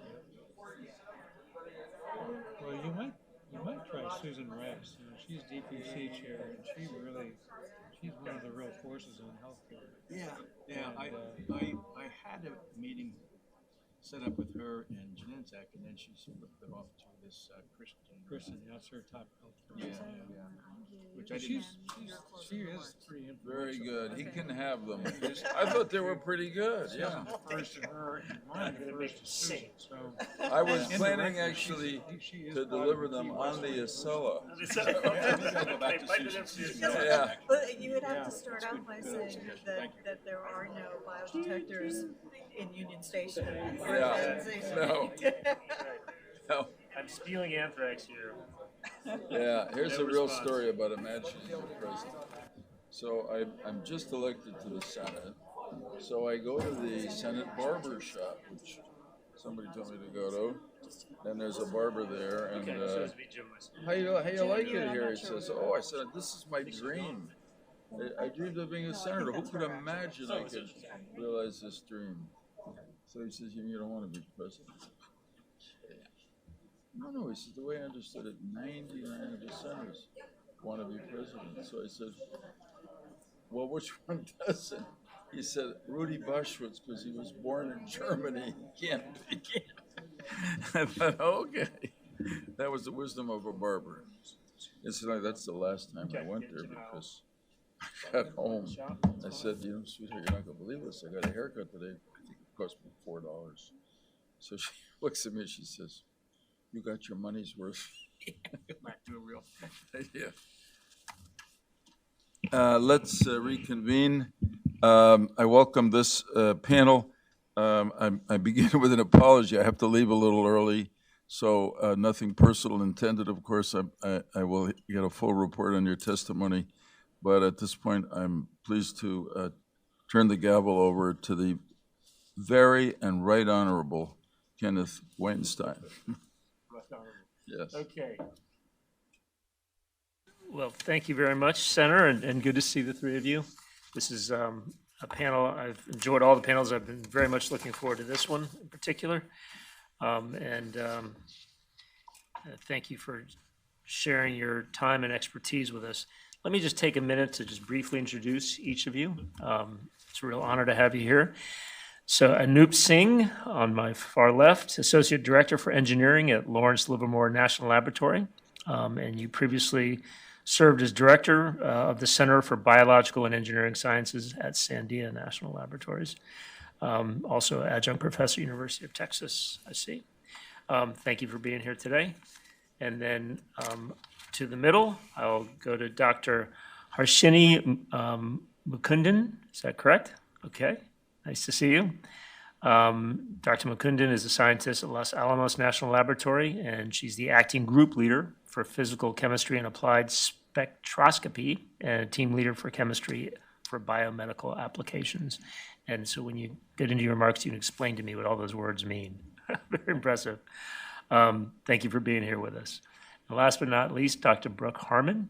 Dr. Harmon is a principal member of the technical staff at Sandia National Laboratories, and her research now and in the past is focused on understanding virus-host interactions in order to develop effective countermeasures to emerging infectious diseases, including HIV, mosquito-borne viruses, coronaviruses, and the like. So thank you for being here. So with that, I'll start with you, Dr. Singh, and we'd be honored to hear your testimony. Thank you. And it's a distinct honor to be here. So thanks for the invitation, and specifically to Robert Bradley and Dr. Asa George. And I'm, of course, here with two other labs, and we'll kind of share our perspectives. So you've already heard, so some of these comments are not going to be new. I think we should really start with defining the problem going forward, as if BioWatch doesn't exist. I mean, and so first point will be, let's stop talking about replacing BioWatch 1:1. We have been trying to do it for the last 15 years. We have failed because BioWatch is a pretty sensitive technique. Even for COVID, our gold standard is PCR. That's what we use. And DHS has always required that we keep the sensitivity while we improve in other things, such as reduce the time. And that's why we continue to fail. And as you have heard from industry panel, perhaps starting from a scratch piece of paper, what is it that we are trying to do will be a good starting point. Look at the current and future problem and then propose a solution. So almost a new mission in my view. As you heard from a number of industry partners, as part of that mission, determine metrics and requirements based on the current problem, understanding the trade-offs between sensitivity, cost, and time to result. We also need to understand what is it that the end users want and what their response capabilities can handle. As you heard from Tom Benda, a very concrete example of what was needed in Pentagon. And then as you have heard, and the pandemic has shown, the threat is evolving. So we need to think about detection capabilities that need to be adaptable and start really leaning into kind of other future technologies other than sensors, artificial intelligence, machine learning. How can we get data from many sources and then start integrating them? But the key thing is really make it future looking so that we are not stuck with the 5 or 6 organisms that we have now. And then the last one, we really need to think about integrating intelligence a lot more effectively in the system than we do now for 2 reasons. One, that way we are not stuck with the 5 or 6 that we determined in 2003 that those were the most important ones to detect. What does it look like going forward? Should we really include natural pathogens or not? And then this also helps with what a number of you talked about, attribution. If you have some information beforehand as to what you are looking for, as you get more and more data, perhaps you can connect the 2 together and quickly figure out who might, what's natural, what's not, and where might it have come from in both cases. One concept that has been deployed quite extensively in DoD and even in DHS in terms of implementing a solution is something called open architecture. So I would propose that we should really think about an open biodissection architecture. An idea of an open architecture is that the government defines and owns the architecture with help from subject matter experts as well as end users, but they own the intellectual property. And then within that, in private sector then provides the component solutions. Okay, so what's the advantage of such a system? First, it's wider access to industry. So no matter where the innovation is happening, the architecture allows us to be brought in. It makes it competitive, so you get better performance for a lower cost. And then easier upgrade. As technologies improve, you can bring in new technologies. And something I really liked from the last session was that this open architecture, we should have goals to be met every finite period of time, that in the, let's, walk before we run. So perhaps start with easier requirements, really invites industry in with what they have now, and then ratchet up the requirements as you go forward. So as more innovation comes in, as the same technology developers are developing the next generation, architecture allows all of those to be brought in. I also think that we should think about selecting technologies that have other uses. And I think Senator Lieberman and really asked this great question: what is your business model? I worry that if you only have technologies that are built for national biodetection architecture, how are we going to sustain them for the long term? How do you bring new technology? Because by definition, someone has to develop a technology just for one particular purpose. I believe that we should really think about, are you developing technology for something else? And can we repurpose, and adapt for the national, for the open biodetection architecture? That way the technology has its own life cycle. It is being developed and improved at all times for other applications such as medical diagnostics, and then you bring it in for the biodetection problem. And again, some examples are the open threat assessment platform called OTAP that TSA is using. DoD also uses a number of these. Last, I wanted to bring up, since this is a national lab panel, how national labs can help. And so I should probably remind people that the origin of the current BioWatch system started with 2 national labs, Lawrence Livermore and Los Alamos.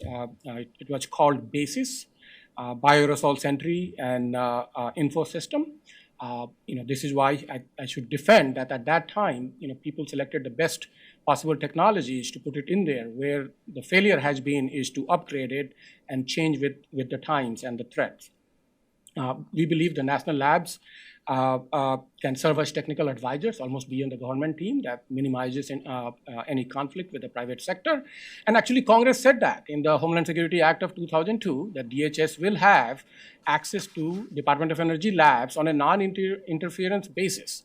And so it's not a surprise that Congress intended to have national labs be part of the solution. We haven't played that much of a role. We, of course, played a big role in the beginning, but not lately. Again, so there are some technical areas we can help, that, as you heard from the industry panel. We have very strong systems analysis capabilities. These 3 labs, mostly because of nuclear weapons and nuclear non-proliferation expertise, we can bring that to help define requirements for this architecture. We can also help government be an unbiased evaluator of various technology options. We can provide security assessments, as some of the questions that came up as to how vulnerable this system is. There will be a lot of information technology built in. How do you protect all that so that no one can subvert the system? And then last but not least, we can also help with test and evaluation. Again, because we, being on the government team, we do not have conflict with private sector and be a objective evaluator of technology against the performance characteristics the government set out.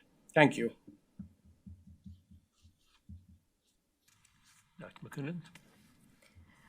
Thank you again for the opportunity to share some of my perspectives on the future of a national biodefense and biodetection architecture. I am a scientist at Los Alamos National Labs, and for the past 20 years or so have been working on the development of different kinds of diagnostics and detection systems, primarily for infectious disease. And during this time, I have seen the requirements of a biodetection architecture change dramatically. I've also seen, as with the current COVID-19 pandemic, the very definition of what constitutes biothreat change quite extensively over the last several years.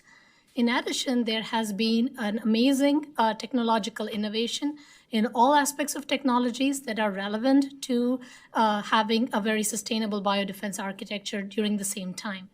These three reasons, the change in the requirements, the change in the definition, and the advancement in technology, are why we are here today discussing what the future of this design architecture should look like. Today, we heard from several experts on innovative alternative strategies. We heard about the LiDAR systems that were used a long time ago from Dr. Benda. We heard about sequencing as a potential pan-diagnostic from Ms. Levinson, and several other technologies that are in commercial development. What we haven't heard about, and that Dr. Singh alluded to, is what is the architecture that sort of brings all of these components together so that we can actually have a usable system that can inform us on both emerging and known biological threats.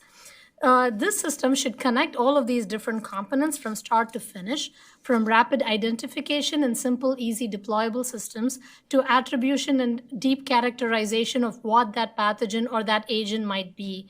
This system should be able to cover agnostic detection of threats that we do not even know about yet, that may not even exist yet, as COVID-19 has clearly shown us, to things that we know and we anticipate and we are prepared for that are currently on our select agent list.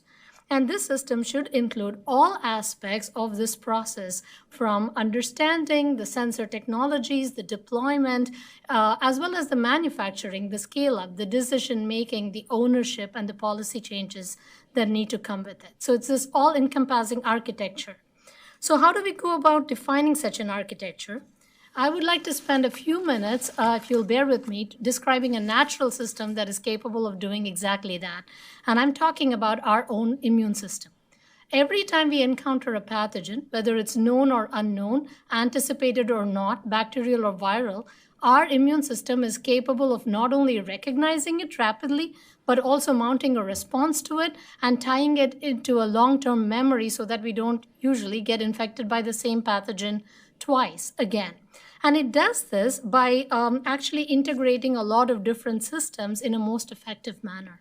We have the first line of defense, which is our physical defense, which constitutes our hair, our skin, things of that sort, which are not that much different from the masks that we use routinely today or the sanitizers that we use in our hands to ward off COVID-19. If that system is breached, you then have an innate immune response, which is an archaic, evolutionarily conserved process that is capable of recognizing the entire gamut of pathogens that inhabit the earth or will inhabit the earth in future by looking at evolutionarily conserved signatures. It recognizes it and mounts a response to it and tries to eliminate it from our body. And then it triggers an adaptive immune response, which has precision, which has sensitivity and selectivity, and which targets only those precise pathogens that it's going after. And this actually allows us to develop antibodies and those kind of mechanisms that is the basis of what vaccines work with, and which is the reason why we don't get chickenpox twice in our lifetime. Now, all of these systems come together as an integrated architecture so that we can have this process from start to finish that protects us against these invading pathogens.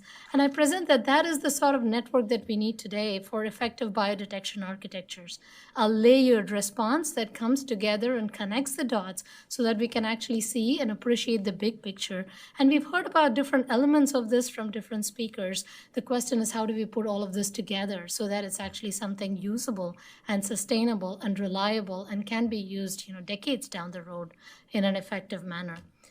There's many technologies in development. We've heard some of these already today. My own laboratory has been working on immune mimetic strategies for the development of agnostic diagnostics and detection systems for a couple of decades now, as well as fieldable sensors that we can use to be able to do point-of-need diagnostics. We heard about technologies that are based on spectroscopy, the LiDAR technologies that Mr. Bender alluded to that have been explored because they are easy to use and easily deployable and can be used effectively. Ms. Levinson and others talked about sequencing-based technologies, which are pan-diagnostic, pan-detection, but can also give us information on pathogen evolution and attribution and information like that because they go into depths about the pathogen. And my colleague, Ms. Harman, will be talking about a lot of future technologies here shortly. What we need now is to define the architecture that can identify and integrate these relevant technologies effectively so that we can have improved situational awareness and decision making. Here are a few considerations that I would like to present for the design of such a system. It is important that to know that the advancement in technologies that we've been talking about have been possible not only because of the advancements in biology, but because of the parallel advancements in accessory technology, like Dr. Singh talked about. We have sequence data, but that has become knowledge because data science has improved, because computational technologies have improved. We have had engineering solutions, we have wearable sensors, we have, phones and smartwatches that can detect our heart rate and other features quite effectively. So we need to take advantage of this breadth of technology and see how they can come together so that we can have biodefense, reach the next generation in terms of its application. Secondly, whether it's warfighter support that the DoD is interested in, or global health applications, or pandemic preparedness, public health response, or biodefense, many, if not all of the considerations are similar in those cases. We're looking for deployable technologies. We're looking at catching the next generation of pathogens and that may cause harm. And it's important to identify the similarities between these different needs and build on interagency collaboration so that we minimize the redundancy in our system and promote crosstalk and collaboration and be able to identify technologies that others may have already identified or may be working on quite effectively and bring that together in a more promising way. These collaborations are also important because we've talked about this briefly before. We need to be able to validate new technologies for biodefense architectures to be able to field test them. And fortunately, we do not live in a time where Amerithrax attacks are as common or happen all the time. But global health scourges are, and influenza epidemics happen every single year. We can use that as an opportunity to field test our technologies to see what are the challenges we'll face when we actually try to use these in real world situations, identify the gaps, and address them in a very focused and strategic manner so that tomorrow we'll be better prepared when a real threat hits our borders. And that's something that I think is extremely important. Thirdly, I think we all need sustained funding and investment in the next generation of technologies so that we can continue this work and continue identifying new technologies that come and sort of put them together and have innovation be an inherent part of this effort so that we can stay ahead of the curve no matter what next threat we are going to face. The U.S. national labs can serve, as Dr. Singh alluded to, as they have in the past, as honest brokers, as test and evaluation centers, places where multidisciplinary science seamlessly comes together, and in order to provide an interface between government, academia, industry, and all of the different players that need to come together for such an exercise. So this, I just want to say that there's no single magic bullet. There's no single technology. It's more a question of defining the requirements and coming up with an architecture.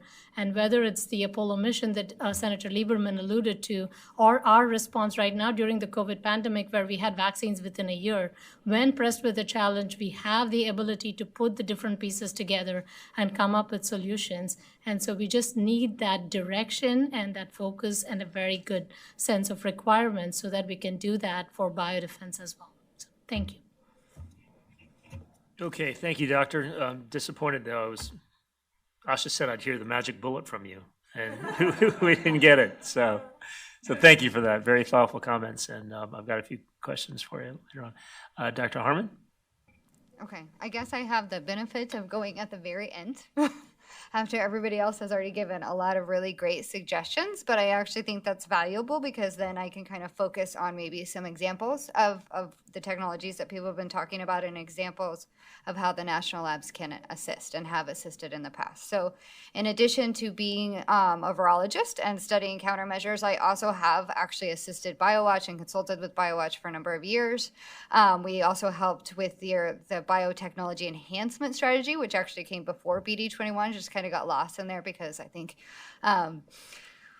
it's very similar to BD21, and we did do assessments for them in terms of whether the technologies that have been invested in by DoD, by the JPO Jupiter program, whether those technologies actually would benefit the BioWatch program, whether they would meet the mission requirements. But I think the biggest issue we always had was, what are those requirements? So no one is really quite willing to make that definition, right? And no investor or no technology can ever attempt to benefit us if we don't know what our requirements are. And so the main requirement, as Anoop alluded to, was always that it had to be as sensitive and as specific as BioWatch, which is very hard to do because it collects for 24 hours and then you do PCR on that. And that is a very sensitive technology, and then they do additional PCR to confirm. So that's actually a very sensitive system for what it does. But is that what we need? I don't think that is what we need anymore. I think that's kind of what everyone's been saying. Do we need something that takes 36 hours to tell us whether 5 agents or 6 agents were present? But why did those definitions exist? Why do we have those requirements? Why did BioWatch eventually come about? And why do we have those specific pathogens? It's because we have countermeasures for those pathogens, right?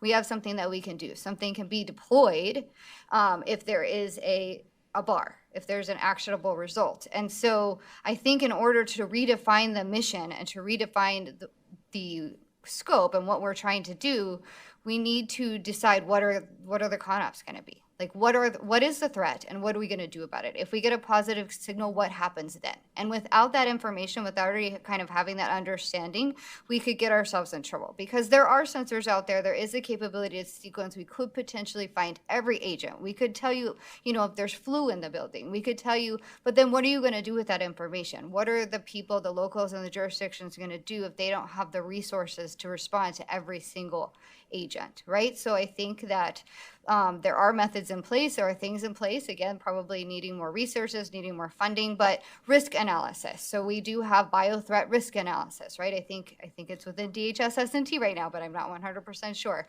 But there is a process that we go through to determine what is the risk, what is the biothreat that we need to be worried about. There is the potential for adaptation or making of bioweapons, but in reality, as we can see, nature does a really good job of that as well. And so in general, viruses and threats tend to be part of a same family. So if anything, they're probably going to adapt something that already exists. So I think a threat analysis is something that is worthwhile and can be done to kind of first identify what should we be looking for, what has the most risk, and then we need to develop the CONOPs. I actually think that should almost come first. And what are we going to do if we get a positive in the subway? So in trying to do something where you're leveraging DoD technologies, let's say, at DoD, these were going to be at bases, right? So this is a base. So if an alarm goes off, they can immediately put on their chemical mask. They can immediately put on whatever mask that they have, and they're going to take that immediately to the lab and detect it. So it doesn't really matter if it's going to go off once a day or once a week, and they're going to have to respond to that because the CONOPs are completely different, right? Their action plan is different. When you're going to take a system like that and put it into, Grand Central Station or an airport, like that's going to be completely different, right? So we really have to think about what we're going to do with the information that we gather. And then I think we can build the requirements and build an architecture and have a layered approach. And so along those lines, I was asked to kind of talk a little bit about some of the technologies that we have analyzed or looked at in terms of their efforts and different efforts that we have supported. And so we do currently support the DARPA Sigma Plus effort, which actually is kind of this layered approach. It is something that is mobile, but also they're also considering stationary. And I think it's Raman spectroscopy. Hopefully that, like, we've heard a lot of different words, but based on kind of the chemical properties of the chemical structure of a viral particle or of a bacteria. And it's about as good as its library, but it can make a library very extensively. And again, I think it actually is kind of a positive because, like I said, I think even new threats are probably going to be some version of a previous threat. So like SARS-2 is very similar to SARS-1. It's still a coronavirus, right? It's not something completely new we've never seen before. It is something that is similar enough. And so by using PCR, you're only going to see the exact thing you're looking for, and you would miss SARS-2. Let's say if, as part of BioWatch, we were looking for SARS-1, you wouldn't find it. You wouldn't see that SARS-2 was a neighbor. It wouldn't have shown up. With something like the REBS technology or the REBS Plus technology, you might actually be able to see that. And so, again, now we have to define our mission because then a lot of times the requirement is, okay, well, we only want to know the bio threats. We don't want to know their near neighbors. But if you're not looking for their near neighbors, then what happens when the near neighbor is actually the bigger threat? So again, I just think step one is always going to be what is the goal here? What are we going to do with the information and why? And I think that has to be defined with the jurisdictions because as part of supporting Sigma Plus, we actually also work on CONOPS. And in talking with the jurisdictions, like we don't want to detect everything. We only have resources to detect this many pathogens or detect, this number of pathogens or these specific pathogens. And so I think if you're going to equip someone with a detection device, I think that you made a very good point in saying that we need countermeasures. We need a response network. The public health system needs to be capable of actually responding to those events and to those detections. And so, sorry, I kind of went off script here because everybody kind of said everything already. But just briefly, I'll just talk about, again, I think how the national labs have in the past and can continue to assist in this effort. And so I think we have modeling capabilities, and these modeling capabilities are key because we can kind of model basically what's the population protected. If a release of anthrax or release of agent X, we can come up with any agent you like, is released in the Grand Central Terminal, we have the capability to determine how many people will be infected, how long will it take, what's the, based on the infectious dose of that agent. And right now that is actually being integrated by the National Lab. So there's an outdoor modeling system, there's indoor modeling, and then there's the subway modeling. And we're currently funded by DHS S&T to actually integrate those three models. So we can see that if there's a release in the subway, how much of that plume ends up outdoors, how much of that plume ends up inside, and what populations are going to be exposed. But again, that's actually based on BioWatch. So I think they are starting to adapt it and try and see, how sensitive the systems would be, or where would you want to put detectors if you had different types of detectors. And then we've also developed a number of different architectures, are currently supporting FAB-D with an architecture and what that would look like. And then I just wanted to mention a couple other things about DARPA Sigma Plus. As I mentioned, it is kind of a layered system. So in addition to having the Raman spectroscopy, which is kind of like a trigger, but also can actually identify the specific agent with pretty good sensitivity and very quickly. There's also sequencing that's part of that. So that's Chromex. So the question of whether we will actually have the ability to sequence on a rapid scale, mobile, portable, I think yes. I mean, I wouldn't say they have it right now, but it's close. I think that that DARPA Sigma Plus is investing in that technology and investing in getting it there. I think it's very expensive. So I think getting the cost down for that sort of technology is what's going to be key so that we can actually deploy it in a reasonable way. And then there's also wearables as part of the DARPA Sigma Plus program. So again, trying to get pre-symptomatic signals. And then they're also trying to look kind of what Anup alluded to, like left of boom. So are there signals, are there indicators that someone is doing something with chemicals or with biologicals that they shouldn't be doing? And so can we kind of stop an event before it actually happens? So all of that, I think, is integrated into what DARPA Sigma Plus is investing in right now.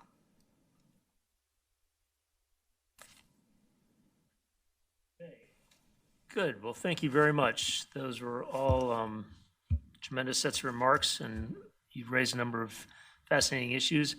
I like the commonalities among all of your comments. You all had a layered approach in there. Everything was layered, and that's, I think, a good way to sort of wind up the afternoon talking about how all the layers need to be put together. Dr. Singh, I want to ask you a couple questions, and I'll pass it on to my colleagues. First, you talk about the need to integrate intelligence into the biodetection technology. And sort of you passingly alluded to the fact that the BioWatch program as designed is based on outdated intelligence from 2003-ish or so. Why don't you give us a little bit more about that? What would you suggest doing, and what would be the enhanced efficacy of that biodetection technology if we were to include that intelligence in the design of the next generation? Yes. And when I say intelligence, it doesn't all have to come through intelligence sources. It can also be open source. Part of that should also be surveillance. We need, we are already collecting data. How do we kind of build that in? So if it's a natural, we have some sense immediately that, yes, it's likely to happen in New York or California because, yeah, we see those things. We have seen those things before.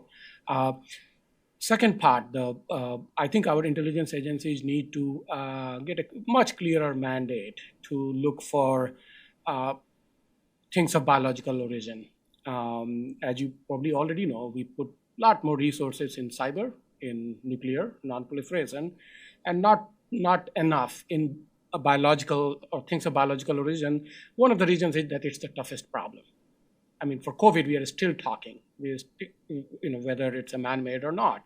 And that just tells you that at the end of the day, it's just a pathogen. Nature is a bad enough terrorist, actually. As Brooke said, worst terrorist. So how do you know what was made naturally versus man-made? But I almost think that that's more reason we need to put more resources because it's such a tough problem. We should even put more resources. It's especially true for our country where we are not that good at responding to things, and because we typically, as you saw in COVID, we can't get our act together as a society. So, starting early, what our adversaries are working on, where the terrorists, might be doing some experiment that they shouldn't be doing, those collection of those data, it will not be biological in nature. We will rely on exactly the same kind of tools that we are relying on for other terrorism events or even cyber. So these are all going to be kind of data-based or information-based systems that we can track people, activities, institutions. I think we need to do more. We need to have a clearer feedback into this open biodetection architecture as to, hey, this is what we are worried about. If you see signals, if your sensor goes off and you see something, can we connect the two together? So that's, and again, but also public surveillance part. And again, we talk about it, disease surveillance, but we've never been serious about it either. As diseases are happening all around the world, how can we get information much earlier than we do now? Not rely on World Health Organization solely, because even that is becoming politicized. Countries are not that open to sharing their information. And can we track just the way I suggested tracking man-made threats? Can we track naturally occurring diseases all around the world much more intentionally? And we know where they're going to come from. There are only a few parts of the world where most of these pathogens, arise that infect human. They're zoonotic in nature. As Ms. Levinson pointed out, why don't we track them as early as possible so that when the things cross the border, we have some sense of where they may have originated from.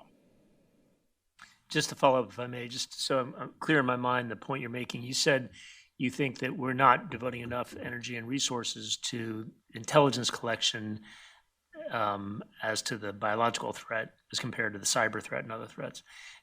What do you chalk that up to? Is it just that the biological threat just doesn't come home to roost that often, so we are focusing on the things that happen with more frequency, like there's a cyber attack every other day, there are kinetic terrorist attacks? Do you just chalk it up to that it's it's based on a hope that it's just not going to happen because it hasn't happened in a while? Yeah. So first, I have actually no idea how much money is being spent to track. So I should just be very clear about it. I'm just looking at the results. We have been just look at the history of, our ability to detect our adversaries program. It has been mostly people defecting and writing books, and that is true of bio and chem. Even COVID, I mean, we were fairly late. So maybe they knew, but didn't benefit us. So that's what I'm chalking it up to.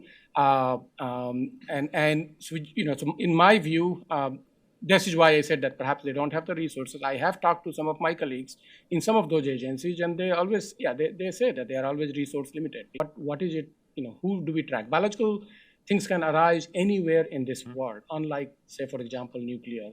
Similar for cyber, but cyber, we are already pretty tuned in as to what our key adversary is trying to do. And so without knowing exactly what the resources government is putting in, because I just don't have access to that kind of information, I just believe, I look at the results and I think that either we need to do a better job in case we are already putting a lot of resources. If not, put much more resources and a focused effort to do better. Okay, fair enough. And I'll go ahead and put you on the spot on this second question, just because I think you're the one who raised this point, but I direct it to all three of you. And this is really sort of more looking back at the history of it. You mentioned how the Homeland Security Act actually expressly provides that DHS should have access to the labs for assistance, and particularly in this area, and that the labs did have involvement early on in BioWatch. Haven't had that much involvement since then. Do you know, and this isn't a who shot John exercise here, but do you know why you haven't been called on, the labs haven't been called on for more, active participation in the last, 15 years since the original involvement? Well, I will just share my opinion. So exactly as you said, in the beginning, we were very involved, kind of basically the original technology came from the national labs. We did a lot of systems analysis work, triggers. Should we think about triggers or not? What will happen? How quickly can you do countermeasure deployment in a place like New York City?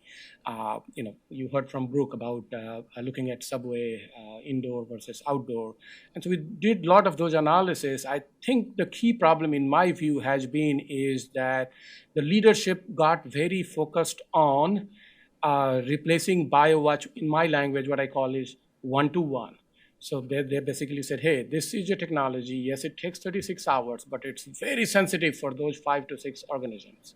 And we're not going to budge on that sensitivity and specificity requirement. So whatever it detects, it is one of the best things to detect those particular 5 or 6 things. And then, can you help us now look for technology that can be much faster now, right? And can perhaps even detect more things. And we're just unable to provide a good answer because that's just the wrong question to ask. So I think perhaps our mistake was that we kept trying to answer the wrong question rather than questioning the question itself. Is that the right question? And we did try to provide some. And you will probably should hear from my colleagues as well, that maybe you should take a step back. But for whatever reasons, when we said take a step back, think about the problem all over again, those recommendations were not followed up on. Anything more on that from either of you?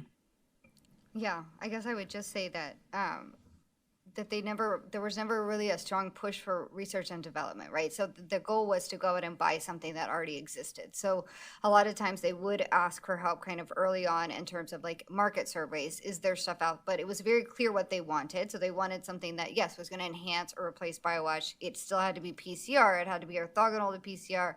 It still had to have the requirements basically were kind of already set, not in a way that a technology could actually come in and actually do that particular task, but very much along the lines of, okay, we're just trying to go incrementally better than BioWatch, right? Like maybe now we should do 10 agents and we should, it should be much faster. Those are kind of the main two, but still have all the same qualities as BioWatch. And so I think the biggest issue was just that they were asking the wrong questions. And so then kind of when we came back and said, actually, what, these technologies won't do what you want, that wasn't an answer they really wanted to hear, I feel like. So at some point, they stopped asking. Okay. All right. Thank you for that. Okay. Senator Dassel, appreciate it. Well, thank you all once again. You've certainly given us a lot of food for thought, and I think this panel in particular has summarized effectively many of the challenges we face and some ideas on how to address them. Dr. McCundon, I was especially taken by your analogy with our immune system and how it might apply as we look at biodefense. I guess I would ask if you could extend that analogy to the ability that we have to inoculate against certain diseases, COVID, smallpox, and in that ability to inoculate, we create a prevention system that isn't inherently immune, naturally immune. Is there an analogy to prevention at that level as we look at biodefense? Yes, it's in conceptual phases of development, but there have been people thinking about broad-based vaccines by understanding shared features among families of viruses or bacteria and trying to use that to create some inherent protections. Of course, it's in research and development phase, but so, for instance, HIV is not one of the bugs we're looking at here, but it evolves quite a bit, and there's many variants. So Dr. Betty Korber's team at Los Alamos has been looking at common features in all of those variants and coming up with a mosaic design that finds a commonality between those variants, use that to design a vaccine. So that's sort of what our immune system uses to recognize these variants in the first place, and it could potentially be used for the design of therapeutics and vaccines. And there are people working on that in very early stages. I do not know personally of concepts that are close enough to use, except for HIV as an example. But they've been looking at those kind of approaches, yeah. Well, that's very encouraging. Thank you for that. Dr. Singh, you mentioned in the early phases of your comment, the potential for open architecture, and I was interested in that. I'm just wondering, as you consider the extraordinary array of challenges that are out there from a biodefense perspective, how much do we sacrifice efficacy in an open architecture system? And efficacy, you mean? Ability to actually carry out the functions of that architecture. Okay, so yes, so let's see. So when I use the word open, I meant open to new technologies to come in. Okay. Yes. Not universally applicable. No. Yes. That's. Thank you. Yeah. So let me. And it is again a phrase I did not devise. Actually, it is being used in government in other places. And yeah. So open. So there are two. So it's open to new technologies being inserted, and it is open also for new private sector companies to participate in. And that's what the openness is about, and not in terms of requirements. In fact, actually, it has to be a fairly bound problem. But the open architecture and architecture like this, I also think, should be flexible to evolve as new technologies come in, as new problems come in. Can you bring, for example, I think someone joked this morning that we will have a sequencer within 5 minutes. It will tell you exactly what it is. Of course, nothing like this exists now. But if there were to someday something like that were to exist, how can you bring it into the architecture without having to redo the entire thing? Because there are lots of other pieces. For example, bioaerosol detector is working just fine.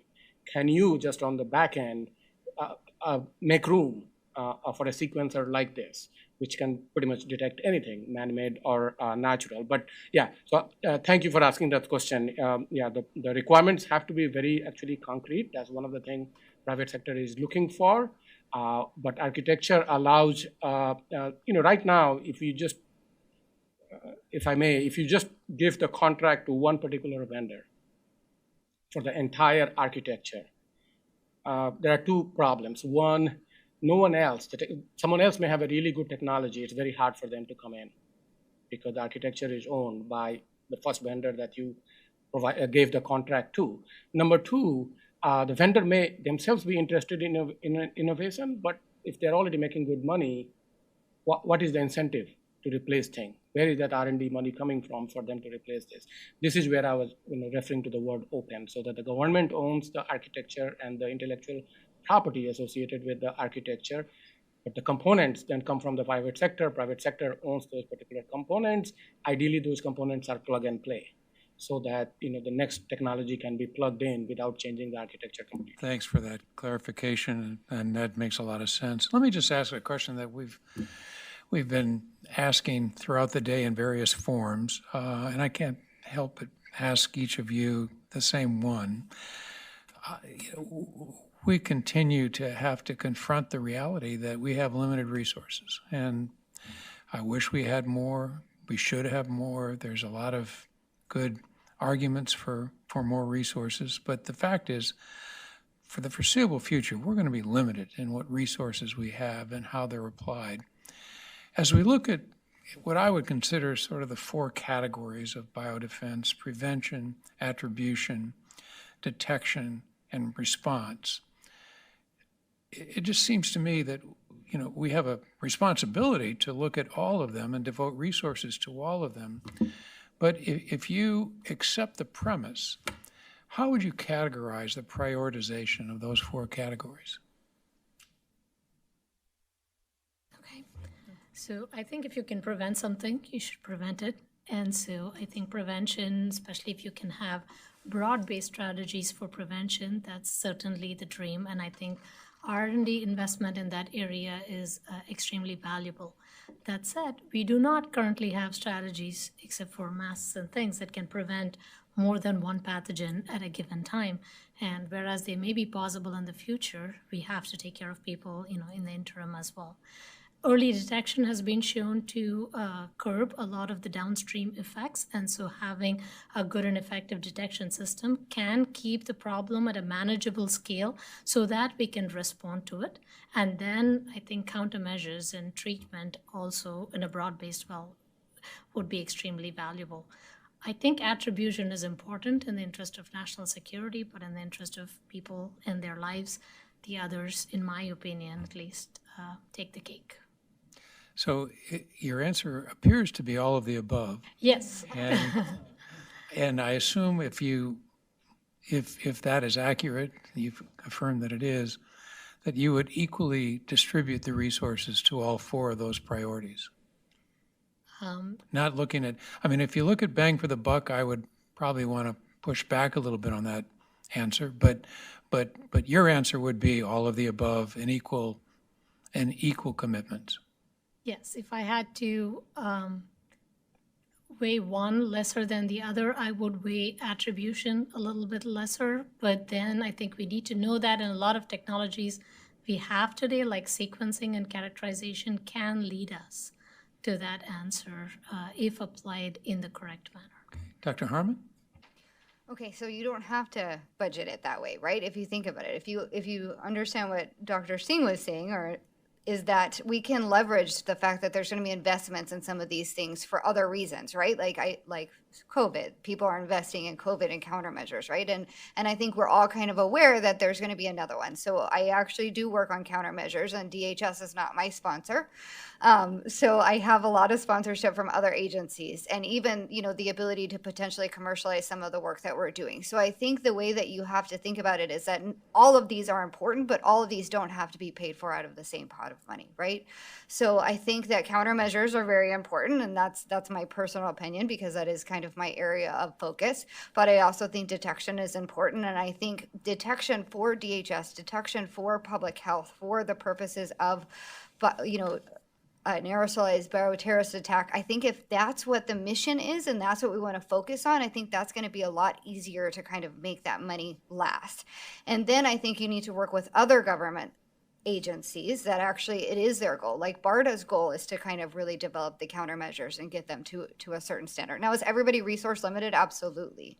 But I think if we all work together better, I think that we wouldn't be so resource limited. Thank you. Dr. Singh? Thank you. That's a great question. So first, I think we have to define the prevention, attribution, defense, response. What is it to? And for man-made threat, I think we need to be very clear that we are talking about weapons of mass destruction. We're not talking about, in my view, getting fixated on homegrown terrorists. Those are not the problems that we should be investing in. I think we should really look for people who can do some serious harm. Thousands of people dead, billions of dollars of economical output disrupted, and so that, and then make investment. There are again the two parts of investment: to who's making the investment and when. It is amazing that we always say that we have not enough money to go around, but then something like COVID-19 happens, we spend trillions of dollars. Where did that money come from? So, and this is where borrowing, yes, of course. But when we make the investment, this is, I think Dr. Harman used the phrase that I love to use, which is kind of left of boom, right? All these investments in all those 4 areas you just outlined, earlier we make the investment, the higher the return on investment. Start thinking about, this is why I talk about intelligence, that a little bit of, not little bit, I mean, I don't know again the scope, but investment goes a long way. Tracking not just man-made, but also natural, where we know the CRISPR-Cas9 technologies are coming that can completely change the paradigm of a bio threat. Who are the people working on it? What are those agencies? How do we track them? Maybe they're doing great things. Nothing wrong tracking that as well. Putting some investment there will save a lot of money in attribution and forensics after the fact. So again, kind of doing a cost-benefit analysis of there are areas where, again, going with the point I made, that in terms of detection technology, really leverage innovation already happening in the private sector. Do not rethink a new detector, because then the government ends up funding all that.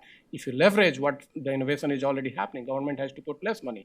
For intelligence, there is no private sector, so the government does have to make that investment. So I would say in each of those categories, where we will get, in your words, biggest bang of the buck will be as early as possible in platform technology that hopefully counters more than one type of threat. Okay, Secretary Shalala.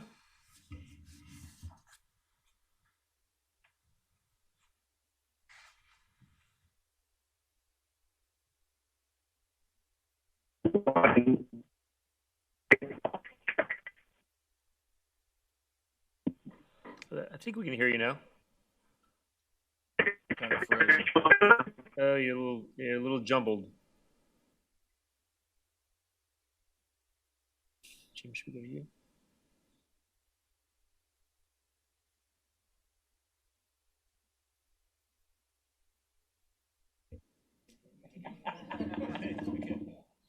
All right, I've seen that look before. I've given that look before. So why don't I turn it over to Jim and see whether, in the meantime, we can take care of the technical difficulties.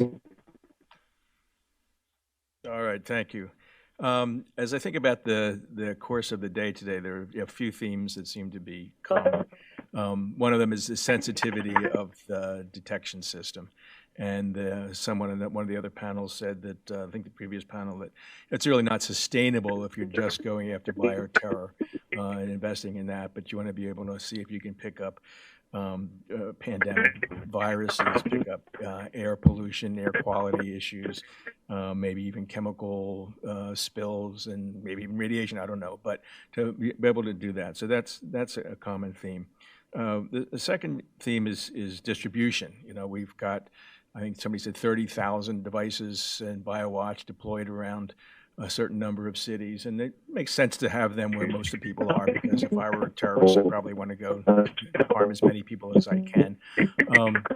But it doesn't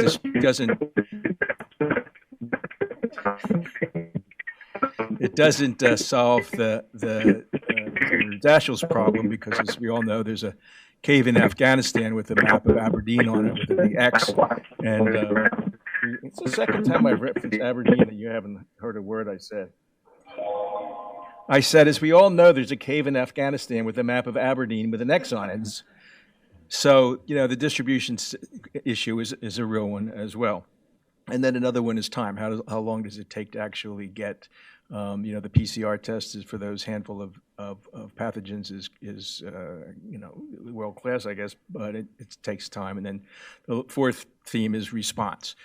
And so, since you're all brilliant scientists at national labs, I want you to sort of think in terms of what the future technology might be that could respond to. We've heard from a panel of folks who have companies that do that, but when I think of things like lab on a chip, is there any technological reason why these kinds of sensitivities couldn't be, instead of deployed in using PCR in boxes in fixed places, that you could have it you could have chips that could detect these elements, and that they could be mobile.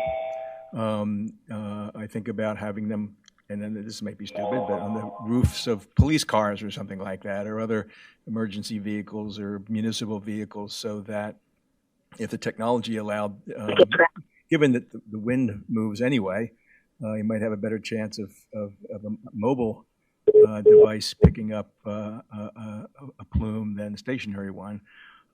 So is that ridiculous, or is there some hope that kind of technology could be involved?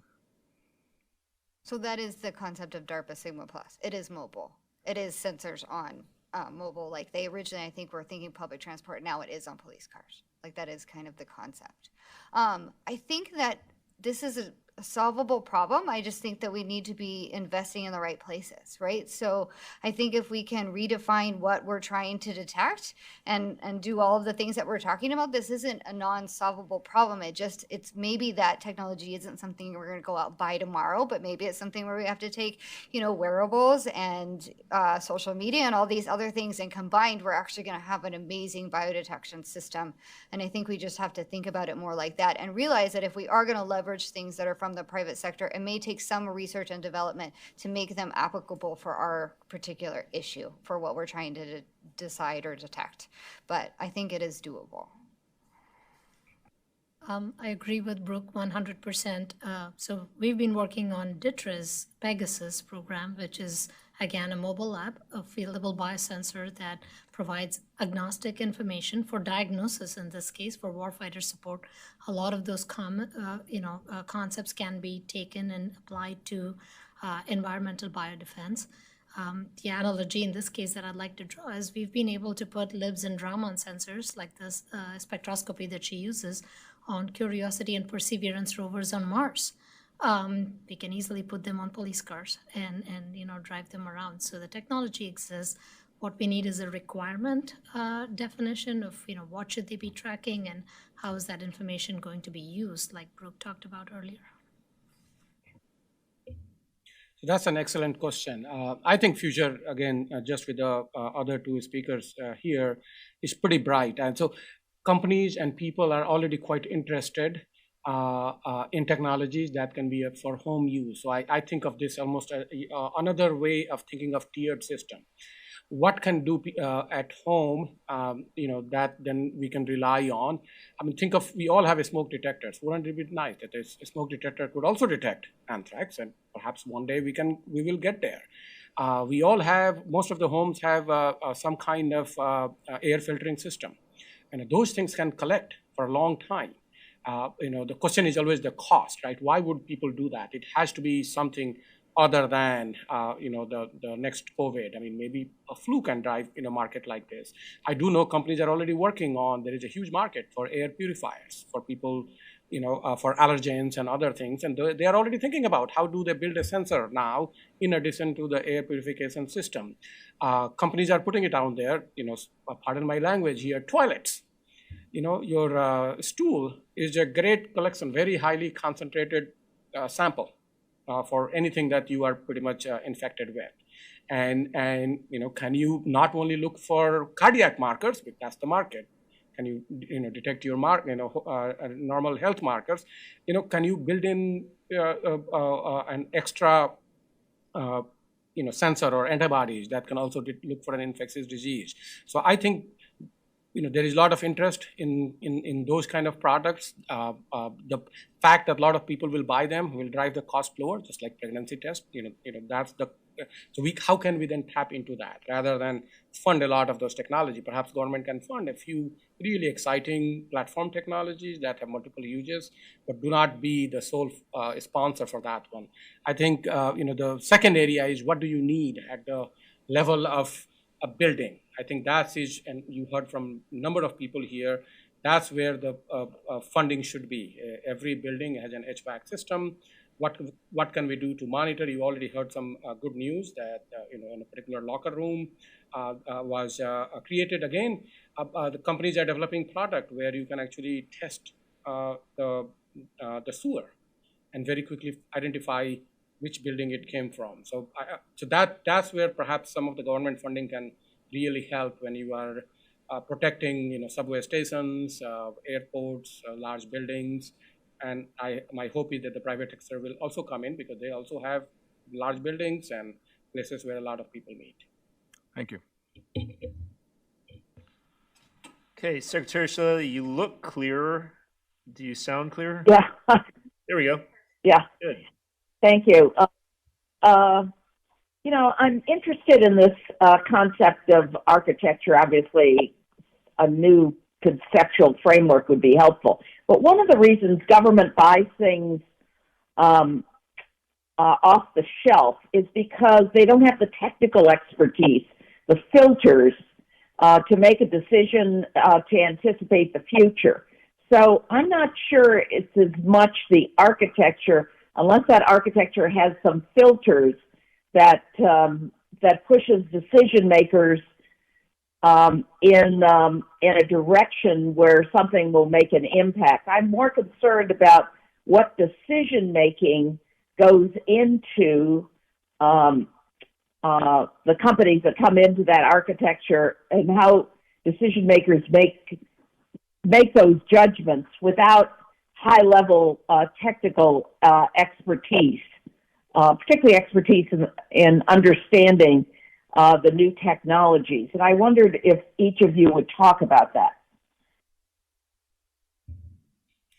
That's a great question. And yes, government will never have enough experts in government only, but this is where I believe the national labs, which is not just the Department of Energy, but the larger, the DOD, the NIST, helpful in setting standards or how to go about setting standards, can come in. Perhaps even some of the academic centers could also help because they are dealing with this on a daily basis in the hospitals they run. So yeah, the way I think of, the reason I suggested the open architecture is to meet the critical need, which is, since 2003, we have made no significant upgrades to the BioWatch system. And why is that so? What is an alternative architecture, pun intended, to think about the problem so that you don't suffer the same problem? That's where I came from. Of course, it has concerns, exactly as you articulated. Who is responsible for architecture? Who is making the decisions? I think the decision maker will still be a government entity, but the technical expertise to fashion that decision can come from non-governmental sources, such as experts in national labs, even from industry, as long as they don't play on both sides, right? So conflict of interest could be a big thing. With the national labs, you don't have to really worry about it because we are typically put on the government team. And then on the other hand, we can't come up with our own technology. Private sector is where the innovation is going to come from. They stay on the other side of requirements and decision making. So that's the way I was thinking about it. I don't think that there is, with the pandemic, happening now, that you are going to run out of experts to help the government officials, know what the options are for their decision making. Okay. I completely agree with what Dr. Singh said, and I think as long as we have clear requirements and definitions like we talked about in terms of what we're looking at, you can actually bring in the private sector and academia and different technologies to bear, and the national labs can certainly serve as honest brokers of evaluation of those technologies in order to provide go, no-go decisions on different aspects. that sort of a framework could also give you agility, like what Dr. Singh referred to, so that you can bring in new technologies as they arise to play and sort of evaluate if they do something better or provide more information than what we currently have. So we don't have to redefine that system every few years or so and just keep it evolving as it goes along. The way that I would think of this architecture is that the first step of the architecture, the agnostic detection, the broad-based detection that we think about, would have to be something that is like a lab on a chip or something mobile that's easy to use, that does not require technical expertise, that can provide situational awareness at the point of need, and that law enforcement and other officials can use quite readily. Subsequent layers of that architecture, whether we are getting to attribution or forensics or detailed information, can involve maybe more skilled, technically skilled individuals. So I think having this sort of a layered system can also allow us overcome those. That also means different people come to play. Each one of them has a role in the pie, and that also makes it a more sustainable and business-friendly platform in some cases. Great.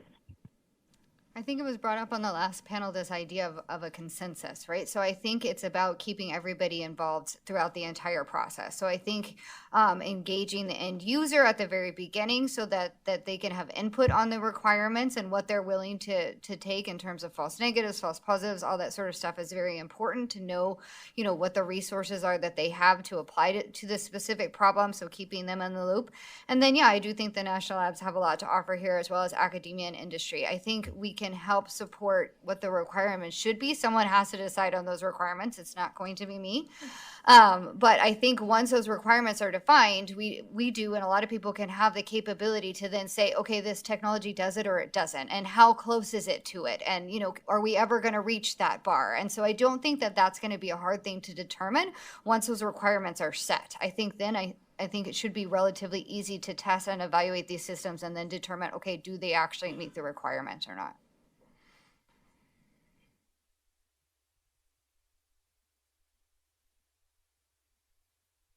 I'm good. Okay, thank you, Secretary Shalala. Ex officios, Rachel, we start with you.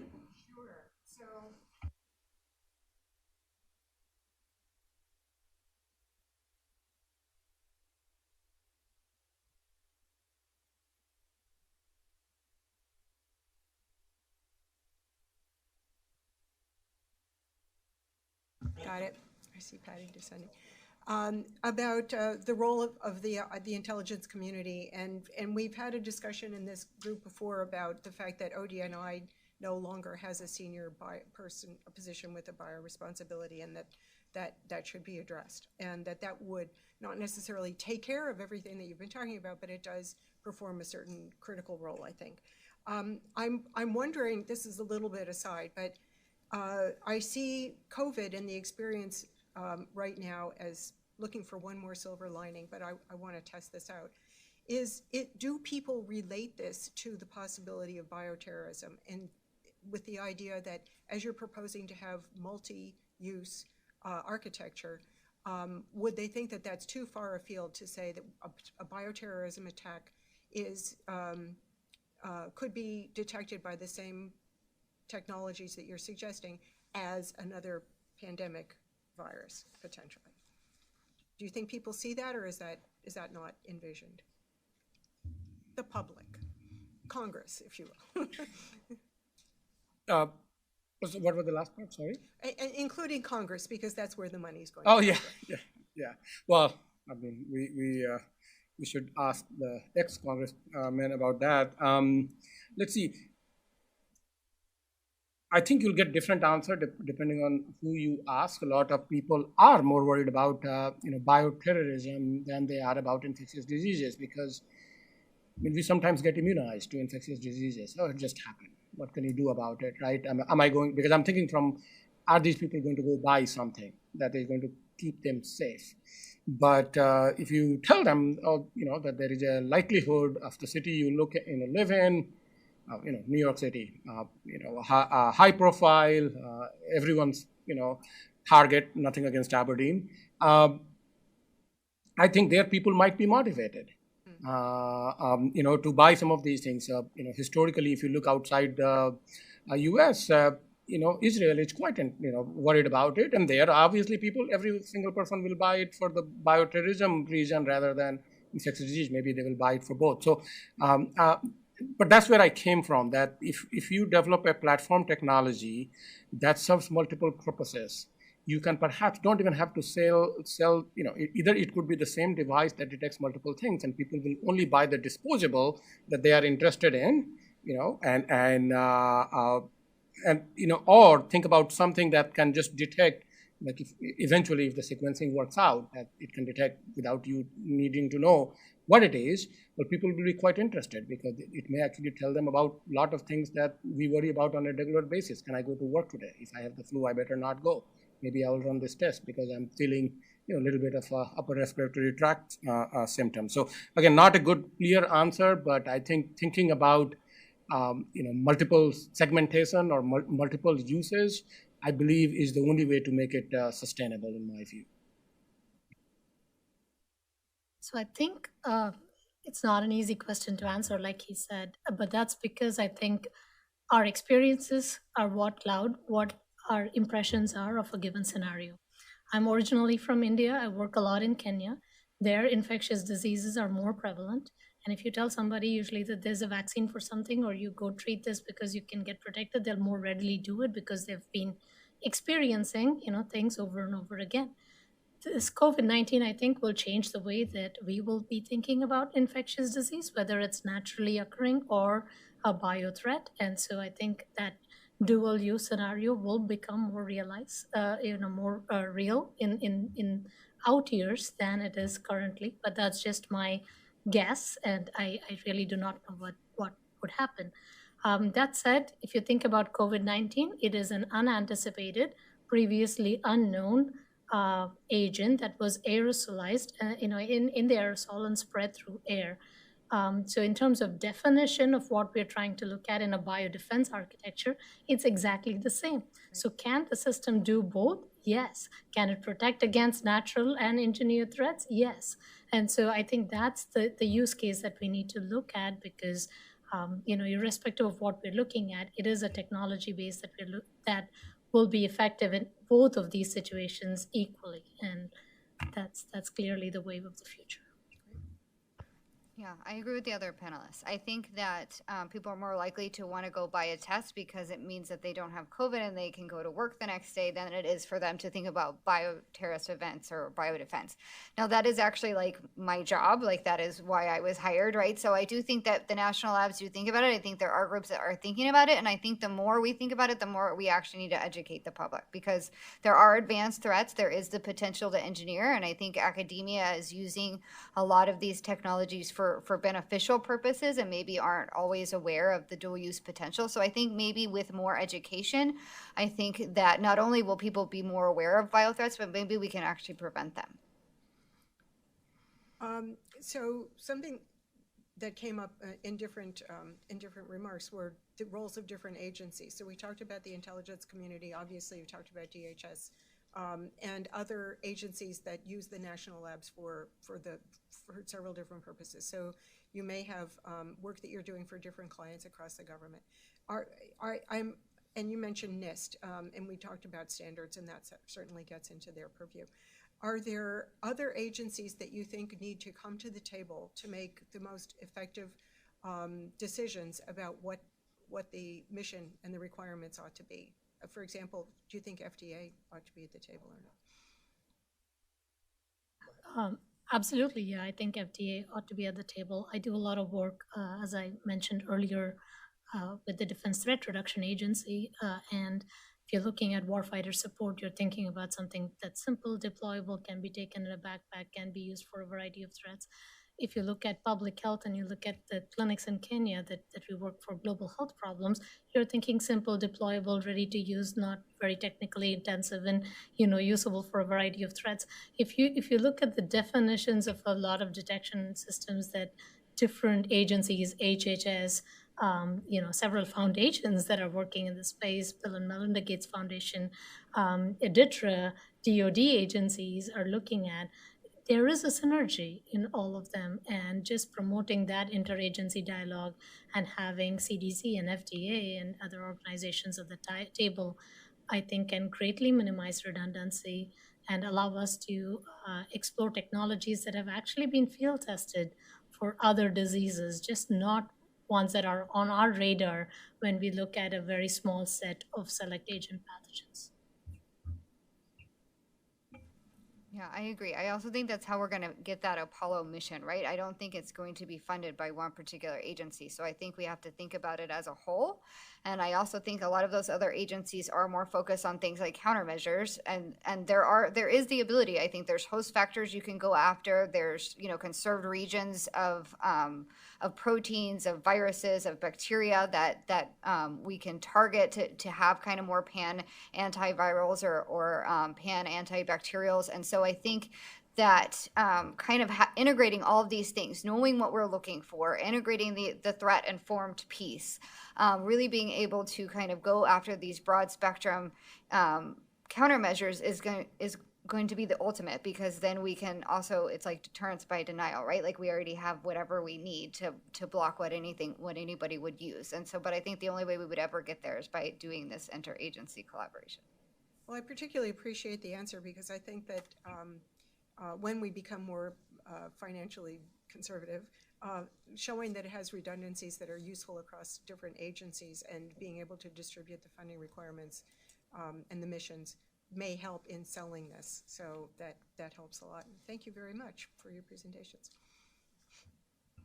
Okay, thanks, Rachel. Scooter? Let me also thank you for those very clear presentations.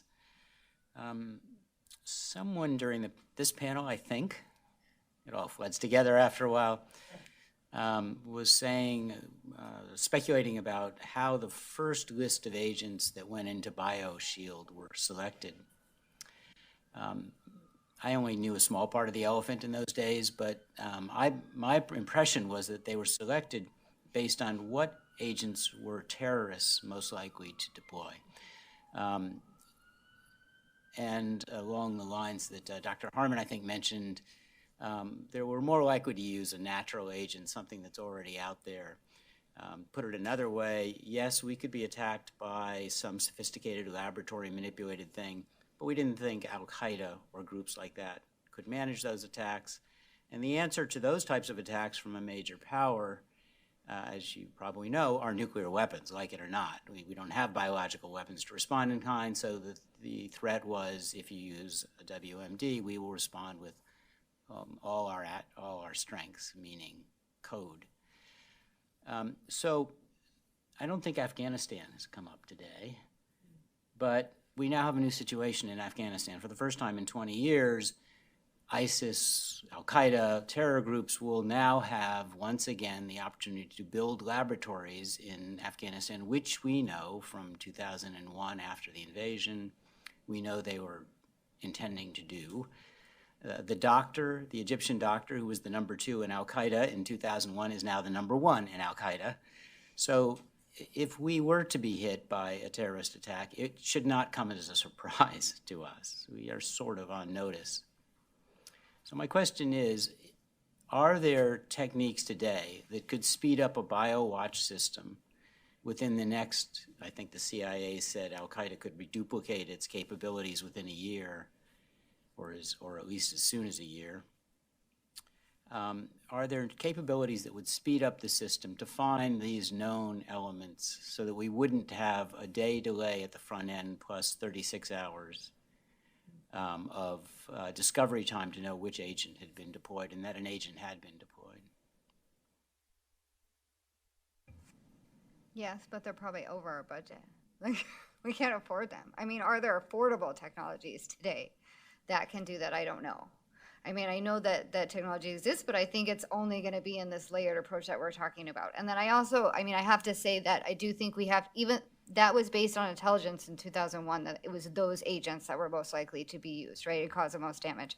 I don't know that list should stay the same. I do think that it is getting easier. The bar has been lowered in terms of engineering and making new pathogens. I mean, you can do it all remotely, like based on the ability to make horsepox, right? Like you can order it from different places and not even have a lab and make something. So I think we have to broaden our perspective and understand the threat. But I do think that there probably exist technologies, but I don't know that you could go out and buy them tomorrow. Other reactions?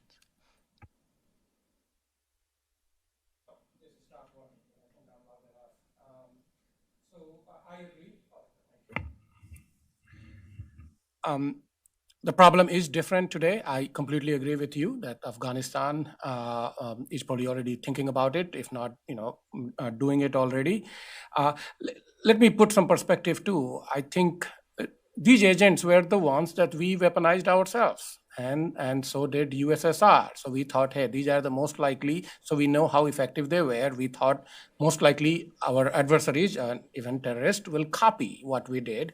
So that's kind of is mostly behind the origin of that list, because I don't think the sophistication is going to suddenly surpass the US and the European Union. So I think we don't have to look as to what they are going to do. We have to look at ourselves, what we are doing, and what can be co-opted by them to do something bad that will include the original, 5 or 6 organisms that we already have on the list. But I think Dr. Hammond makes a really good point. We need to have a little bit more imagination that what else can they do? This is why I keep going back to trying to solve the problem before it leaves Afghanistan, okay? And because once it has left, and then try to stop it at the borders, but once it has entered the border, because everyone knows, how a small quantity it takes once someone is here, very hard time to figure out where they are moving around, what it has been passed on to. So in that particular case, this is kind of, I wanted to go back, and this is why I talked about the intelligence piece. We need to bring that in with most of these sophisticated adversary, including Al-Qaeda, which I put in the list of sophisticated, versus lone wolf that can come from anywhere, are going to come from somewhere else.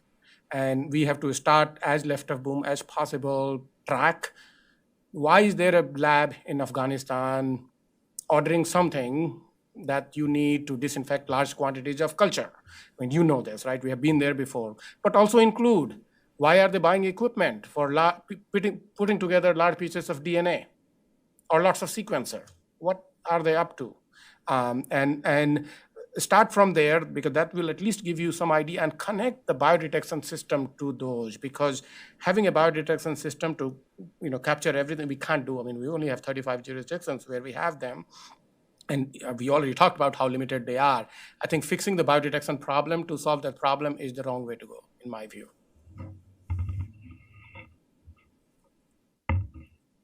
So I agree with everything that both of them have said. And I think it's a very real problem because, as Brooke mentioned, they don't have to go into complicated labs or resources to engineer something.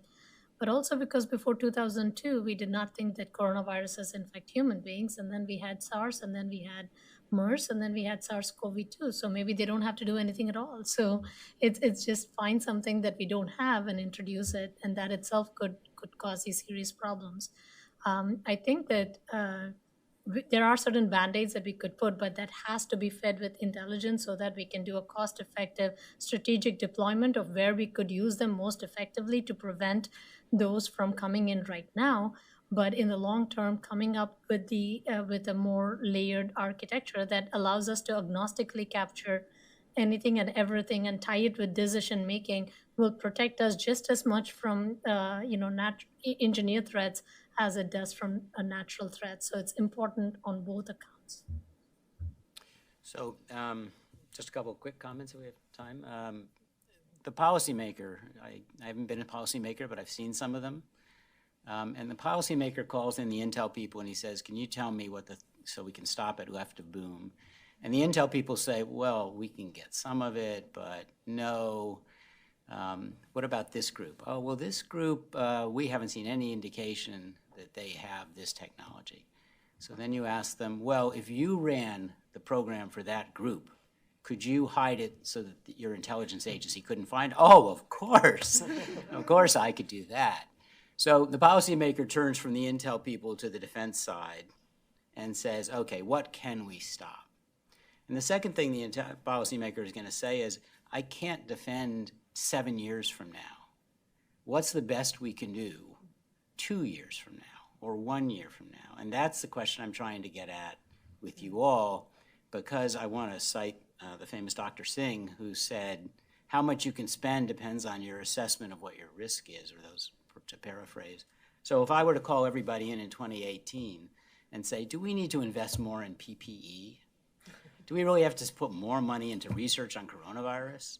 Everyone would have said, no, we really need to spend on the dialysis machine, you know?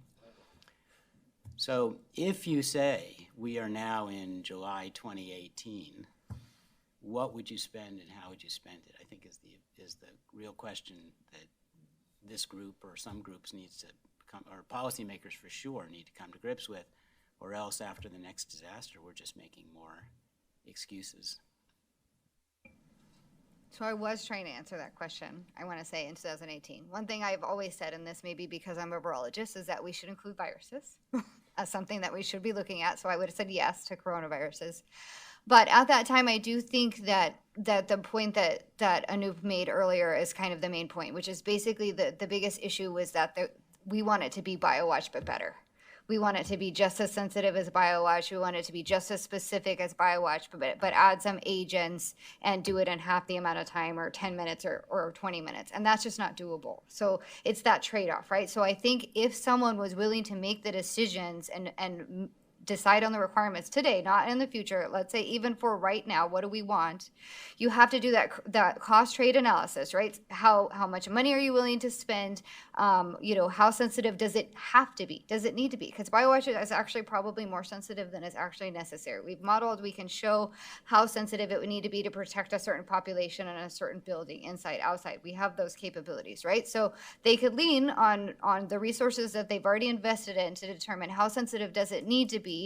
What are the benefits? We've actually done these analysis, like the cost benefits of reducing casualties because you were able to do it in 6 hours instead of 36 hours, and then kind of go from there. And then I think you can find technologies that will match that. But I think that's where we have to start. So you think there's an answer to the question, if you want to have a system fielded in 18 months, what would it be? You could answer that question for us, send us something, or give us some suggestions? Not on the spot here, but in the future. Yeah, possibly. We have done market surveys like that, and I think other national labs have as well. So I think if you look at that information, you might be able to understand what could be fielded now. Great, thank you. Yeah, I'd like to say that I too was trying to answer that question back in 2018. And in addition to viruses, which are significant, we also had this emerging drug-resistant bacterial infection issue where antibiotics are no longer useful. So you have to be worried about them because they tend to propagate in water or food or other things and cause mass havoc. I think if we can use our computational modeling infrastructure and integrate agnostic early diagnostics or detection systems that may compromise a little bit on specificity, together with data that is coming in either from social media or chatter or intelligence, in order to give us a warning system, there are certainly things that we could do to be forewarned or prepared for potential threat even today. And I agree with Brooke that there have been analyses done on existing technologies, and tapping into that data from different agencies will give us a short list of technologies that would be more readily developed within 12 to 18 months. So it's doable, but we need that mission statement of what problem are we trying to solve, and then you can identify what bits you need to put together to sort of solve that problem. Interesting. Has anyone come to you and said, we need this list? You just did. No, I mean, they wanted it, so we gave them the list with the problem. Yes. But they wanted the list exactly like we said. So according to the requirements, none of those made it on the list, right? And I don't think they were kind of being deployed the right way. So I think BD21 is attempting to deploy triggers, but maybe without some of these other agnostic or other technologies like sequencing or something else that could also tell you what it is and allow you to not have a lot of false alarms. So I think it's just in how the question was asked. Dr. Singh, were you about to say something a minute ago that I interrupted?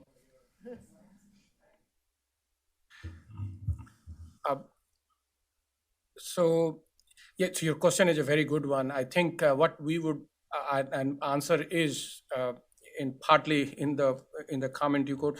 What are we trying to protect? Who are we trying to protect? I think we have in 18 months, we can definitely, I'm not ready to say what those are, but some of these tiered technologies you heard about, we can do an evaluation and say, hey, here are the critical nodes of transportation, be them airport, subway stations.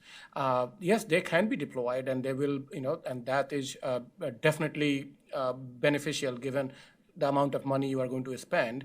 Now, there are going to be certain areas that you would not going to protect, and we have to understand that we are not going to protect them because we can't have 10,000 of these units. So absolutely, because when that terrorist is coming with that large amount of vial, they are going to try to make a statement. And so they are trying to do it where they can do the maximal damage. So again, working with intelligence agencies, we can kind of figure it out and prioritize. And yes, we are going to miss some, but at least now we know that we haven't missed the highest priority target that we think that our adversary thinks are the highest priority. That can definitely be done. Going back to your original question in 2018, I've asked that many times. This is just my opinion. It is not that similar, not the whole COVID thing. It also came to this country via people. Of course, they were not terrorists. And I think we made a huge mistake. I mean, I know it's in a democratic society is very, very hard to do. I think we should have been much more anticipating that something like this could happen. Everyone has been saying that this could happen, and we should have shut down flights from, not just a few countries, but also, ended up coming a lot from Europe. And again, doing a good intelligence analysis, it's mostly done by computers, would have slowed down the spread a lot. It would not have stopped it because it was already here, at least on the West Coast. So that's number one, you have to make the decision and be willing to live with the consequences as to why you have stopped flight from certain places. Number two, we already knew where the people were because those outbreaks were there. We were very slow to respond to them. I would have, quarantined, done a lot of tests. Don't wait for the best FDA test to become available. That's another thing we need to really think. A test that, just works, even with the 70% specificity, is better than no test. Okay, and take those and start deploying them, as quickly as you can, so you can, contain the problem as soon as possible, and by doing this, all the goal would have been to just wait it out till you get the first antiviral and vaccines, right? I mean, and so that's the point. So it's not that different from the terrorist problem. Terrorist problem, of course, is if they have an infectious disease, you have to do exactly the same thing. If they have anthrax, then of course you have to identify where they can expose, 10,000 people at a time, and then you put the detectors in those places. If I may just add one quick thing. I think one of the things that we should consider investing in are what people have talked about earlier, test beds. So essentially having, we have an annual influenza outbreak, we have data streams from different sources. How will we use them? And when we have a new technology, how will we quickly and effectively evaluate that new technology using an existing set of data or using these evaluators so that we can roll it out? We should not be reinventing the wheel on how that evaluation happens every single time. This was something that was called out in the 2012 National Biosurveillance Strategy for biosurveillance. So it's been talked about multiple times, but having those reliable test beds will decrease the time that it takes from a technology being identified to it being rolled out. Okay, thanks, Scooter. Tevin, you want to bring us home? Yeah, we are over time, so I'm not going to ask a question so much as put something out there, which is I'm all for a multi-layered approach, but I also think we have to recognize that in SARS-CoV-2, we had a multi-layered approach. Dr. Singh alluded to some of the layers, international monitoring, testing so we can track, trace, and isolate, and then the strategic national stockpile so we had countermeasures if something hit our shores, and we failed on all three of those fronts. So while I'm all for multi-layered, sometimes multi-layered means CYA, meaning somebody, one of the other layers is covering it, and I think we have to watch for that. Okay, that's it, Tevi? All right, thanks for that comment. Jim, Donna, I don't know if Donna's still on, but, okay, do you have any final remarks? Nothing? Take another jab at Aberdeen? Thatcher wasn't listening to Yes, me. since Tom's not here, I got to stand up for his city. So Ash has asked me to go ahead and just provide a sort of final recap here. First, I want to say thank you to everybody. Thank you for sticking it out a little bit over time. I think every minute was valuable and provided provocative, important information. And I think everybody who has watched this here and elsewhere found this, well, maybe with the possible exception of the residents of Aberdeen, found this to be a wonderful occasion. Those folks are going on up in their life insurance thanks to you. But really, it's been excellent. And just to sort of recap, I think it's pretty clear that our government, speaking of the federal government level, has a tall task to implement a functioning biodetection system. And it's not an easy task. And I think we can sort of distill down what we heard today to two themes. You have the mission and you have the technology. And in terms of mission, we can see how the mission has been constrained and is still constrained by circumstances and history. At the outset, DHS and BioWatch were scrambling to get stood up, and as a result, there's limited time and limited resources put into the mission, and therefore the mission was constrained. Then, as we've heard from Dr. Singh and Dr. Harmon, I think both of you made the point that in the years since, the right questions haven't been asked, maybe, or not been asked the right way, and as a result, the government sort of didn't re-examine and revise the original mission in light of the evolving threat and evolving technology. And then in the absence of a clearly defined mission and in the absence of associated performance requirements, it's just been more difficult to identify and acquire the technology to meet the system's needs. So there's then been the issue in terms of mission, been the related issue in terms of technology. And as we've heard today, there are a number of technological alternatives that have been developed over the years and are available. And that requires some rethinking. At a higher level, it requires rethinking, the idea that there's a one-size-fits-all approach. Maybe we should be thinking about different approaches for different circumstances in different places, and allowing different jurisdictions to decide which kind of technology or technologies best meet their needs might be beneficial. For the BioWatch program to succeed, we just need to rethink the technology which should be used, especially given what we've heard from all the panels here today, and in particular from the panel of our partners in the private sector. Biodetection technology exists that is superior to what we have in place now. And as part of that effort, and I think it's particularly relevant to this panel, as part of that effort, we need to focus on involving other groups, including academia, industry, the national laboratories, National Academy of Sciences, to get everybody evaluating and developing the next technology. So, our recent report that has been referenced here, Saving Sisyphus, which provides, besides a cool allusion to the Sisyphean legend, provides a roadmap for considering these and other questions of both mission and technology. In that report, we call for the government to immediately reevaluate and redefine the mission of BioWatch, and to do so based on the current intelligence, and make sure that intelligence is incorporated into that reevaluation. And then to redevelop program requirements with the input of the federal and external stakeholders. And we then call for DHS to identify and explore at least 3 technologies that will best meet these requirements, and then find the one that makes sense and get it in place and replacing BioWatch equipment within 18 months. That's the short-term plan that's laid out in our report. The long-term plan is the establishment of a long-term research and development plan for BioWatch to develop the next generation and to keep developing the next generation biodetection systems. This would include a permanent biodetection development cycle, much like the DoD requirements-driven acquisition program and process.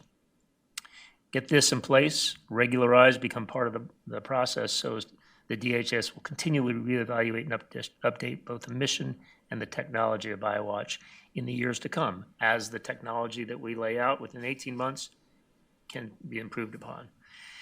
In making all these points, and in all the discussion here today, I think it's important that we recognize and we want to commend the efforts made by DHS recently to address the concerns that we've raised and that have been raised by the DHS IG and GAO and others. And so we want to make that clear. But I think we also want to make it clear, and I think the send-off point here is that there's no time to waste. Our nation is at risk of a catastrophic biological event, and we all need, our citizens need, a biodetection system that works, that they and we have faith in, and that the administration and Congress can support. So that's the need, and today's event, and everybody who participated in it, everybody who put it on, everybody who contributed to it has helped to take an important step in that direction. And so I'm thankful for everybody's participation and contribution. And thank you again to the speakers, and Asha and team, great work. We're adjourned. Good to see you, Joe. Interesting.